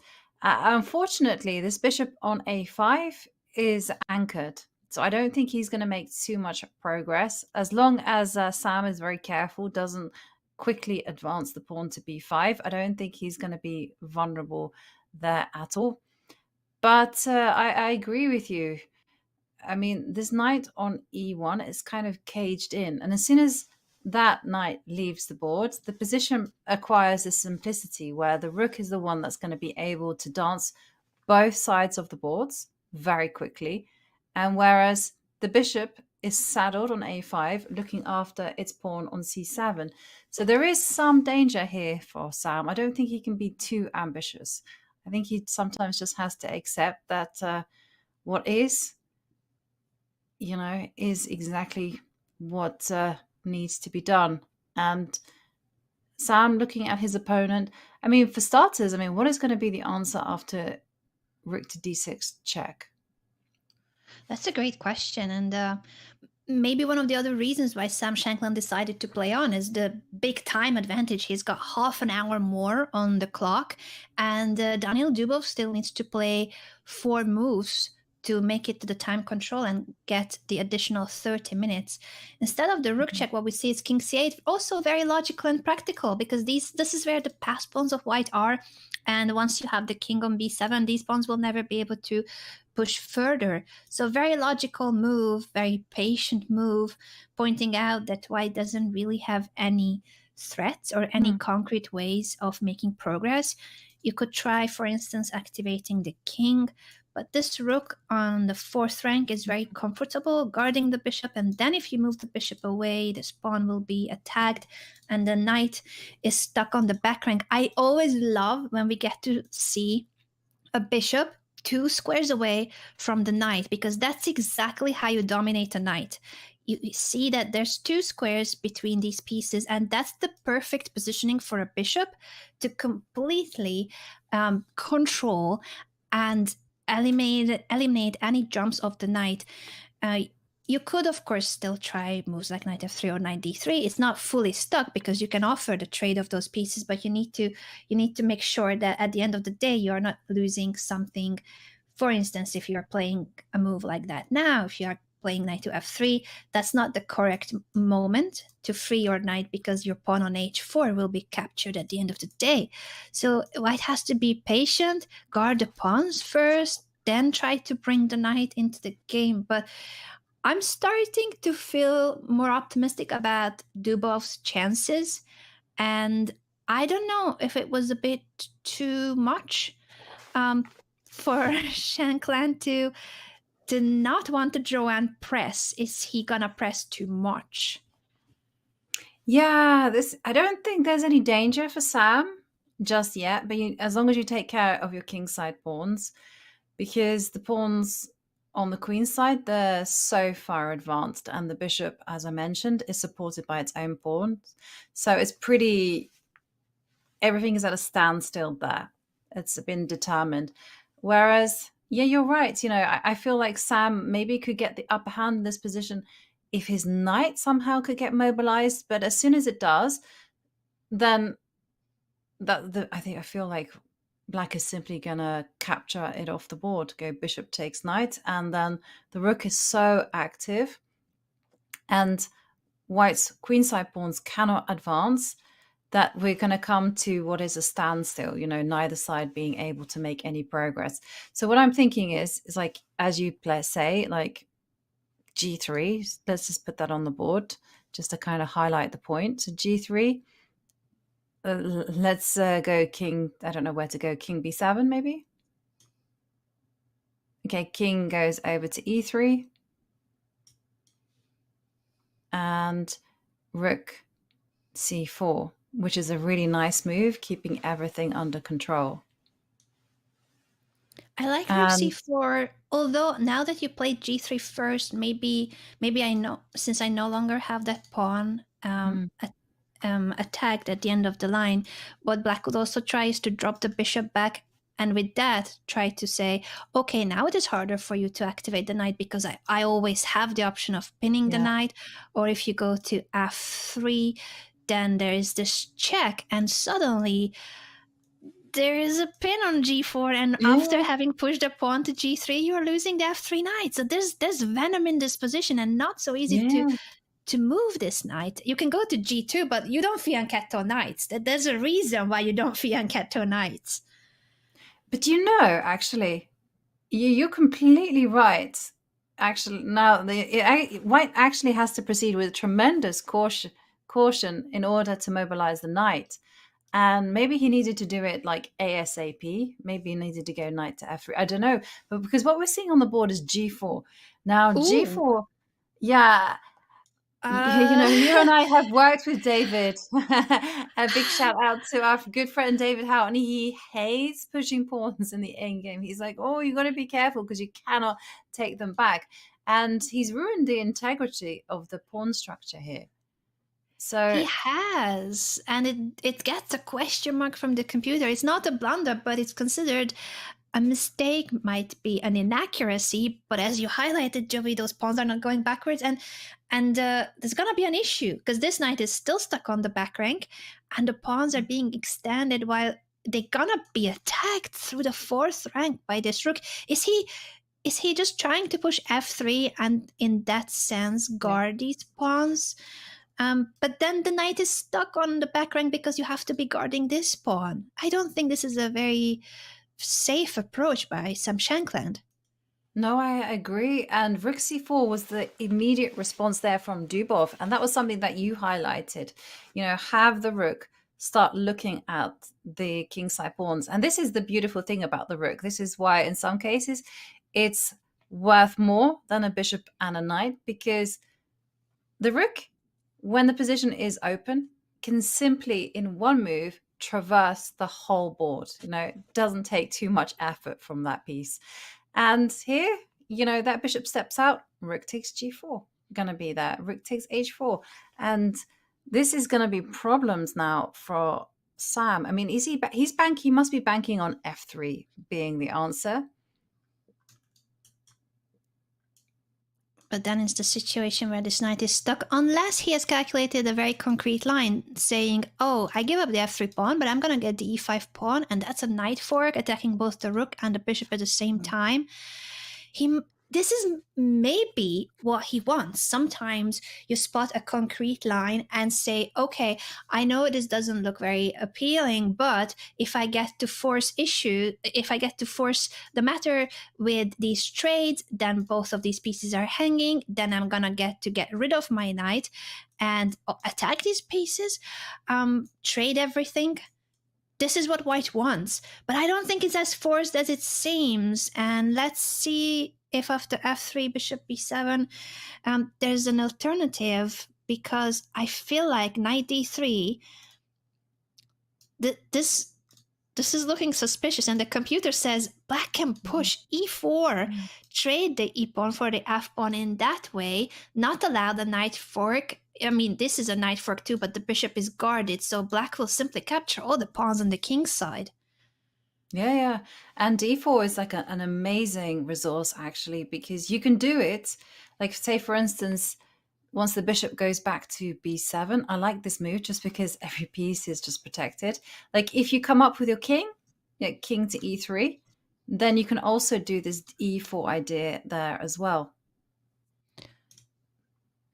To bishop, it's such a devastating idea. And Sam suddenly finding himself on the back foot. King e3, then e4. Yeah, I like this a lot. And it's either that you will be losing your kingside pawns, or black gets to have a pass pawn too, a really strong pass pawn, chasing the king out of e3. You could have a really active king, but who's going to guard your kingside pawns? This is not looking good for the American Grandmaster, who might have pushed a bit too much. He refused the draw offer just a few moves ago, being very confident with half an hour more on the clock. He was brave. He sacrificed an exchange for 2 pawns and a minor piece. He does have a really strong pass pawn, but now that it's blocked by black's pieces and the black rook is in the game, it is black who is playing this for a win. I think Daniil Dubov, after having drawn all his classical games and advancing to every round only in tie breaks, maybe Sam thought, okay, well, this is like Dubov's strategy is clearly to just play solid chess in classical and count on his speed chess skills. But he's not gonna want to count on his speed chess skills if he can push in this endgame, and that's what he's doing. This is looking bad for Sam Shankland. It's certainly looking really bad, and it's the fault of the knight on e1. If that knight were anywhere else, then we'll have a situation where the knight would be putting pressure against e5 and maybe just asking the right questions to the black king. But okay, the bishop doesn't go to b7, Anna. It does go to b1, sorry. b1. Okay, well, this one's a little bit different because we saw with the bishop on b7, there was beautiful pressure against f3. That also prevented a knight from jumping out to, say, to g2. And we also saw that it supported this e4 idea, just gave it extra poison because it became very, very difficult to cover g4.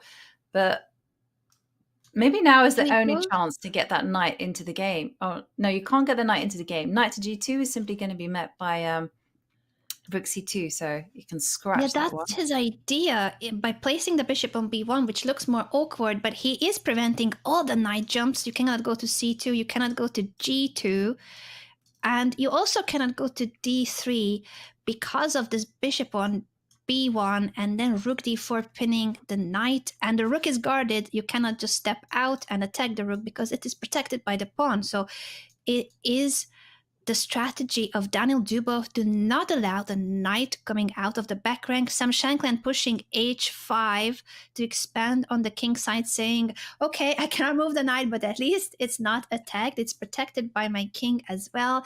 How do you make progress now?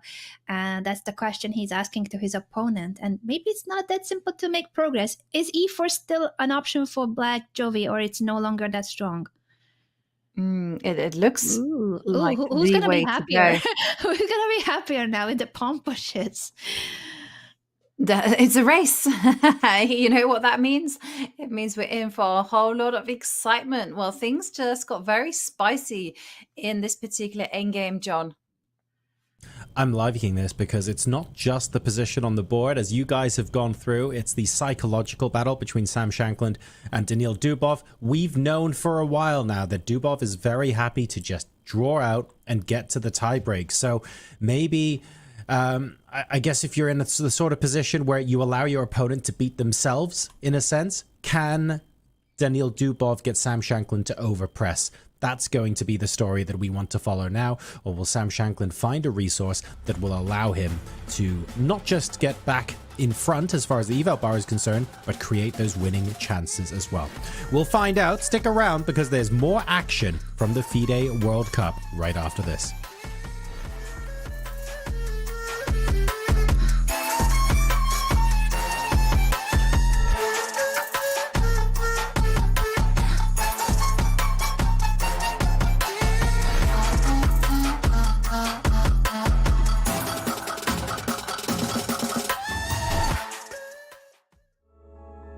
Yo no les echo la culpa, ¿no? Pero sí les echo la culpa por hacerlo público, por publicar en redes sociales algo así, ¿no? Porque yo nunca he publicado en redes sociales algo así. Realmente las trampas es un tema súper complicado, ¿no? Para la gente pues, que sabe muy bien cómo leer entre líneas, yo creo que ellos sí lo piensan de verdad. Se dieron las cosas y gané 2 veces el Title Tuesday. Claro, y la gente puede ver a alguien ver eso y decir, ok, ¿él va a ganar 2 veces un Title Tuesday? No, o sea, es imposible, ¿no? ¡Vamos! Por fin.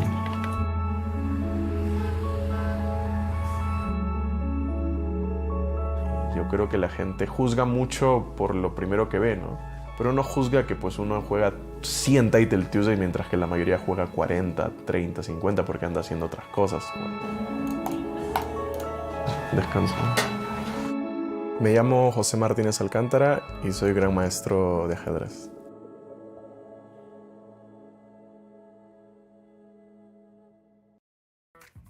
Okay, we're here with Grandmaster Prague, and you can see you don't have an opponent. We're going to give ChatGPT as your opponent, but don't be too intimidated. We're rooting for the human being, but we want to make it a little bit interesting, so we're going to have you play blindfolded. Are you cool with that? Yeah, sure. Okay, Sure. and you've never played ChatGPT before, right? No. Okay, this is going to be fun. So we gave you a swivel chair. If you could just do a little spinaroo there. Sure.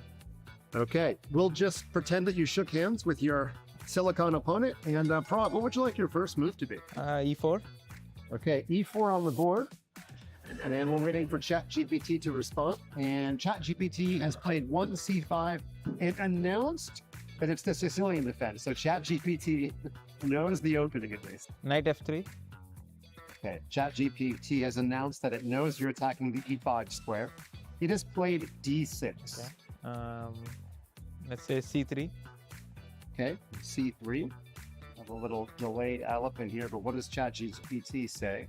ChatGPT likes to explain your move. ChatGPT says that you're preparing D4 and aiming to go a strong center, and it has announced it's the elephant. ChatGPT plays Knight F6. Bishop E2. Let's try to trick ChatGPT. Yeah. I could definitely say you are faster than ChatGPT. You've set a little trap. Let's see if ChatGPT falls into this very famous elephant trap. Prague, it's announcing you made a flexible move and plays Knight C6. Oh, it doesn't fall for it. Does not fall for Knight takes E4, Queen A5 check. Okay. D4. Let's keep trying. Okay, offering the pawn on E4 a second time. ChatGPT notices that you're striking in the center, which I don't know if you know this, Prague, it's a key thematic idea in the elephant, according to ChatGPT. C takes D4 is the response. Yeah, CD4. ChatGPT plays Bishop G4. It actually announces that it's pinning your knight. I'm going to take a little bit exception to the fact that that's a pin in ChatGPT's world. Okay.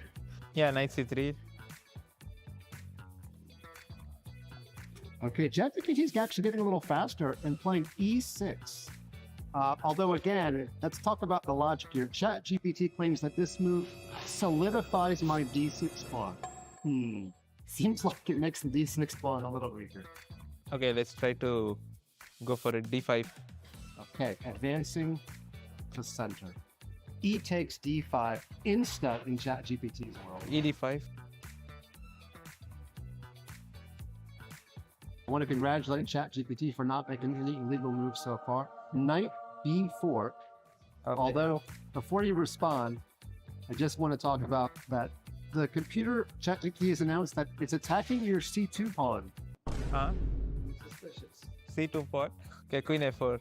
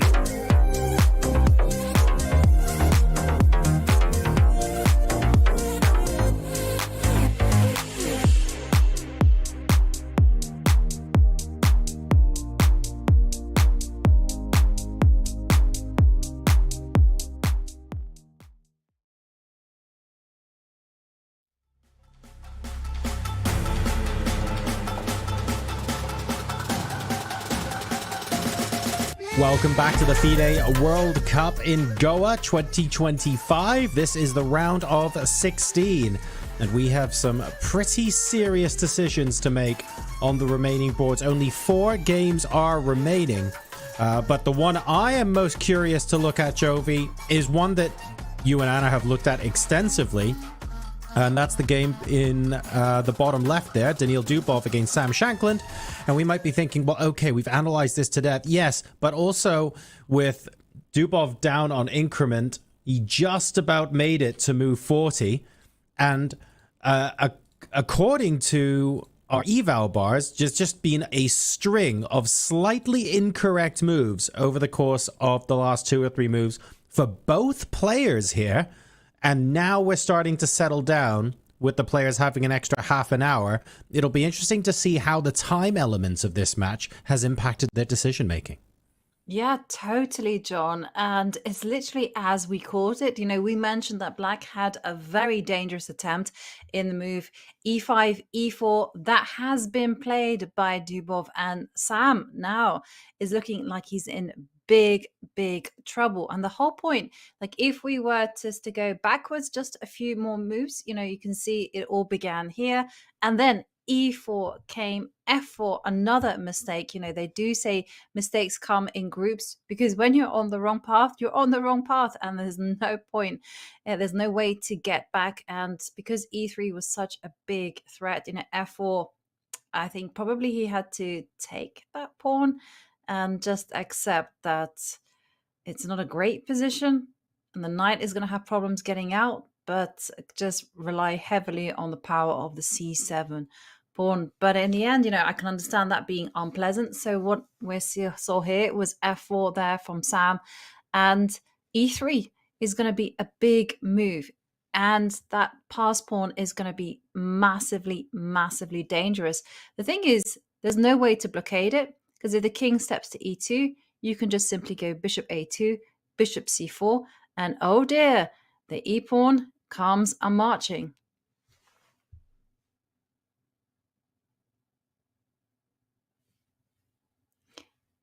Yeah.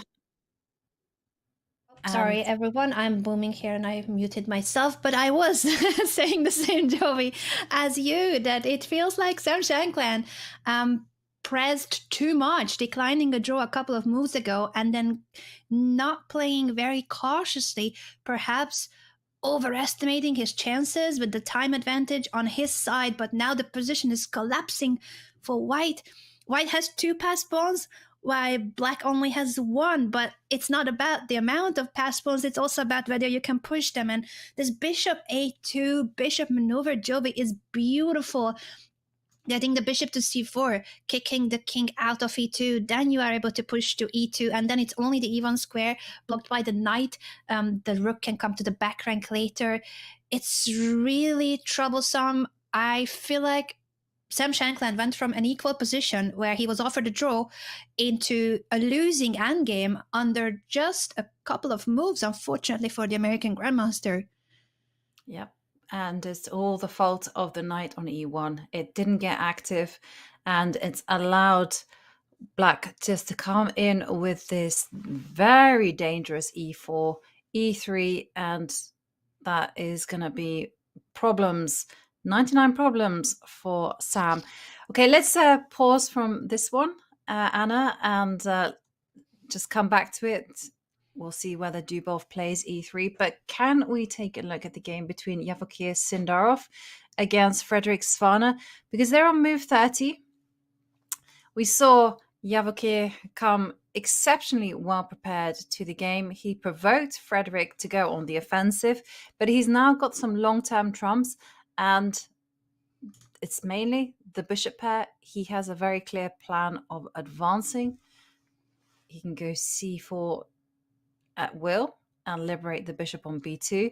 And Black is simply just constrained, no space whatsoever. Yeah, not an easy one for Frederick, who's also really low on time. As you mentioned, this is only move 31.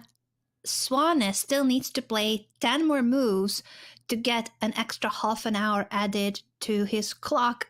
he is down to 1 minute and 37 seconds in a position where he's both pressed on the board and on the clock against a higher rated opponent. I think for the German Grandmaster, this is a really tough situation to be in. And oh boy, it's going to be hard to find the best moves for Black. And even if he does, the position with the pair of bishops, Jovi, as you pointed out, is really advantageous for White. If Black wants to get rid of the pair of bishop, let's say take that bishop now until he can, unfortunately for Black, it's still a problem because White's heavy pieces are really active and the long diagonal will also open up. Just to show an example, it could be the case where it is one bishop each on the same colors, but you're about to push c5, kill this bishop forever, while the white bishop is extremely powerful. You can play rook g4 in the future and put pressure on the king side, while this black bishop is really a bad piece. He played rook to d7 instead of taking, best move by the computer, by the way, so Swana is finding some really important moves, but it still should be better for white if he retreats to e2, guard the rook, kick the queen out of d6.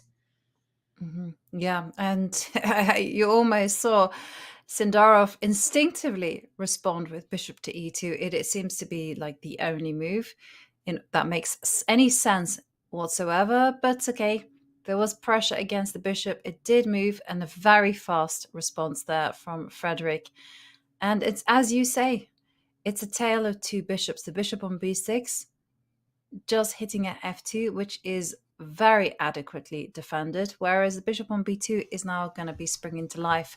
And if you're worried about the rook on f4, you can always go h4 and secure the rook there. In fact, I quite like h4. It's the English school of chess. When in doubt, push Harry. You can't go wrong. Always, Harry. I love that idea. I think we are about to see it expand further on the king side. And if you allow that pawn to be pushed to h5 and h6 to weaken the black king, you wouldn't even mind giving up a pawn in situations like that, because that will be doubled and isolated pawns and an extremely weak king for black. Once the long diagonal opens up for that bishop and the rook comes to the g5, that could be how the game ends. It's not happening as of now, of course. There's a knight on e5 blocking the way, guarding the g4 square and all the rest. But what will black do? White's plan is quite straightforward. Push that pawn, weaken the king as much as possible. It's not easy to stop that plan because you cannot push h5. That square is guarded by the white bishop. And it's just, whether it's the pawn push to h6 or the simple fact that there's more space in the king side, more active pieces, the pair of bishops is a long-term advantage. You cannot do anything about it, and the more the position opens up, the better those pieces will be. While black's bishop is unfortunately not doing much. This is troublesome. Not much time for Frederick Swana, and a really difficult position to hold. Yeah, Sindarov, he's thinking, he's just assessing, whether he should be capturing the rook on d7.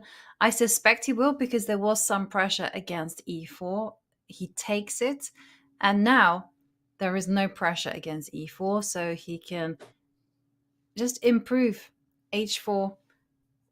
It seems to be just crying out for that move, h4, h5, and you can mobilize the rook. I mean, the rook on f4 isn't really working as of yet, but if it steps up to f5, it's another way to apply pressure on the knight on e5. Very true. He can also choose to play c4 in the right moment to threaten c5. I think he's, for now, holding back from pushing that pawn because that gives up the d4 square, might allow black to play bishop d4 and offer a trade of bishops. But you can also bring this bishop into the game by playing bishop c1. You mentioned that move earlier, Jovine, on our analysis, that this bishop either on the long diagonal or on this diagonal will be a key piece. I like h4 a lot. I think that's a move that Sindar will be considering.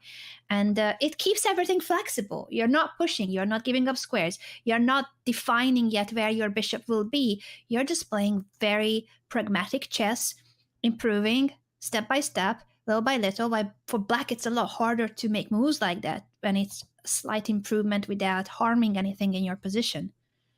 Yeah, I like it as well. And just to also just expand on the point one tiny bit more, is that if black tries to pile up on the D line, you know, rook to D8 and to try to enter with the queen to D2, well, this is where the bishop C1 will keep everything absolutely covered.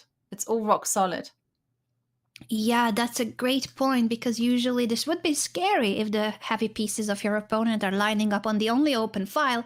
But with the bishops guarding every single entry square, you're so right, Joey, that black would have nothing but staring into thin air on the D file, and white just continues happily with his plan on the king side. Mm-hmm. Yeah. So Sandarov thinking he has a lot of time in the bank just to find the right move. What is he? I thought he almost reached for something. I suspect he's going to go bishop c1.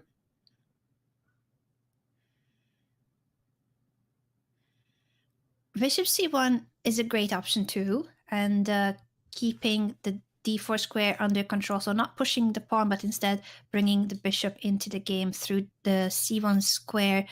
So whether h4 or bishop c1, those are very flexible moves.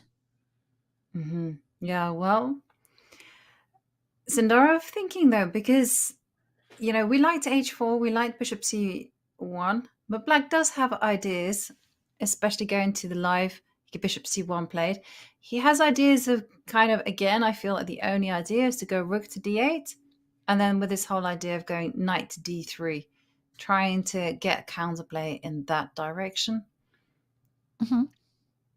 That's a great point, that black could try to go for that. So after rook d8 here, to try to trade pieces by playing knight to d3. So if h4, for instance, knight d3, offer multiple trades on the d3 square.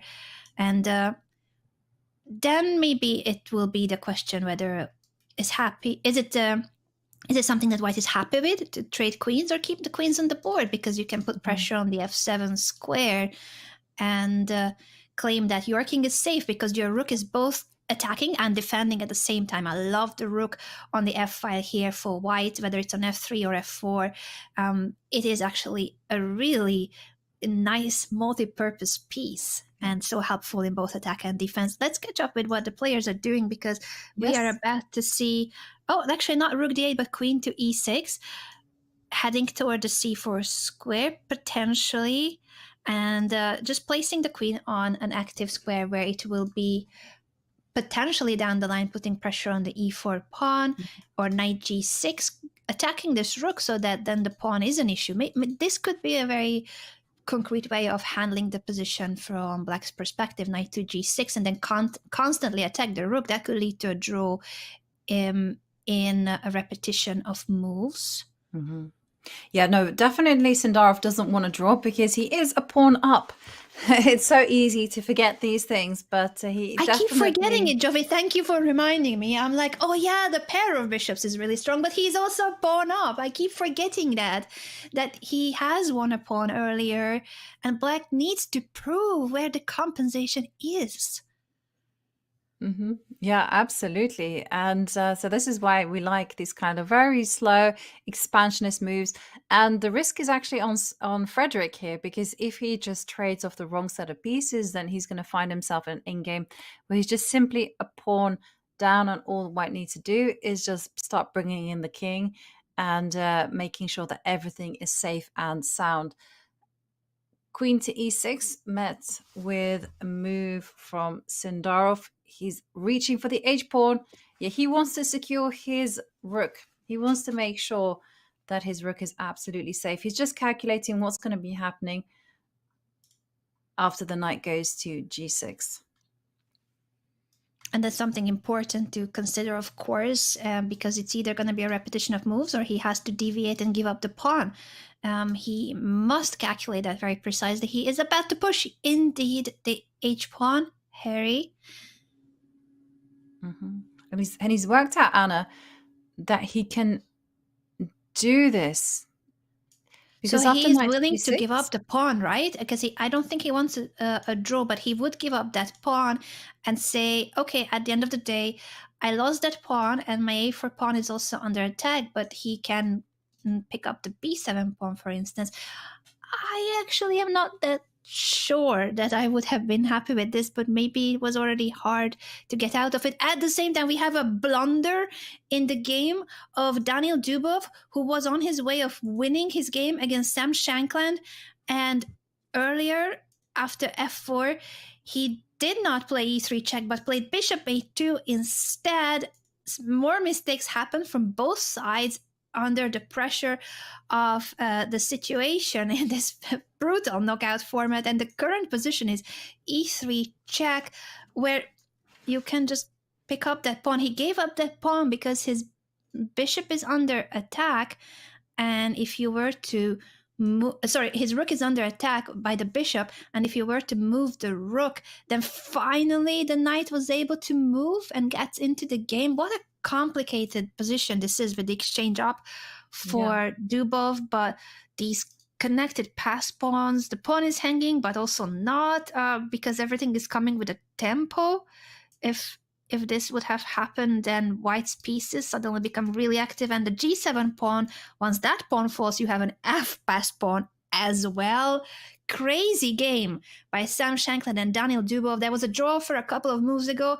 Sam Shankland refused, then pressed too much, then Dubov was winning, then Dubov was not winning anymore, and now he's giving up the pawn so that his rook is at least not attacked, and he can then play rook c4 and attack these pawns on the 4th rank. Yeah, no, I gotta say, e3 is very, very tempting. I also just want to, again, just to remind everyone, it was an incredibly complicated endgame. Just because the evaluation part is literally guiding us to the correct moves, because this is one of the things that I'm not sure like people quite understand, is that the presence of the evaluation bar telling us there's a great move, that there's a that everything is equal, actually can shape the way that we're thinking. And what is actually happening from these players, they don't have that knowledge to the evaluation bar. They have no knowledge about this being an equal position or a winning position. They're simply like trying to coordinate the pieces and just make what they think are the best moves. It was a very, very complicated endgame.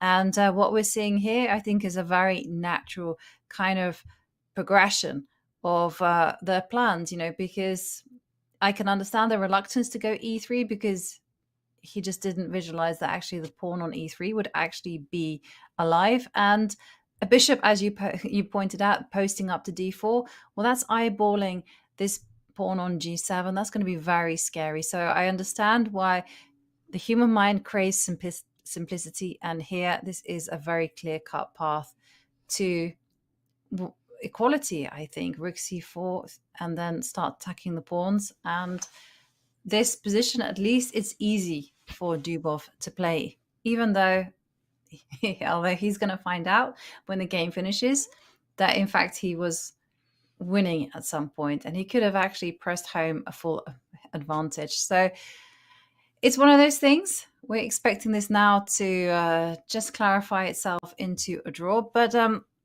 I would like to head over to a game between Arjun Erigaisi against Levon Aronian. So this game has been absolutely crazy.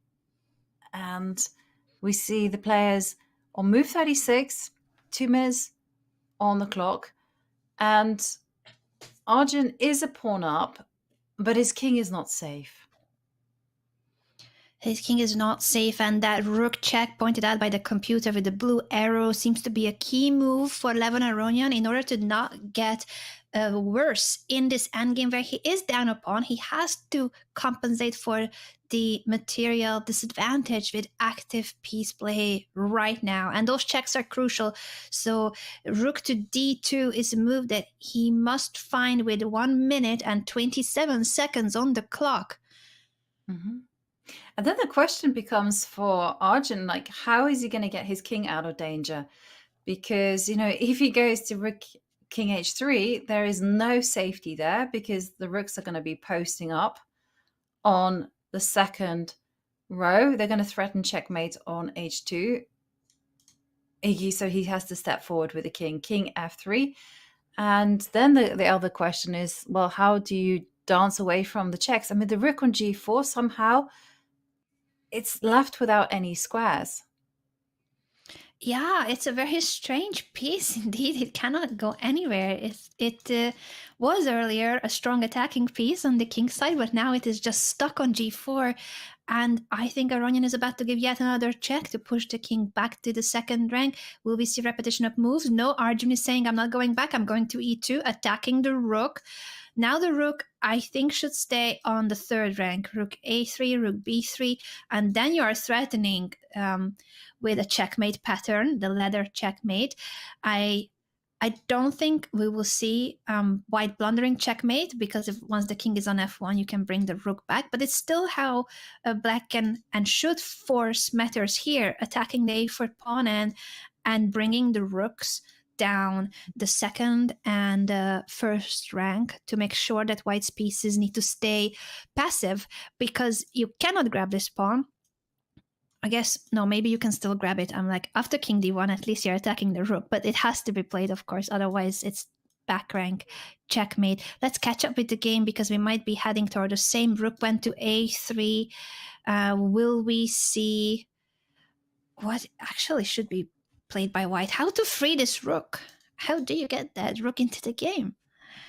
Yeah, this is the big problem for white. This rook on g4, yes, it cuts off the king, but it actually is not really involved in any attack. Whereas black's rooks, they're working together as a team. And the big plan for Levon is this whole thing of rook c2. The rook is going to swing over to the h2 square, and then there's going to be some threats of checkmate, and that's probably going to be enough to force Arjun to bail out. So king goes to h8, and Levon is not hiding his intentions. He's saying, yeah, you know what? If you want to draw, you can have a draw. Yeah, down a pawn, Levon and Aronian, but very active rooks. If the rook goes to g6, all these checks will be coming on the second, and in the back rank you will have to retreat the e7 rook, or move the king to d1. He keeps giving checks, rook e8 check. Yeah, and I think the thing is, Levon can't actually move his king up to h6 even if he wanted to, because there's a danger that, f5 might be appearing, or h5 might be on the board, and some ideas of checkmating. You got to be very careful. True that both kings are in a certain way in checkmate patterns, and they need to both be very careful not to fall for any of those threats.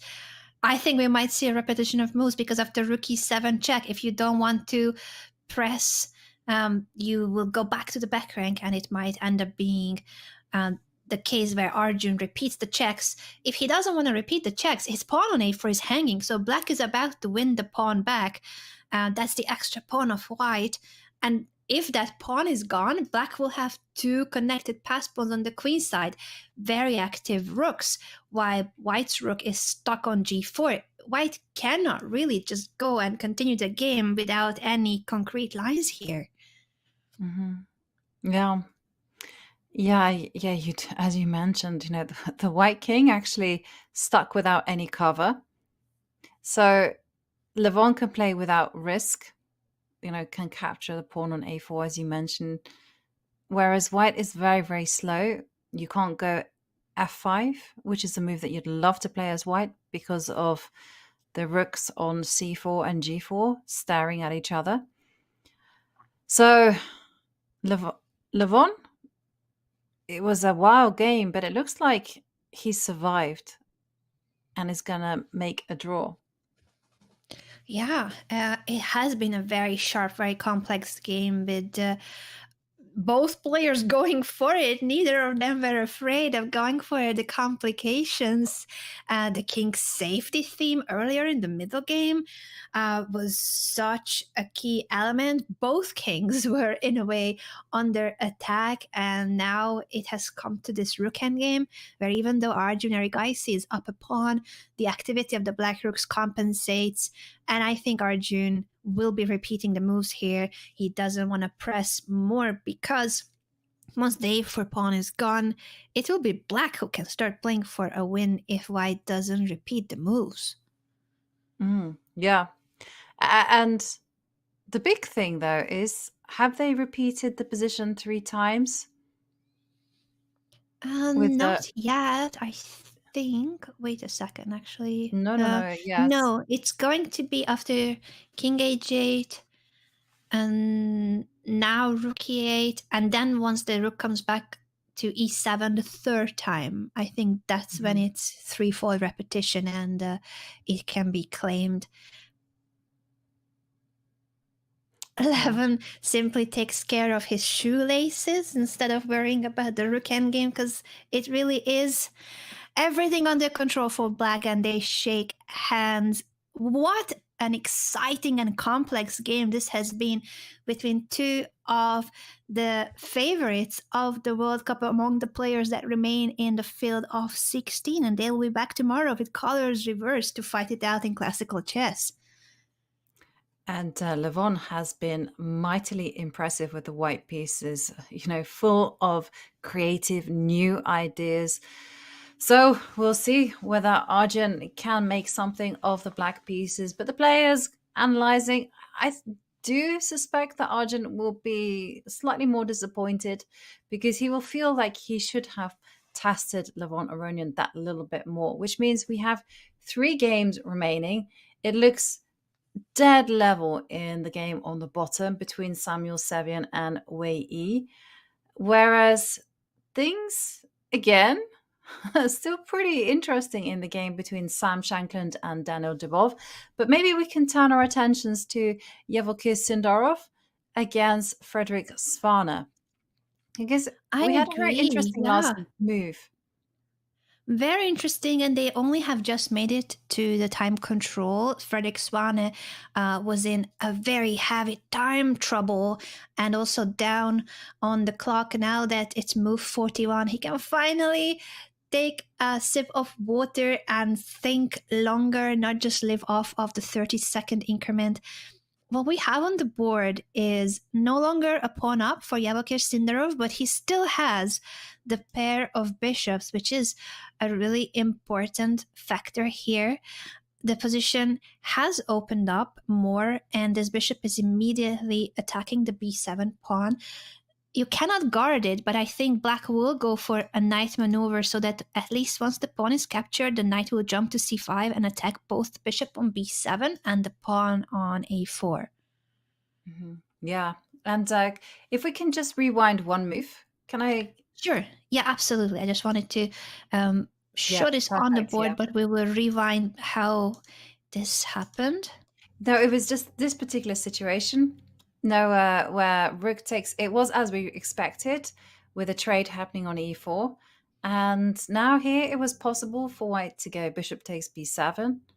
But that's not the best idea because of the knight jumping into d3. And that's a very important move. You're right that it was also possible to capture the pawn immediately, but was not a promising move. You will be losing this pawn. Or actually, wait a second. No, it's still knight c5. It's just that it came with a tempo instead of having to go to d7, because it's important when you have the option of choosing between 2 pawns of which one to capture. Which pawn is more important, the f2 pawn or the a4 pawn? And then when you assess that, you realize, oh, well, of course the a4 pawn is more important because once I capture that, I have an a pass pawn, and who's going to stop that pawn? Exactly. Yeah. But I just wanted to highlight that point, again, just to reinforce that the knight wants to be on c5. That's a great point indeed. And that's why bishop e4 is a good move. And the pawn is hanging, but you will only capture the pawn if this knight moves. You're not allowing knight d3. So it's a bit of a staring into each other's souls here between these 2 minor pieces. Neither of them wants to abandon those central squares. Can you still go for your plan, Anna, with this knight to d7 idea? I like it. I kind of start looking into this like, oh yeah, I would love to have that pass pawn, but maybe I'm getting too excited about it because the bishops are strong on playing on both sides of the board, and they should be okay stopping this pawn. Yeah. and the white king is close, but somehow everything is well knit on the queen side. You know, the bishop on b6 might be a bad bishop, but at least it's defending its pawn on a5, connecting everything together. Whereas it's not going to be so easy for white to kind of come in with the king and start making those inroads that they want to. But then again, the bishop pair, they literally dominate the whole board. So I'm suspecting that knight c7 is the way that we're gonna see something play out. And one thing that's going to be giving Frederick Svana some hope is the potential for opposite color bishop endgames. Like if you get into opposite color bishop endgame, it's going to be a draw, even if it comes at the cost of a pawn. Yeah, you're right that if the knight were to be traded for the dark squared bishop, opposite colored bishops, it often leads to draw even with a pawn down or two, or in some cases, even 3 pawns down. Of course, it needs to be a very specific case where a player is not able to make progress because you are blocking everything on the color of your own bishop, and your opponent's bishop can never parry or attack or trade anything on those colors because of what it literally means to have opposite colored bishops. What a game this has been, and it really was putting the German grandmaster to the highest of tests. The pressure, the tension, he was under huge pressure both on the board and on the clock, and he has managed to defend and hold his ground. I think this was a really tough game for Frederick Swane, with Sindarov having a great chance earlier in the game, but the German grandmaster defending so tenaciously and so precisely that if this game ends in a draw, that's a really good result for Frederick, not because of the rating difference. Frederick Swane has been taking down one grandmaster after the other, not caring that they were higher rated than him. It was more that he was under huge pressure, one of the biggest pressures he was under, I think, in this tournament. Yeah, absolutely. He definitely, this round, has weathered a storm. And this, I think, is the best position he's had in ages. At least the plan is clear, you know, because when we were looking at the middle game, you know, where he was and wasn't a pawn down, there was never a clear-cut idea for him. And now absolutely everything seems to be holding together. But for Sindarov, he's going to be pressing all he can. I've seen him try to grind in games out, and he's going to be doing exactly that. If we bring up the bird's eye view, Anna, I want your opinion on the game between Sam Sevian and Wei Yi. And I'm going to head there because I'm mystified as to why this hasn't ended in a draw many, many moons ago. That's a great question, Joey. I think we left this game earlier saying that, yeah, it's a rook endgame where black will push c3 at some point, trade, and then it's an equal rook endgame. What happened was h4, h5. I think that was the last move we saw. Black, very pragmatic, pushing so that there is no further expansion for white on the king side. It's how the game unfolded with the trade on c3.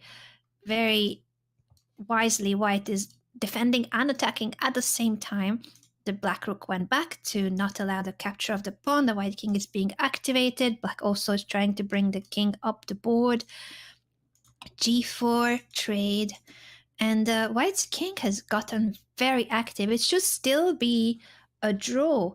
It should still be an even rook endgame, but at least the psychological edge is on the white's side, and Sam Sevian with the active king about to push h5 to create a pass pawn. He's now going further in to black's camp and not allowing the black king to come to g7.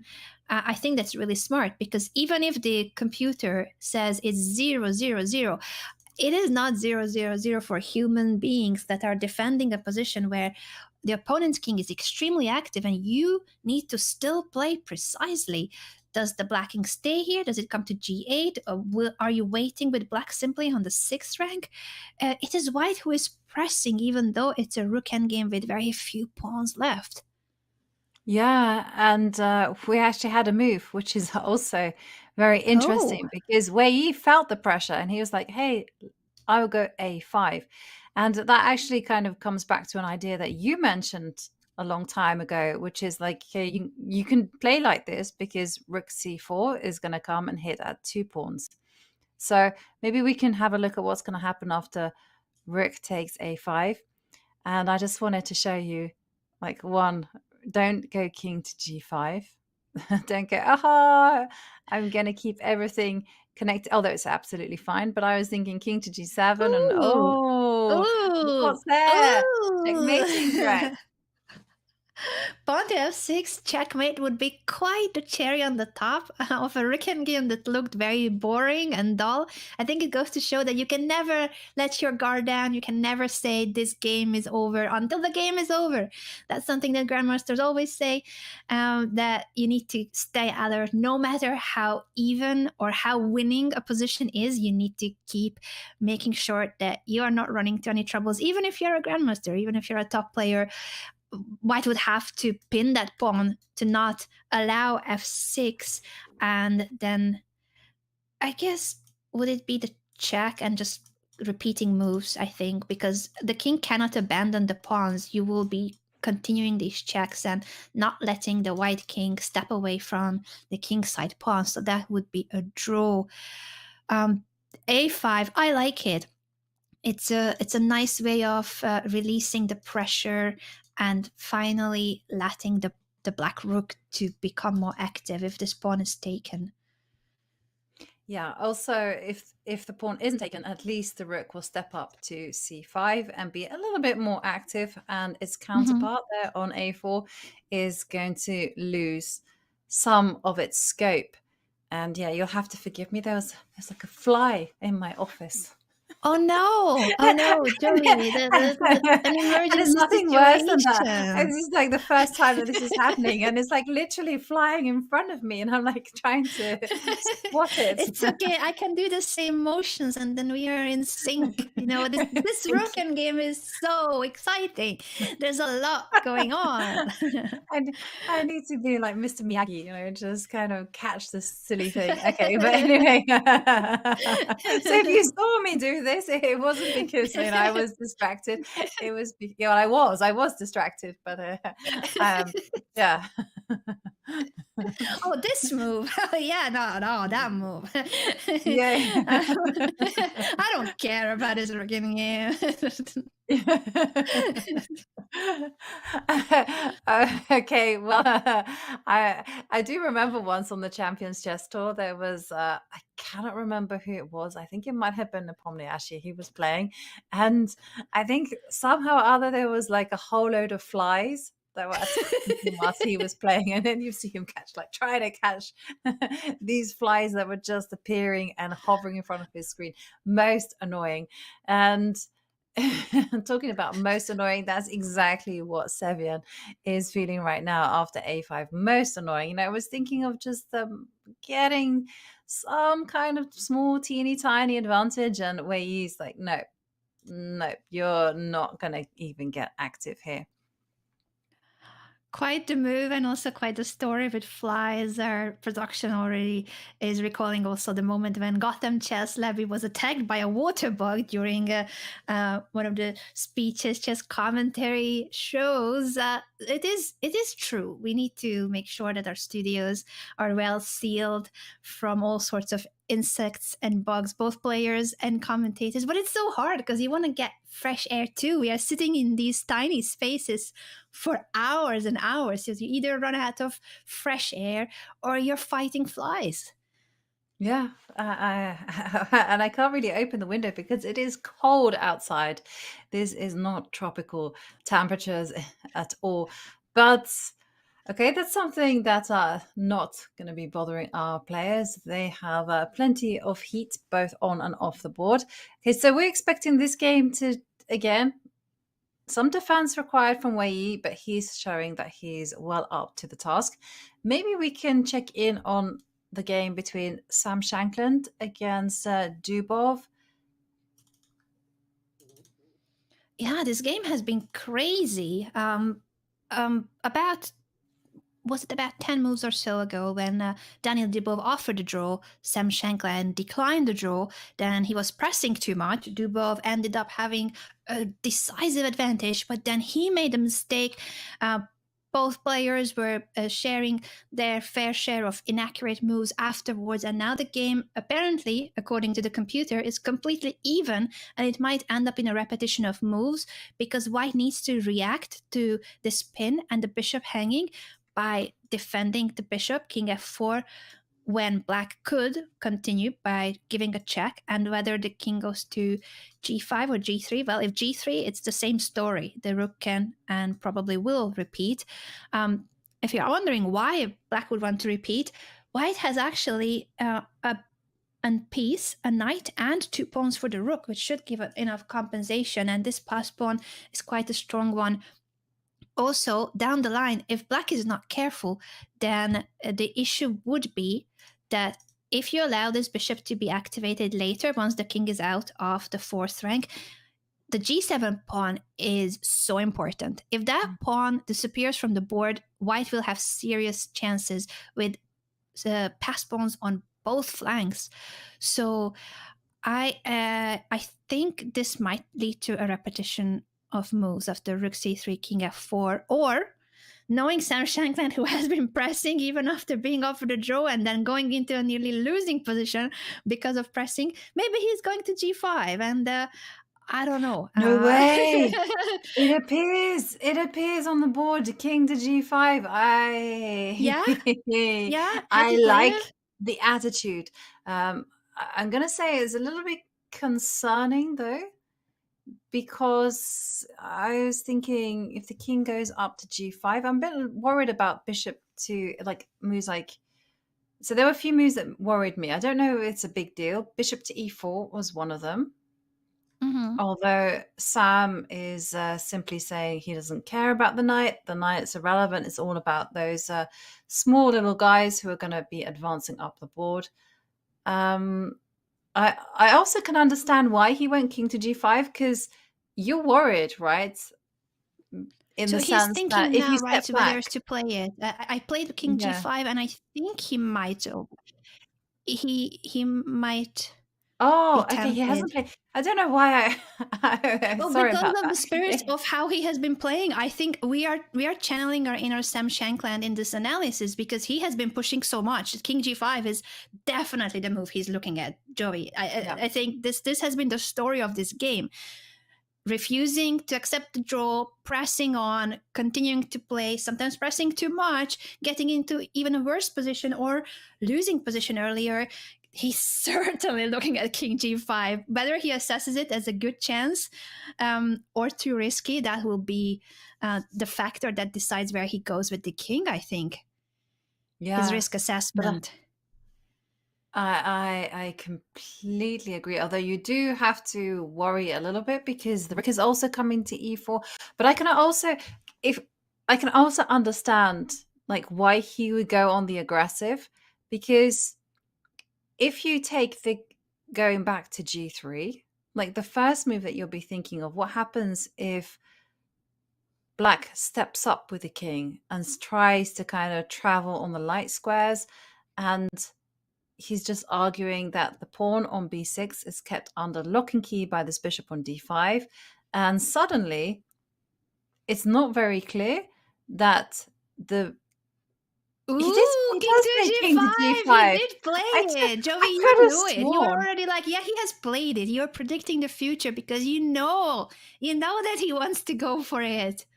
What a Because it brave makes so move. much sense.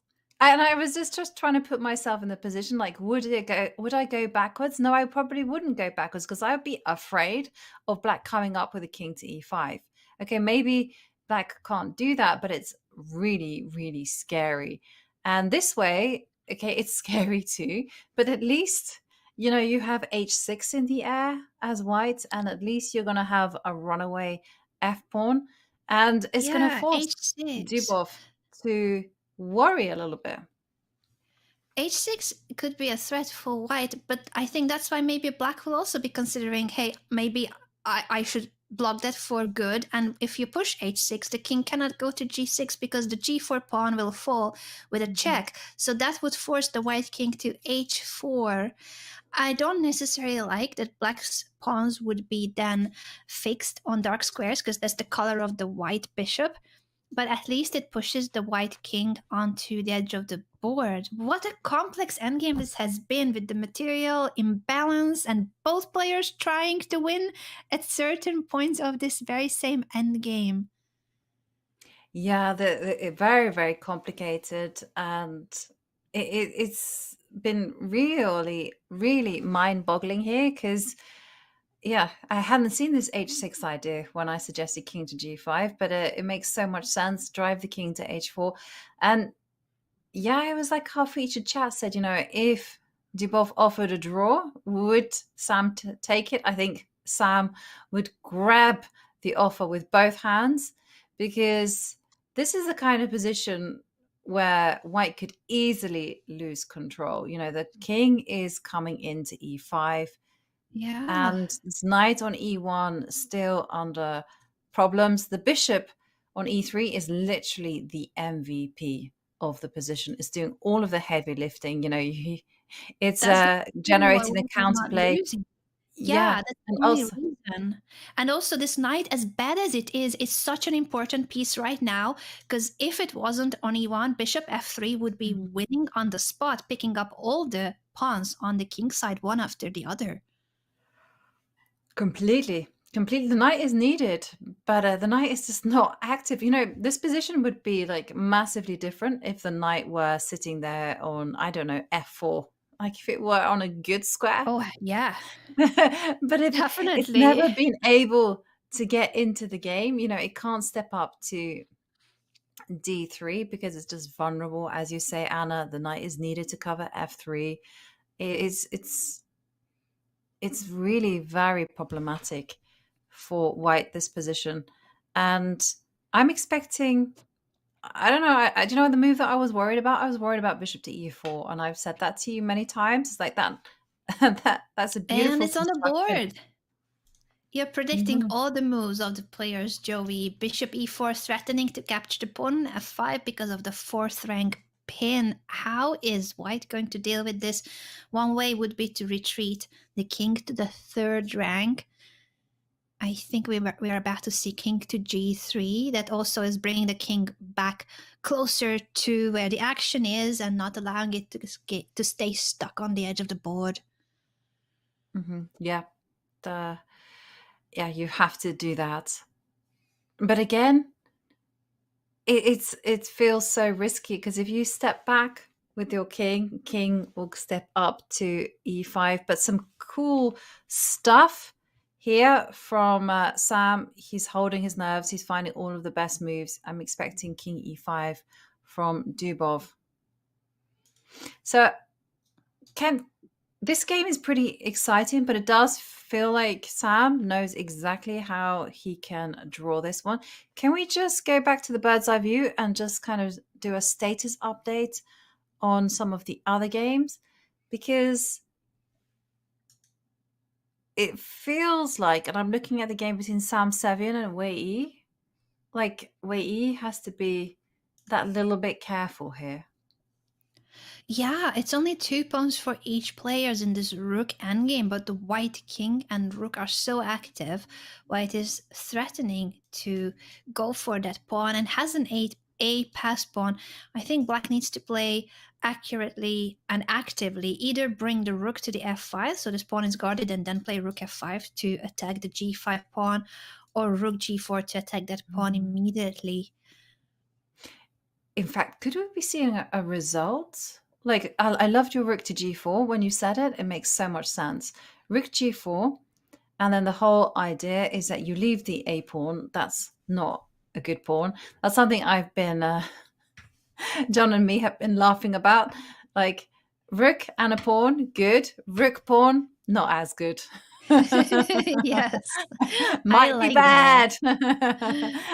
and the whole idea is, okay, yeah, you can give up f7, but in return you get the g5 pawn, and it doesn't matter if white wins g6. Yep, because the a a pawn is there and bad.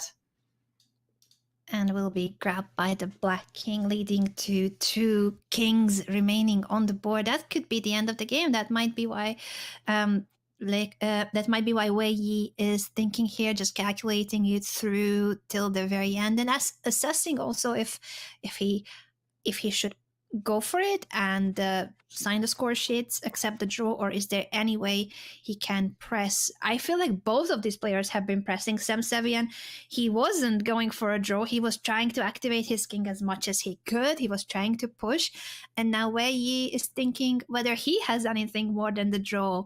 I feel like it will eventually lead to a handshake, but it's impressive how both players have been trying to find chances even in a very balanced rook endgame. It's never draw until the game is fully over.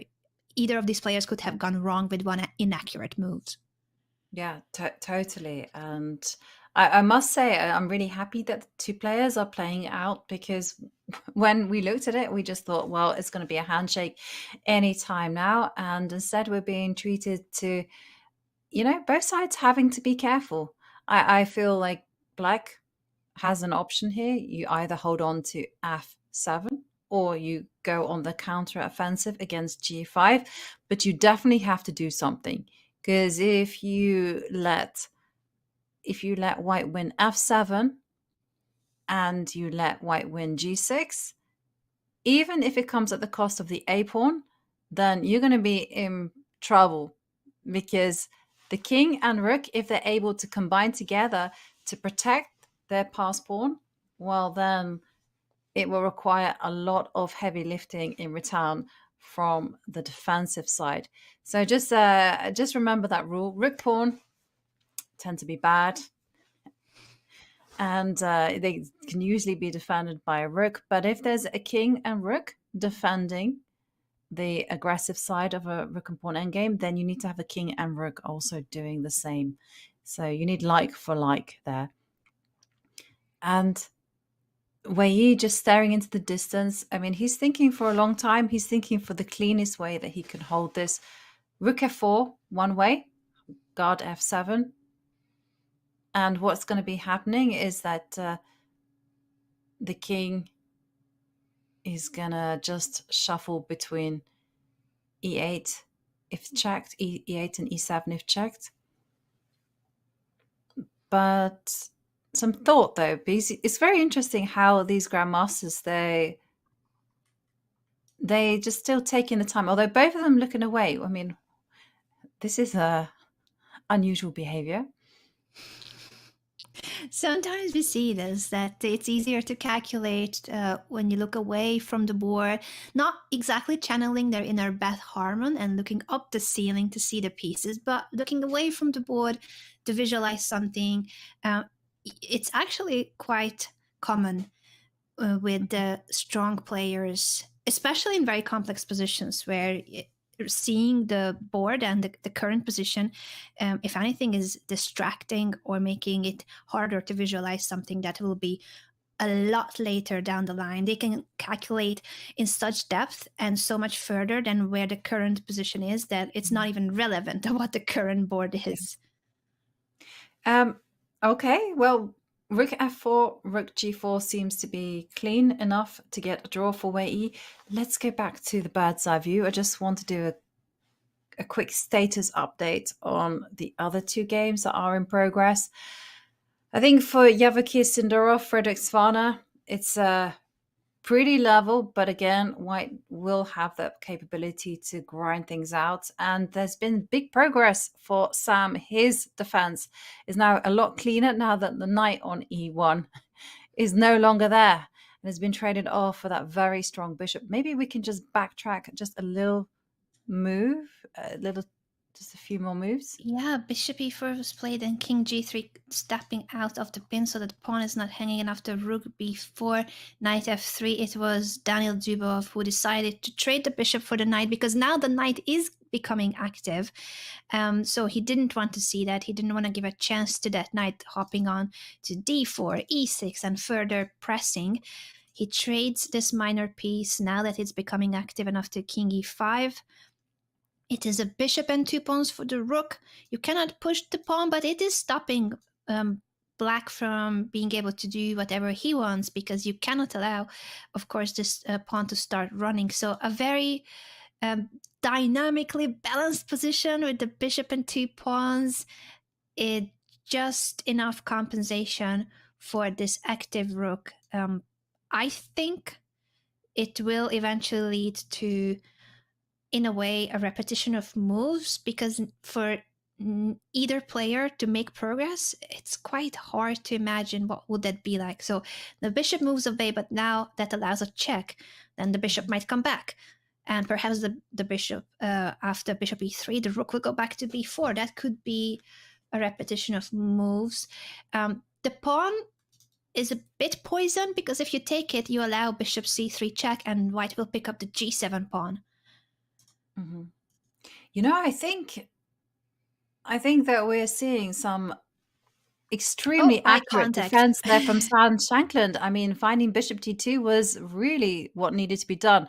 The white king couldn't give ground.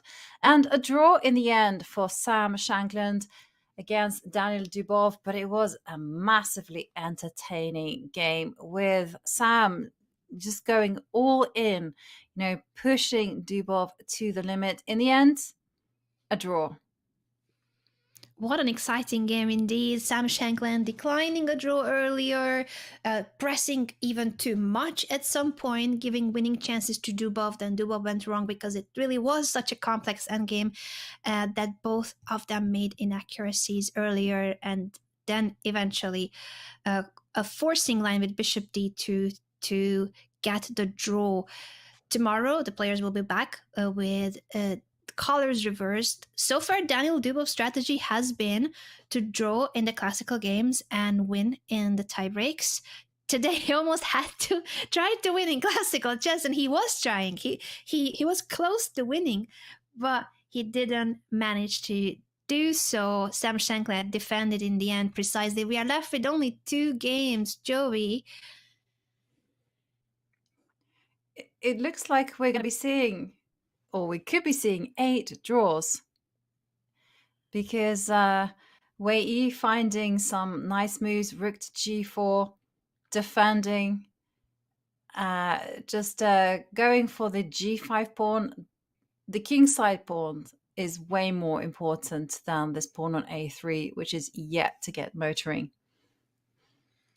Yeah, it could be one of those days. Well, one of those days. It could be the first day when all games end in a draw, but it's also for the fact that we started with over 200 players in the field and over 100 games to witness, and now we are down to the final 16. This is a knockout format. Every 3 days, half the field, and with 16 players, only 8 games.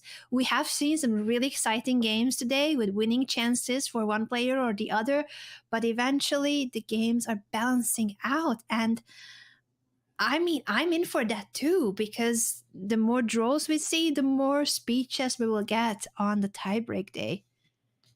Yeah, you're right. And it also just really ramps up the stakes tomorrow, because remember, this is a mini match, and whoever wins tomorrow is actually going to progress straight down to round 6.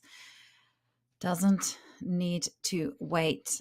And I gotta say, today has been a really interesting game. You know, we've had some real fireworks on the board. I'm thinking of Arjun Erigaisi against Levon Aronian. I mean, that one was really, really sharp, and Levon Aronian had to defend like a lion to stay in that particular game.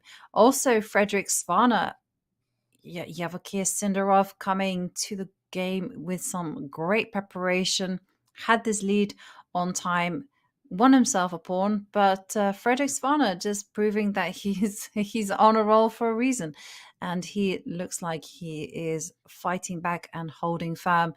And Wei Yi showing us why he is there at the top with some excellent opening preparation in the Petrov. So 2 games remaining. maybe we check in on Yavokir Sindarov against Frederick Svana and see. The evaluation bar is telling us that white is a little bit better. That's because of the bishop pair. No one's going to be arguing that. But is there any way to make progress? Because there is a pawn on b7 that has not long for the world. Yeah, and we were analyzing these positions earlier that the reason why white is not capturing the pawn, so for instance, instead of king f1, white could have taken again. That pawn has been hanging for a while now, but every time you capture the pawn, you are giving up the control of the d3 square. Black can and would have attacked the c1 bishop to gain a tempo. And if you just move the bishop away, knight c5 will attack both the bishop and the pawn on a4, creating a pass pawn for black.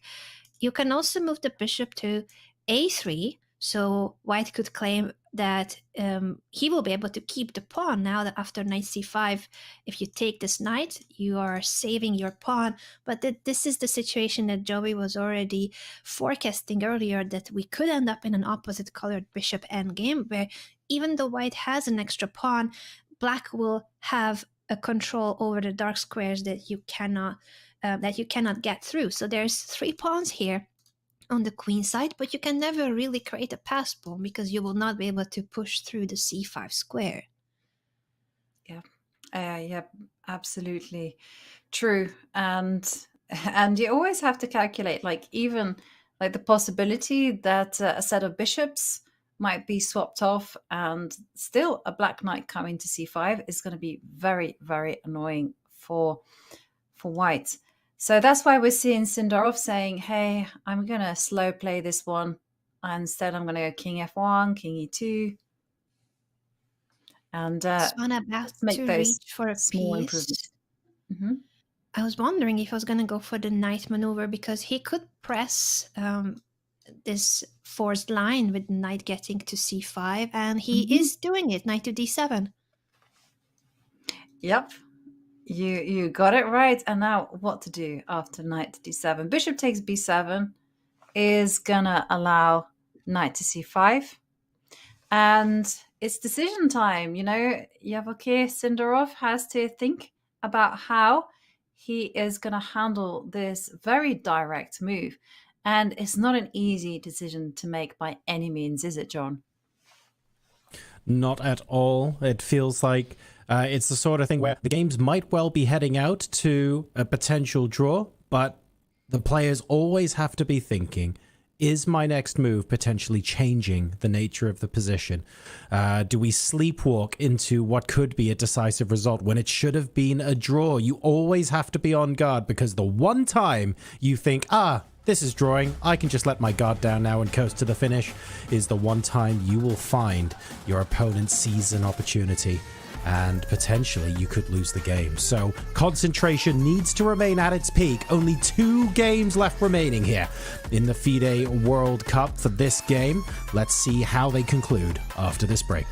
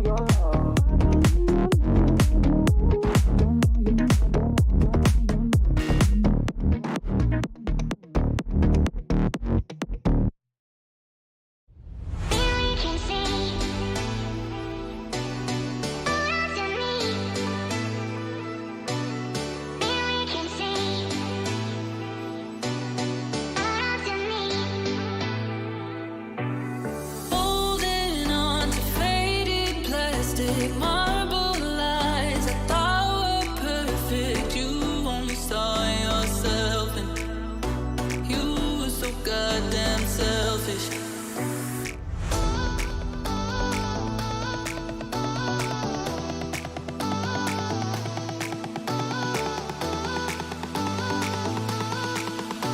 You were so goddamn selfish.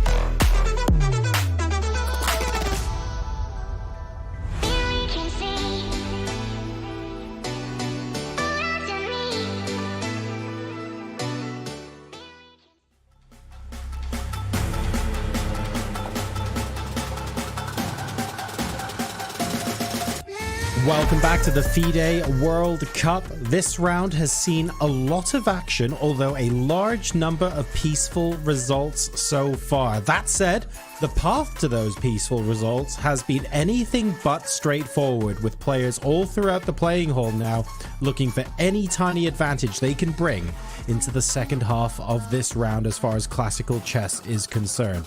One board, though, that looks like it should end peacefully, even though we are technically still trying to see if a mistake might get made, is on this one. Here we have Sevian versus Wei Yi, but it doesn't look like there are many more opportunities to go wrong. It would not surprise me if we keep shuffling for a bit, but I think with accuracy, this should be just fine. Yeah, I completely agree with you there, John. And we've seen that there has been some liquidations on the king side. That was where the critical action was happening. And Black has done the mission, right? The Rick pawn, not great. And all that Black has to do is just walk the king over to b4. And the players are going to play this as quickly as humanly possible. There's no hesitation because the plan is very clear. And the king is going to get to b4. And with that, we have a handshake, another draw. This time between Sam Sevian and Wei Yi. They will return, and tomorrow it will be Wei Yi who will have the white pieces.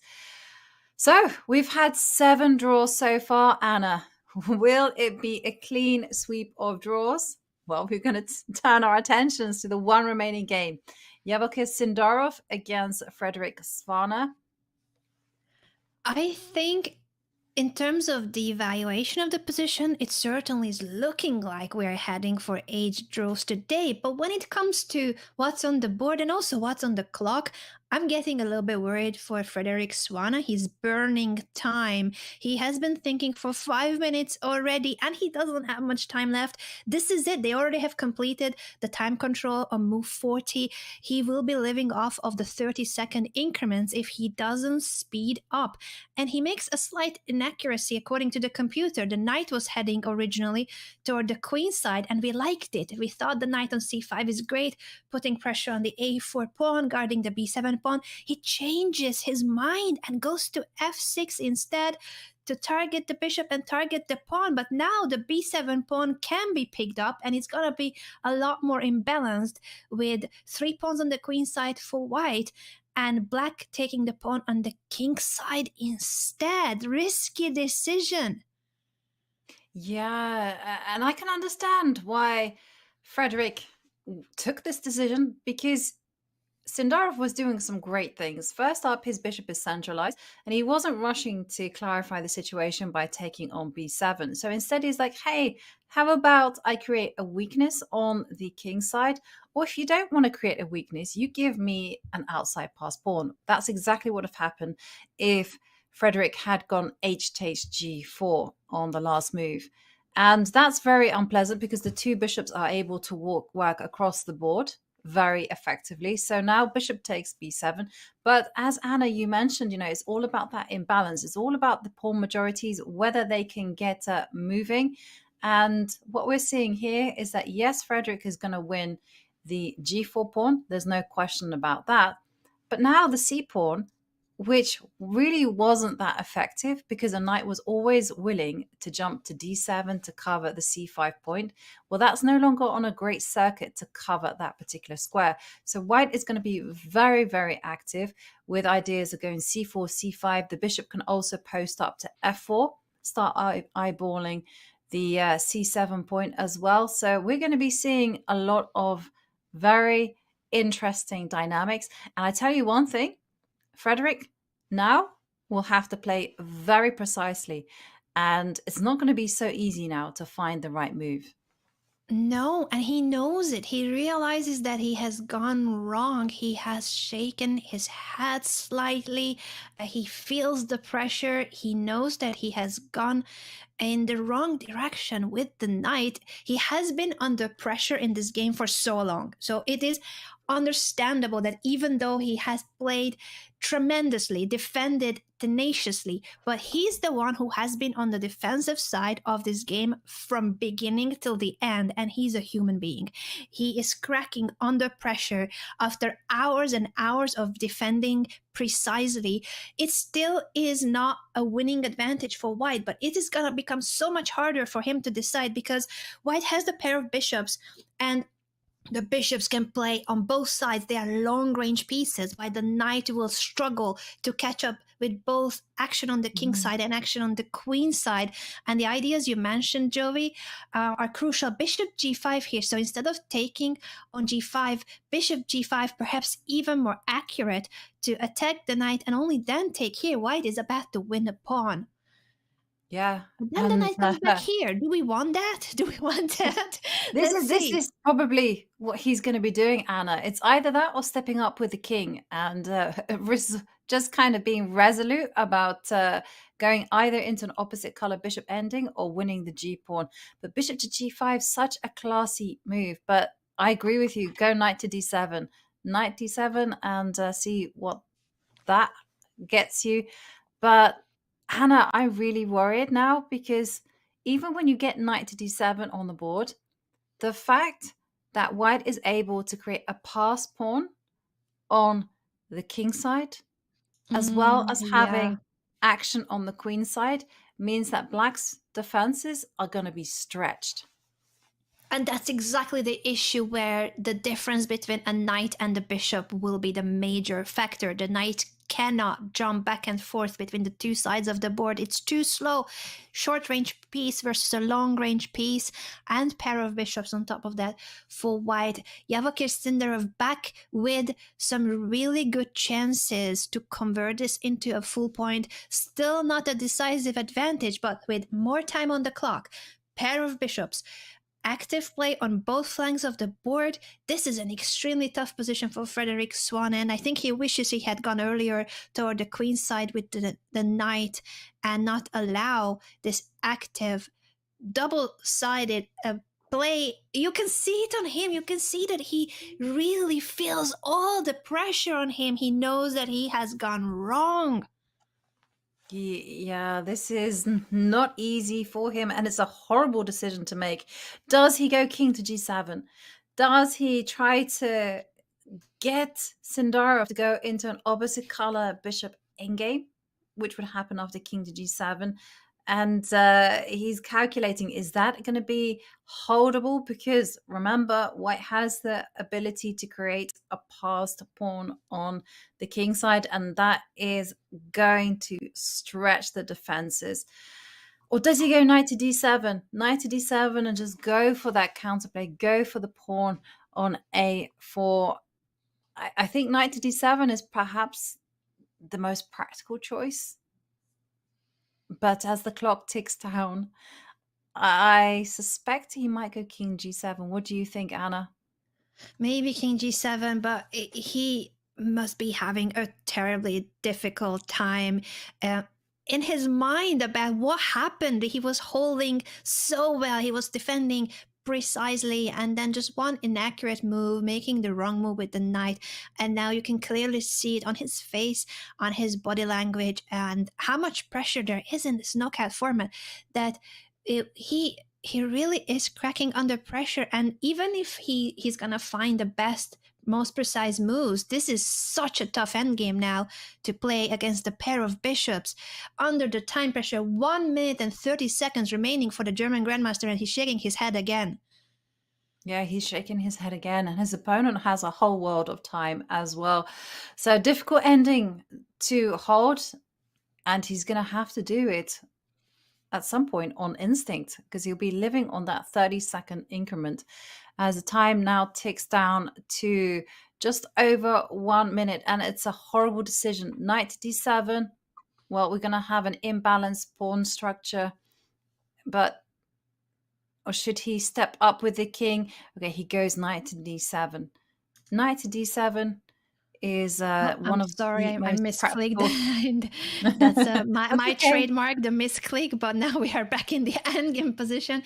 That is the story of this game. Exactly, Jovi, as you mentioned, he goes for that knight move. But had he gone in that direction with the knight earlier, it would have been less dangerous for black. Of course, white could have still tried and would have pressed for sure. But now it is real chances for Yevokir Sindarov to be the only player in the round of 16 who might be winning his game in classical chess today. We have seen 7 draws, and this is the final game of today, with white having the pair of bishops. For the moment, with an extra pawn, the a4 pawn is gone, but that does not matter because he will have the h pawn in the future as a passed pawn.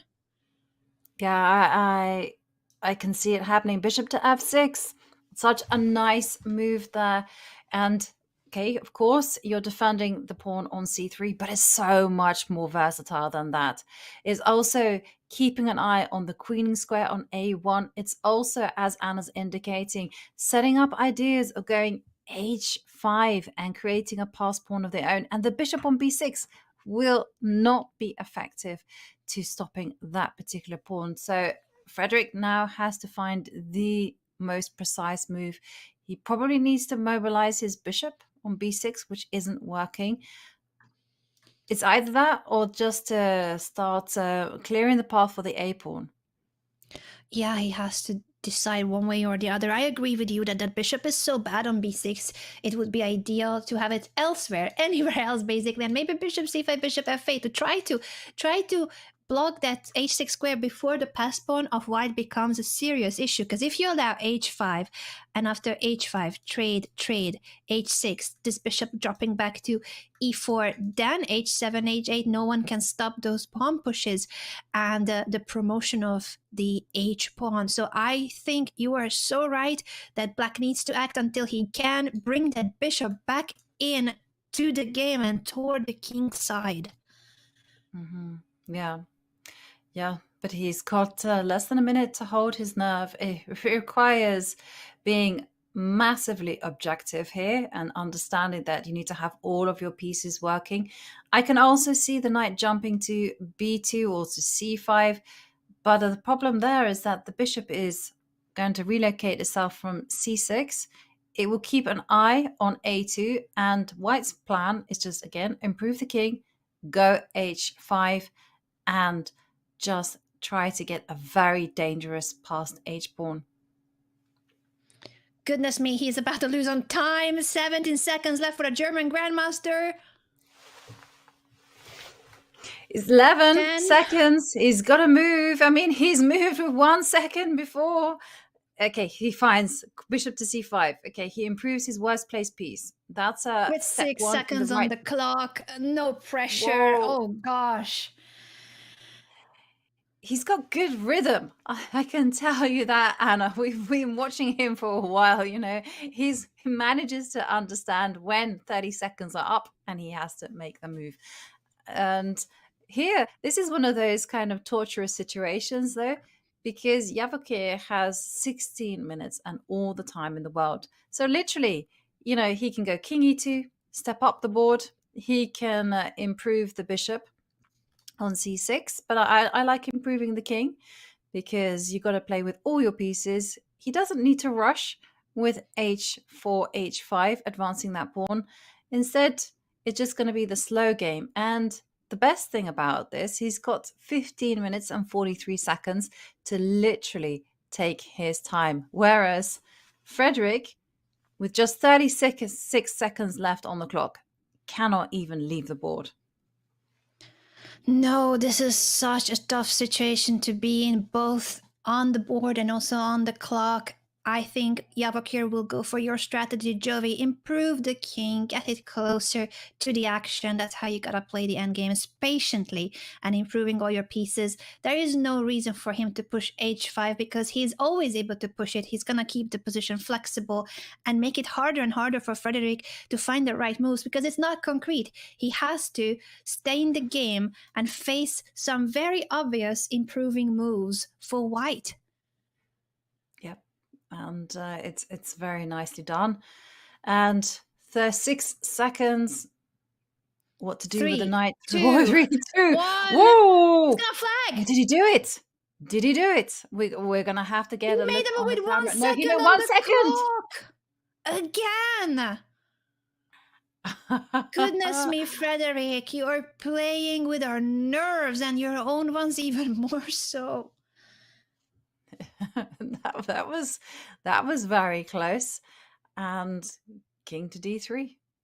That's the move that I'm expecting from Sindarov. Maybe the king can keep an eye on the rogue a pawn, and the bishop on c6 can then step towards the center, and the arbiters keeping a watchful eye on both players, making sure that there is no untoward behavior.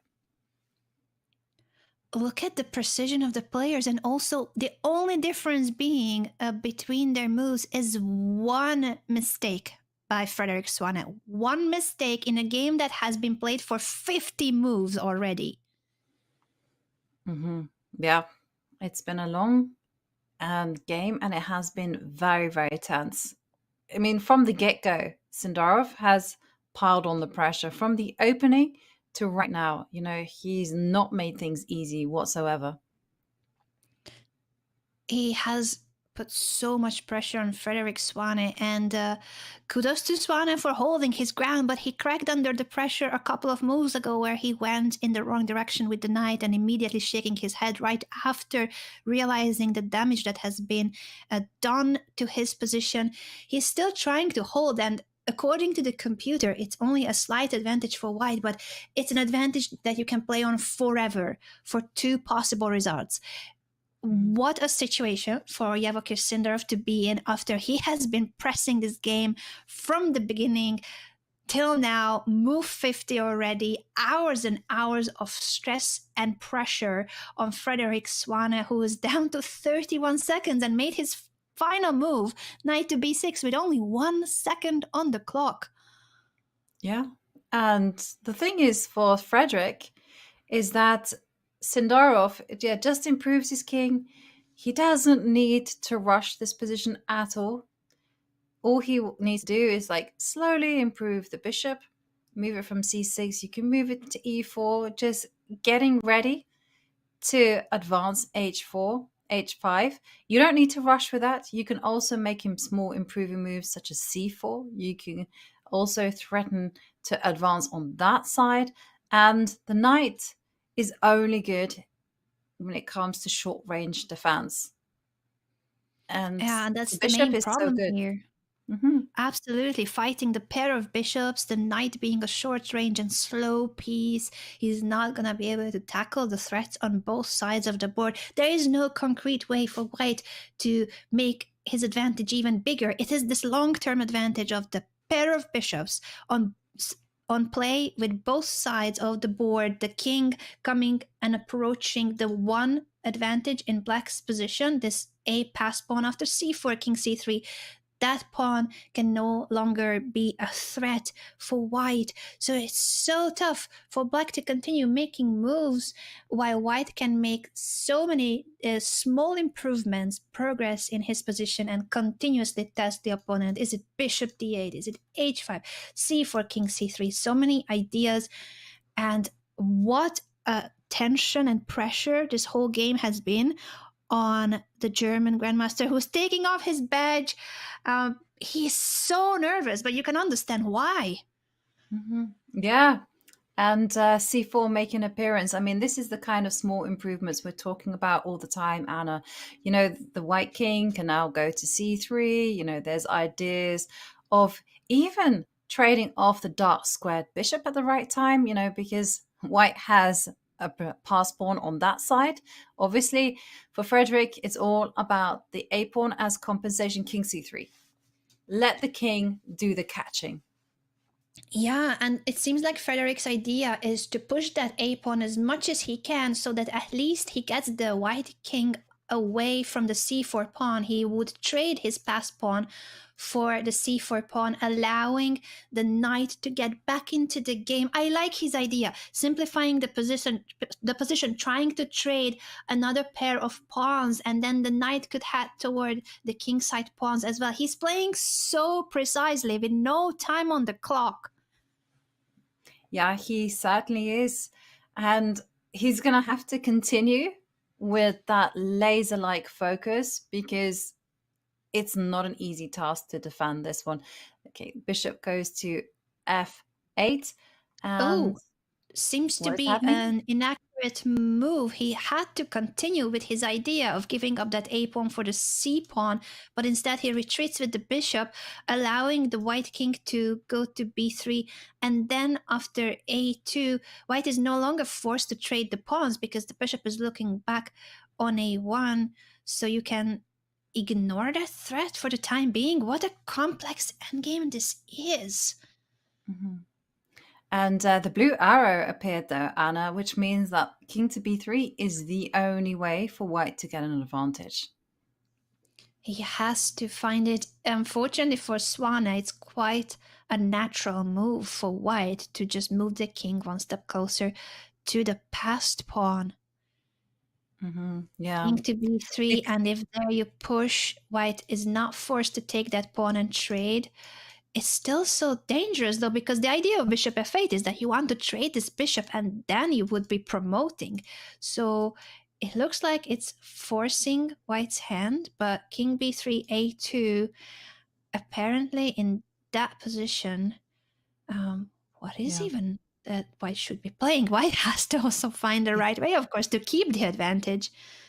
Right. And king to b3 is the only move, because if you put it yourself in black's shoes, black literally just wants to go a2. And if then king to b3, then the bishop will come to g7. And the cover on a1 will disappear. And the more pieces, the more pawns that Frederick Swana trades off, the closer he gets to the draw. Of course, Sindarov finds king to b3, king a2, again, only move in the position. Yeah, the computer is pointing out that black should push the a pawn before it's too late to push it. So you push and you want white to take that pawn, so at least you can trade your a pawn for the c4 pawn and get your knight into the game, get it toward the king's side. But after a2, white is not forced to take. Actually, maybe white should, because you are threatening bishop g7. So it might just be that forcing line again, but a slightly worse version of it.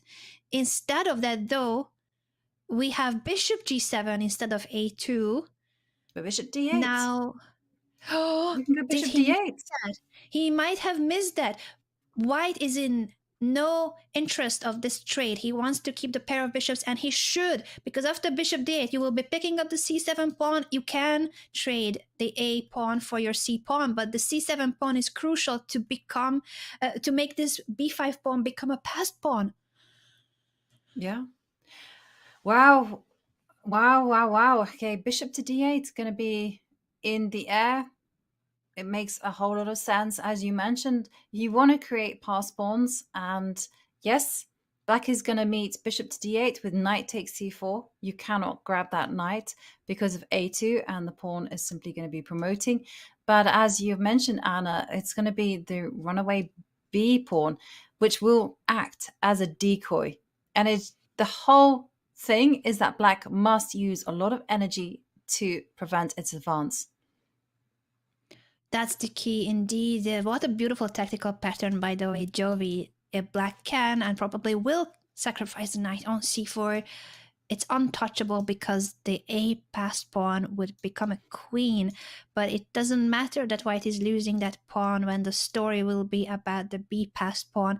You cannot promote the a passed pawn of black because the white king is controlling the a2 square, but no one can stop the b passed pawn because there will be a white bishop on c7, another one on c6, guarding all the steps of that passed pawn all the way to promotion. And I think this is what we're going to see. Bishop to d8 is on the board. And if bishop e5, then you are keeping the c pawn alive and white can simply push c5. Absolutely. And the knight is going to have to jump into c4 anyhow. But I'm expecting knight takes c4. It's the only chance. Get that c pawn off the board and then just try to hope to blockade and prevent the b pawn from advancing. You can post the bishop into the center, but this one is going to be very difficult. I also got to say that for Sindarov, he also has to be extremely accurate as well, because this is the type of advantage that could, if you misplay it, just slip away. 15 seconds ticking down. Okay, we come to that stage. Will he make it? 5. He made his move. It's 3 seconds on the clock, playing bishop e5, guarding the pawn, but this allows c5. The computer is saying c5 is the only way, but it's the only way, but it's a winning move after c5. White's advantage is decisive. Yeah, c5. And for Sindarov, it's literally the only move.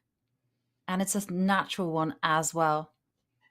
Very natural. The knight barely has any squares to go to. You can sacrifice it on a4 or on c4. The white king cannot capture the knight because then the black passed pawn promotes, but that's not a problem. It's all about the b passed pawn being supported by the bishops. And Frederick, he's not happy with himself. Maybe just realizing that knight takes c4 now was a possibility in the previous and move. would have been a better chance. It was probably still really tough for black, but knight takes c4 was a somewhat better practical chance, trying to hold this really difficult endgame.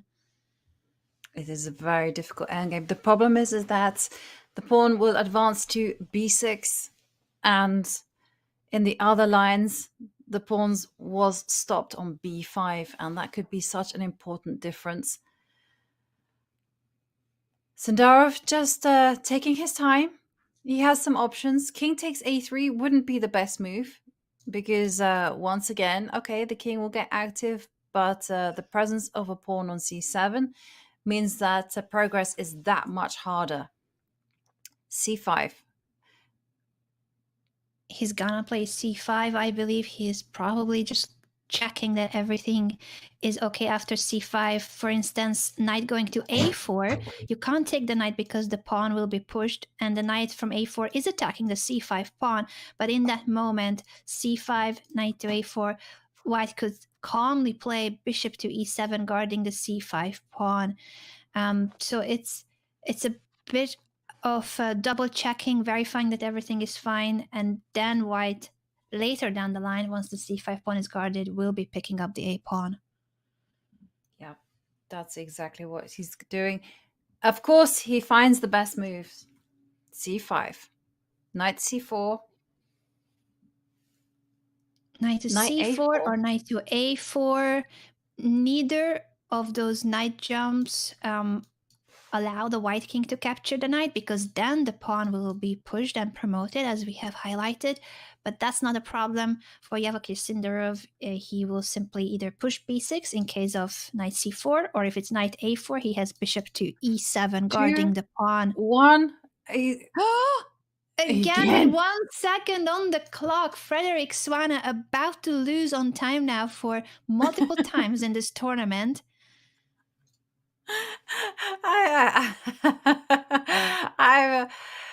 Knight a4 was the choice indeed, and bishop e7. is such a good response. You know, now there's going to be a problem how to defend a3. And for Frederick, his position is now going from bad to worse. I mean, he has to go on the counteroffensive. He has to perhaps go bishop to d4. But unfortunately, then- b6 is a lovely response. Yeah, both king takes a3 and b6 are a threat. b6 will open up the diagonal of the bishop, attacking the knight and also threatening to promote that pawn.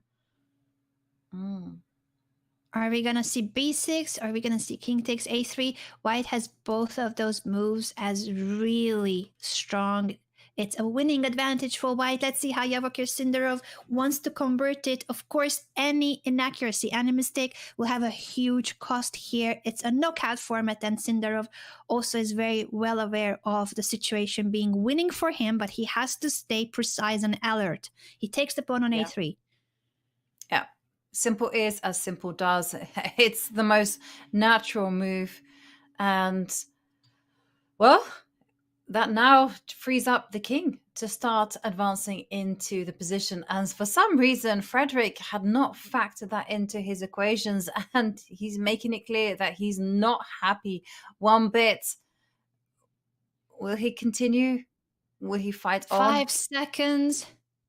He played again with 1 second on the clock, knight b2, so that the knight at least cannot be captured. He's trying to bring that knight back towards c4. So if the pawn is pushed to b6, at least he would be able to pick it up with this knight c4 check, a knight fork.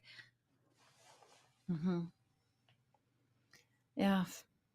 And Frederick really displaying his emotions on the table. He's not happy one bit. For Sindarov, he's sat up there on his chair.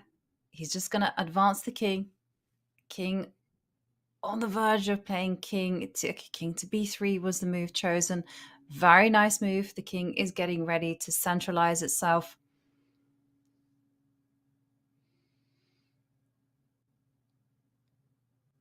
Oh, and you can see it all on Frederick Svane's reaction, the disappointment after having defended precisely for hours and hours. This is move 59 already. He cracked under the pressure. He's got 3 seconds on the clock. Yeah, and he goes for advancing the pawn f5. One last hurrah.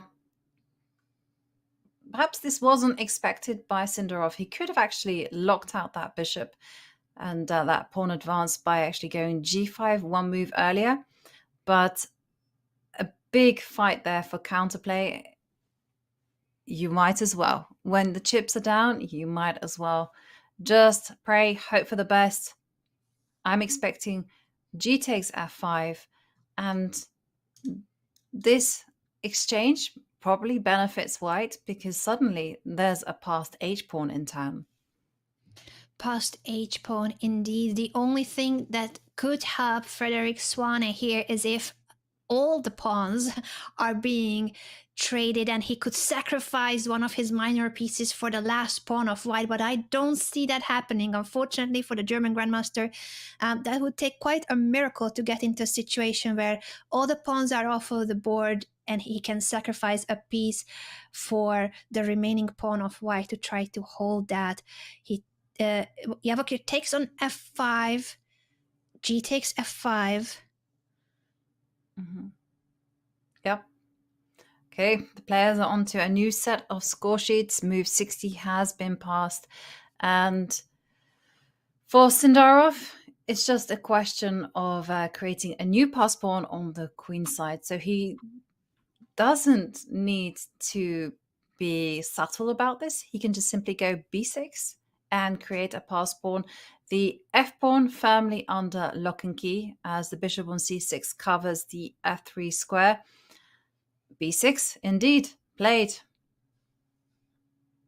C takes b6, and Frederick Swane, everything that happened in this game, you can read it on his face. Unfortunately for the Grandmaster from Germany, this is a hard break. What a tough game this has been. And for Yavokir Sindarov, he has put pressure on Frederick Swane from the very beginning of the game.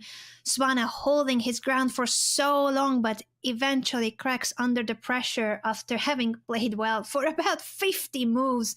Now we are on move 62, and it's a winning endgame with pass pawns on the H file, pass pawn on the B file, and it's the position where it clearly shows why the bishop is better than the knight in games where there's action on both sides of the board, because the bishop is a long-range piece, while this knight is unable to parry the threats on both flanks of the board.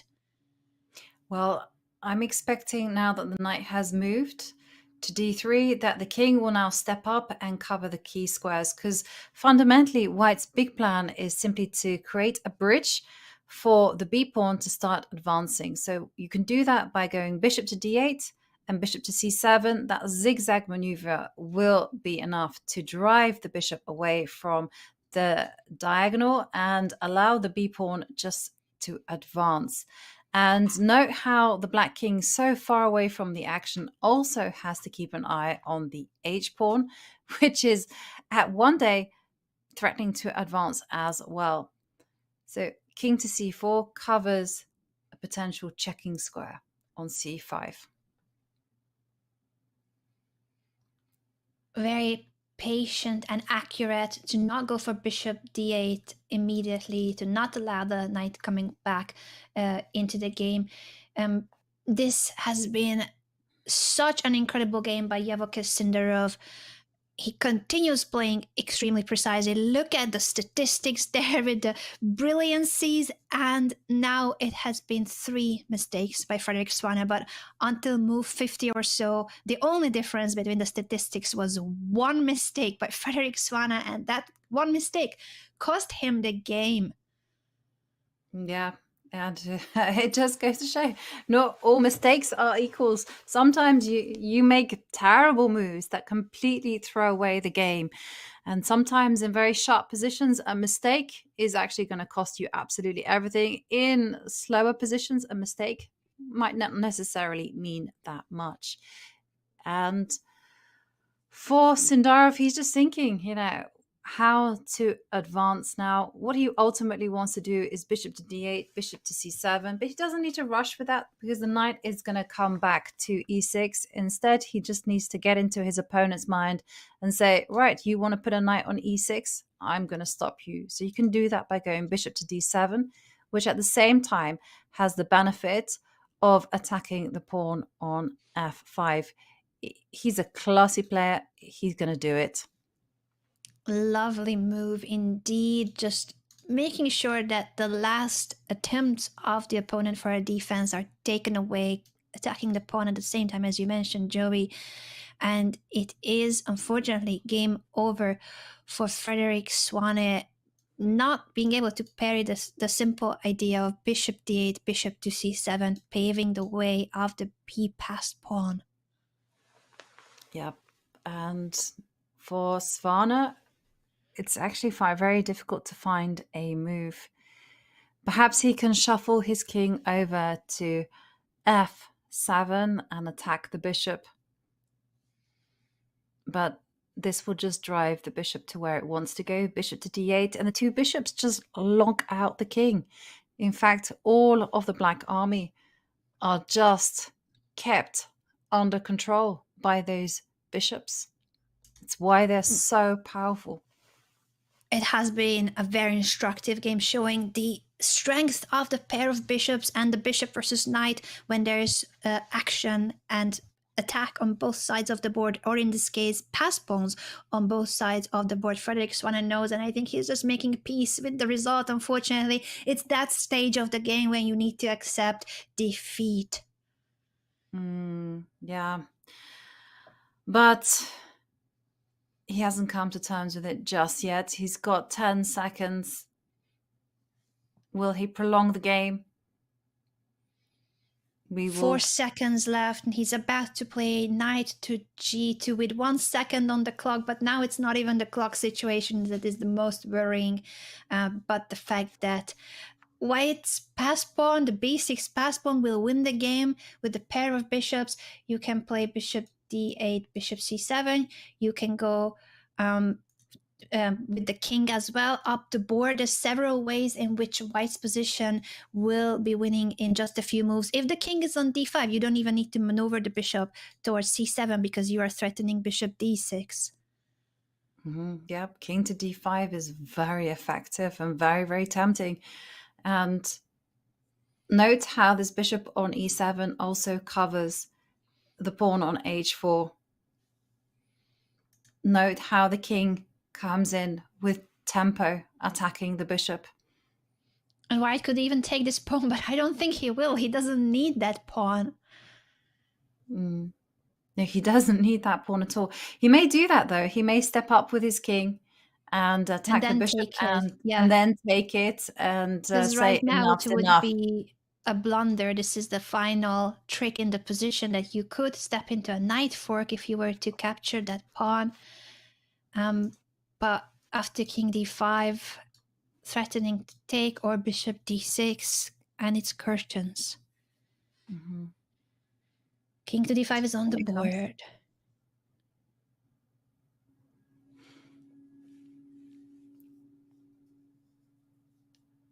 With every move, Frederick is deciding whether to prolong the fight or to give up. He goes in with the bishop.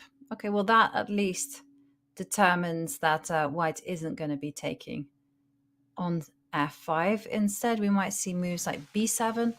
That is very good. Very good. The And then bishop will d6. post. Exactly. Block the opposing bishop there on g3. And Sindarov senses that it's over. This is already move 65, the one and only game remaining in the round of 16. And Yavokir Sindarov will be, he's about to be the only player that manages to win in this round. Every other game, 7 games have ended in draws, while Yavokir Sindarov has been putting so much pressure on Frederick Swane that the German Grandmaster cracked after about 50 moves, very well defended in an endgame that was tough. From the opening, through the middle game, into the endgame, it was Yavokir Sindarov that has been pressing and playing a 2-result position. For Frederick Swane, this is an absolute heartbreak. He defended so tenaciously. He was really holding his ground in a very difficult game, but eventually he cracked under the pressure and is no longer able to find any defensive resources. Will we see b7 on the board? Will Yavokir push the b-pawn and then play bishop to d6? Or will he go for direct measures with king to c6? Either way, the plan is clear. You want to block the bishop on g3 and you just want to advance the b pawn. That is the pawn that is going to bring home the money. Sindarov just verifying the analysis, making sure that there are no tricks, no checks that he needs to be aware of.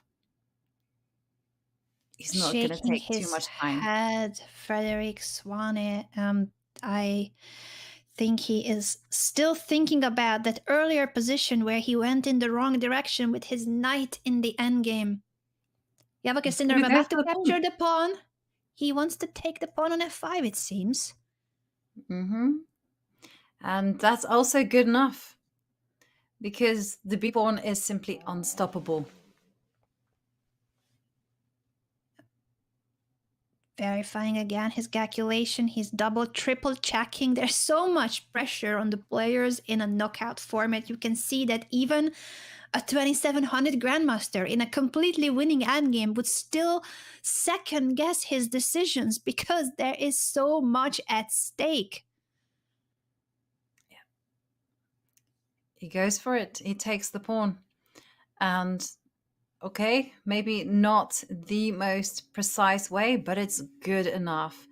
And you cannot capture the pawn on h4 because the b pawn will simply advance forward. And there's really nothing to be done. You can throw in a check on e3, but the 2 pawns are going to clinch it for white. Frederick Swanna down to 15 seconds. Is he gonna try to bring the king closer? I think he's going to try knight takes seconds. pawn. He takes the pawn. Now there's only one thing Wait, did that he flag, or is that just my board? No, I no, see I him don't think running out of time, but he must have made his move again with 1 second on the clock. Yeah. And this is the point that Sindarov has been banking on. The knight is saddled there on the edge of the board. And with this bishop retreat, that knight is completely locked out. All white needs to do is place the bishop on d6 and start advancing the b-pawn. Knight to g6 by Swane, attacking the bishop. Now the bishop can and will go to d6. Also bishop d8 is still possible, but why make it more complicated when you can immediately bring that bishop onto the diagonal? Actually, he's about to take the knight. There's various ways to win this. Maybe that's even cleaner, to capture the knight and then play bishop d6. Yes, that's exactly what he's going to do. He's going to take the knight. He saw him reaching for that piece, and then he can go b7. He's going for it.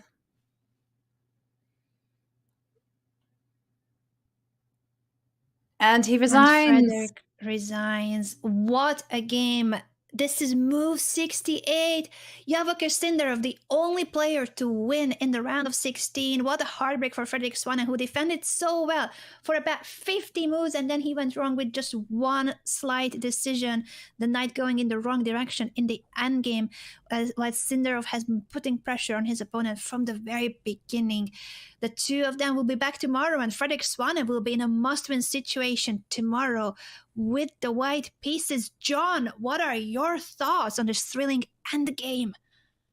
Oh, my thoughts are with Swane right now. That looked like a heartbreak, but in extremely slow motion. This is a very difficult situation for both of the players to be in, even though Javokir Sindarov got the point here. I think it's always worth pointing out that the hardest games to win in chess are one positions. It's very difficult to turn the screw and make sure you ask every single question of your opponent, and Sindarov had done that absolutely brilliantly here. So heartbreak for Swane, but he has got the opportunity to try and strike back with the white pieces tomorrow. Otherwise, it's all draws today. We nearly had 8 draws, but not quite, as Javokir reminding us that, you know what, got a couple of tricks up his sleeve still. Now, Jovi, I think it's worth pointing out for anyone who maybe is watching the latter stages of the stream, it looks like 7 draws is a decidedly boring day, but it really was anything but. There was a lot of fighting chess going on all of those boards, pretty much. I know, we could have seen a lot more decisive results. You know, we had crazy positions in the game. Arjun, Erigaisi, Levon, Aronian.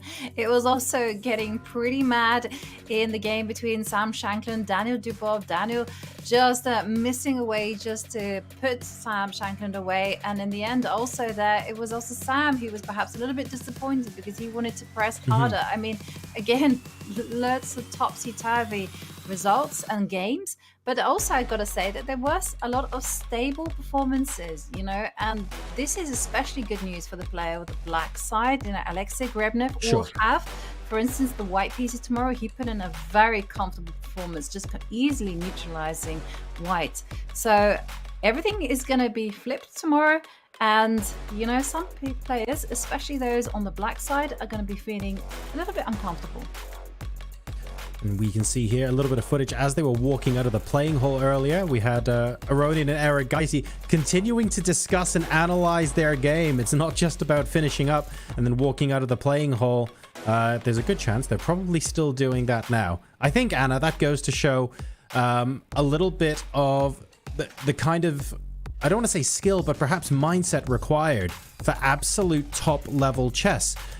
Even after that heartbreaking loss, for example, we saw Swane staying at the board, analyzing with his opponent.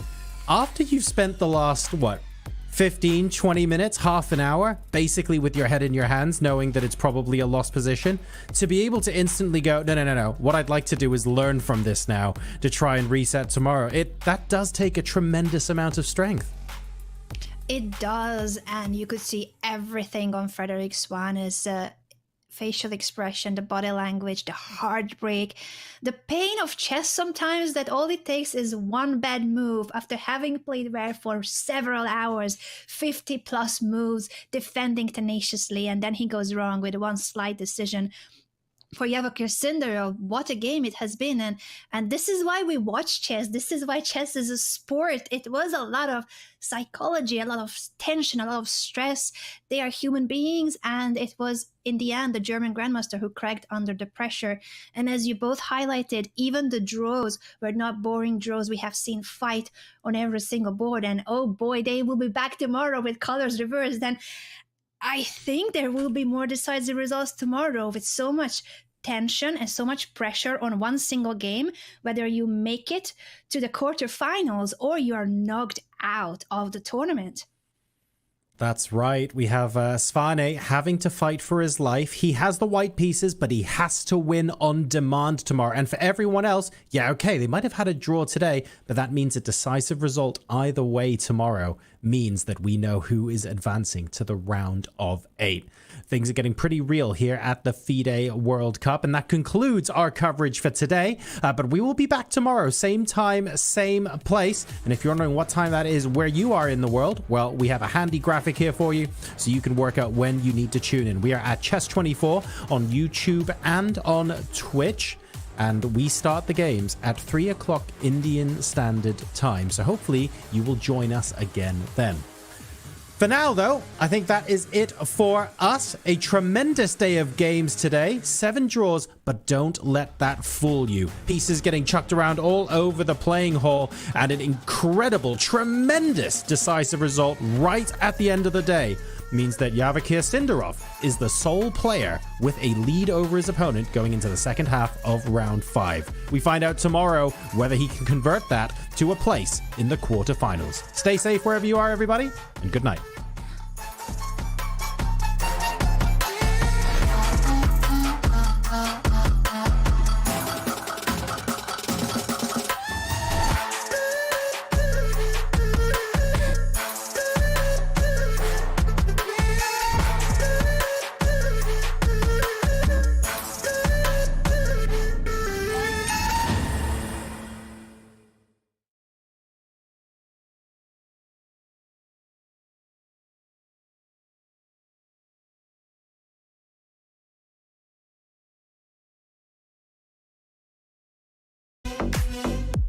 December, the world turns to Doha, Qatar for chess at its fastest and fiercest. The 2025 FIDE World Rapid and Blitz Championships bring the globe's elite to battle under lightning time controls. December 26th to December 30th, Rapid and Blitz formats designed to reward precision, courage, and creativity. In the heart of the Middle East, Doha offers more than a board, a world-class venue, a cultural backdrop, and a stage worthy of legends. With a €1 million prize fund on the line and the title of world champion at stake. The 2025 FIDE World Rapid and Blitz Championships, the ultimate test of fast chess.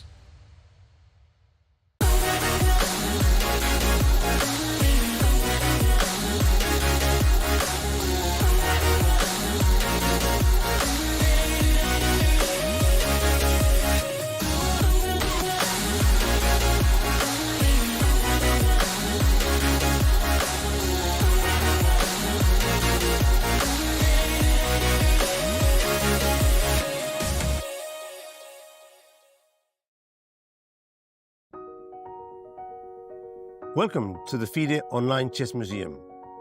The International Chess Federation proudly presents the FIDE Chess Museum, an online space celebrating the rich history and evolution of chess. Explore exhibits that trace the game's fascinating journey. Discover the origins of chess, beginning in the distant past, and follow FIDE's centenary journey. rare chess sets, unique books and memorabilia, autographs of chess legends, trophies of historical tournaments, and stories of the chess champions. Explore the game's legacy and future.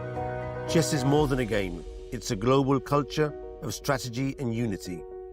Join us to experience this unique online journey where history, culture, and passion for chess converge. And also on your phone.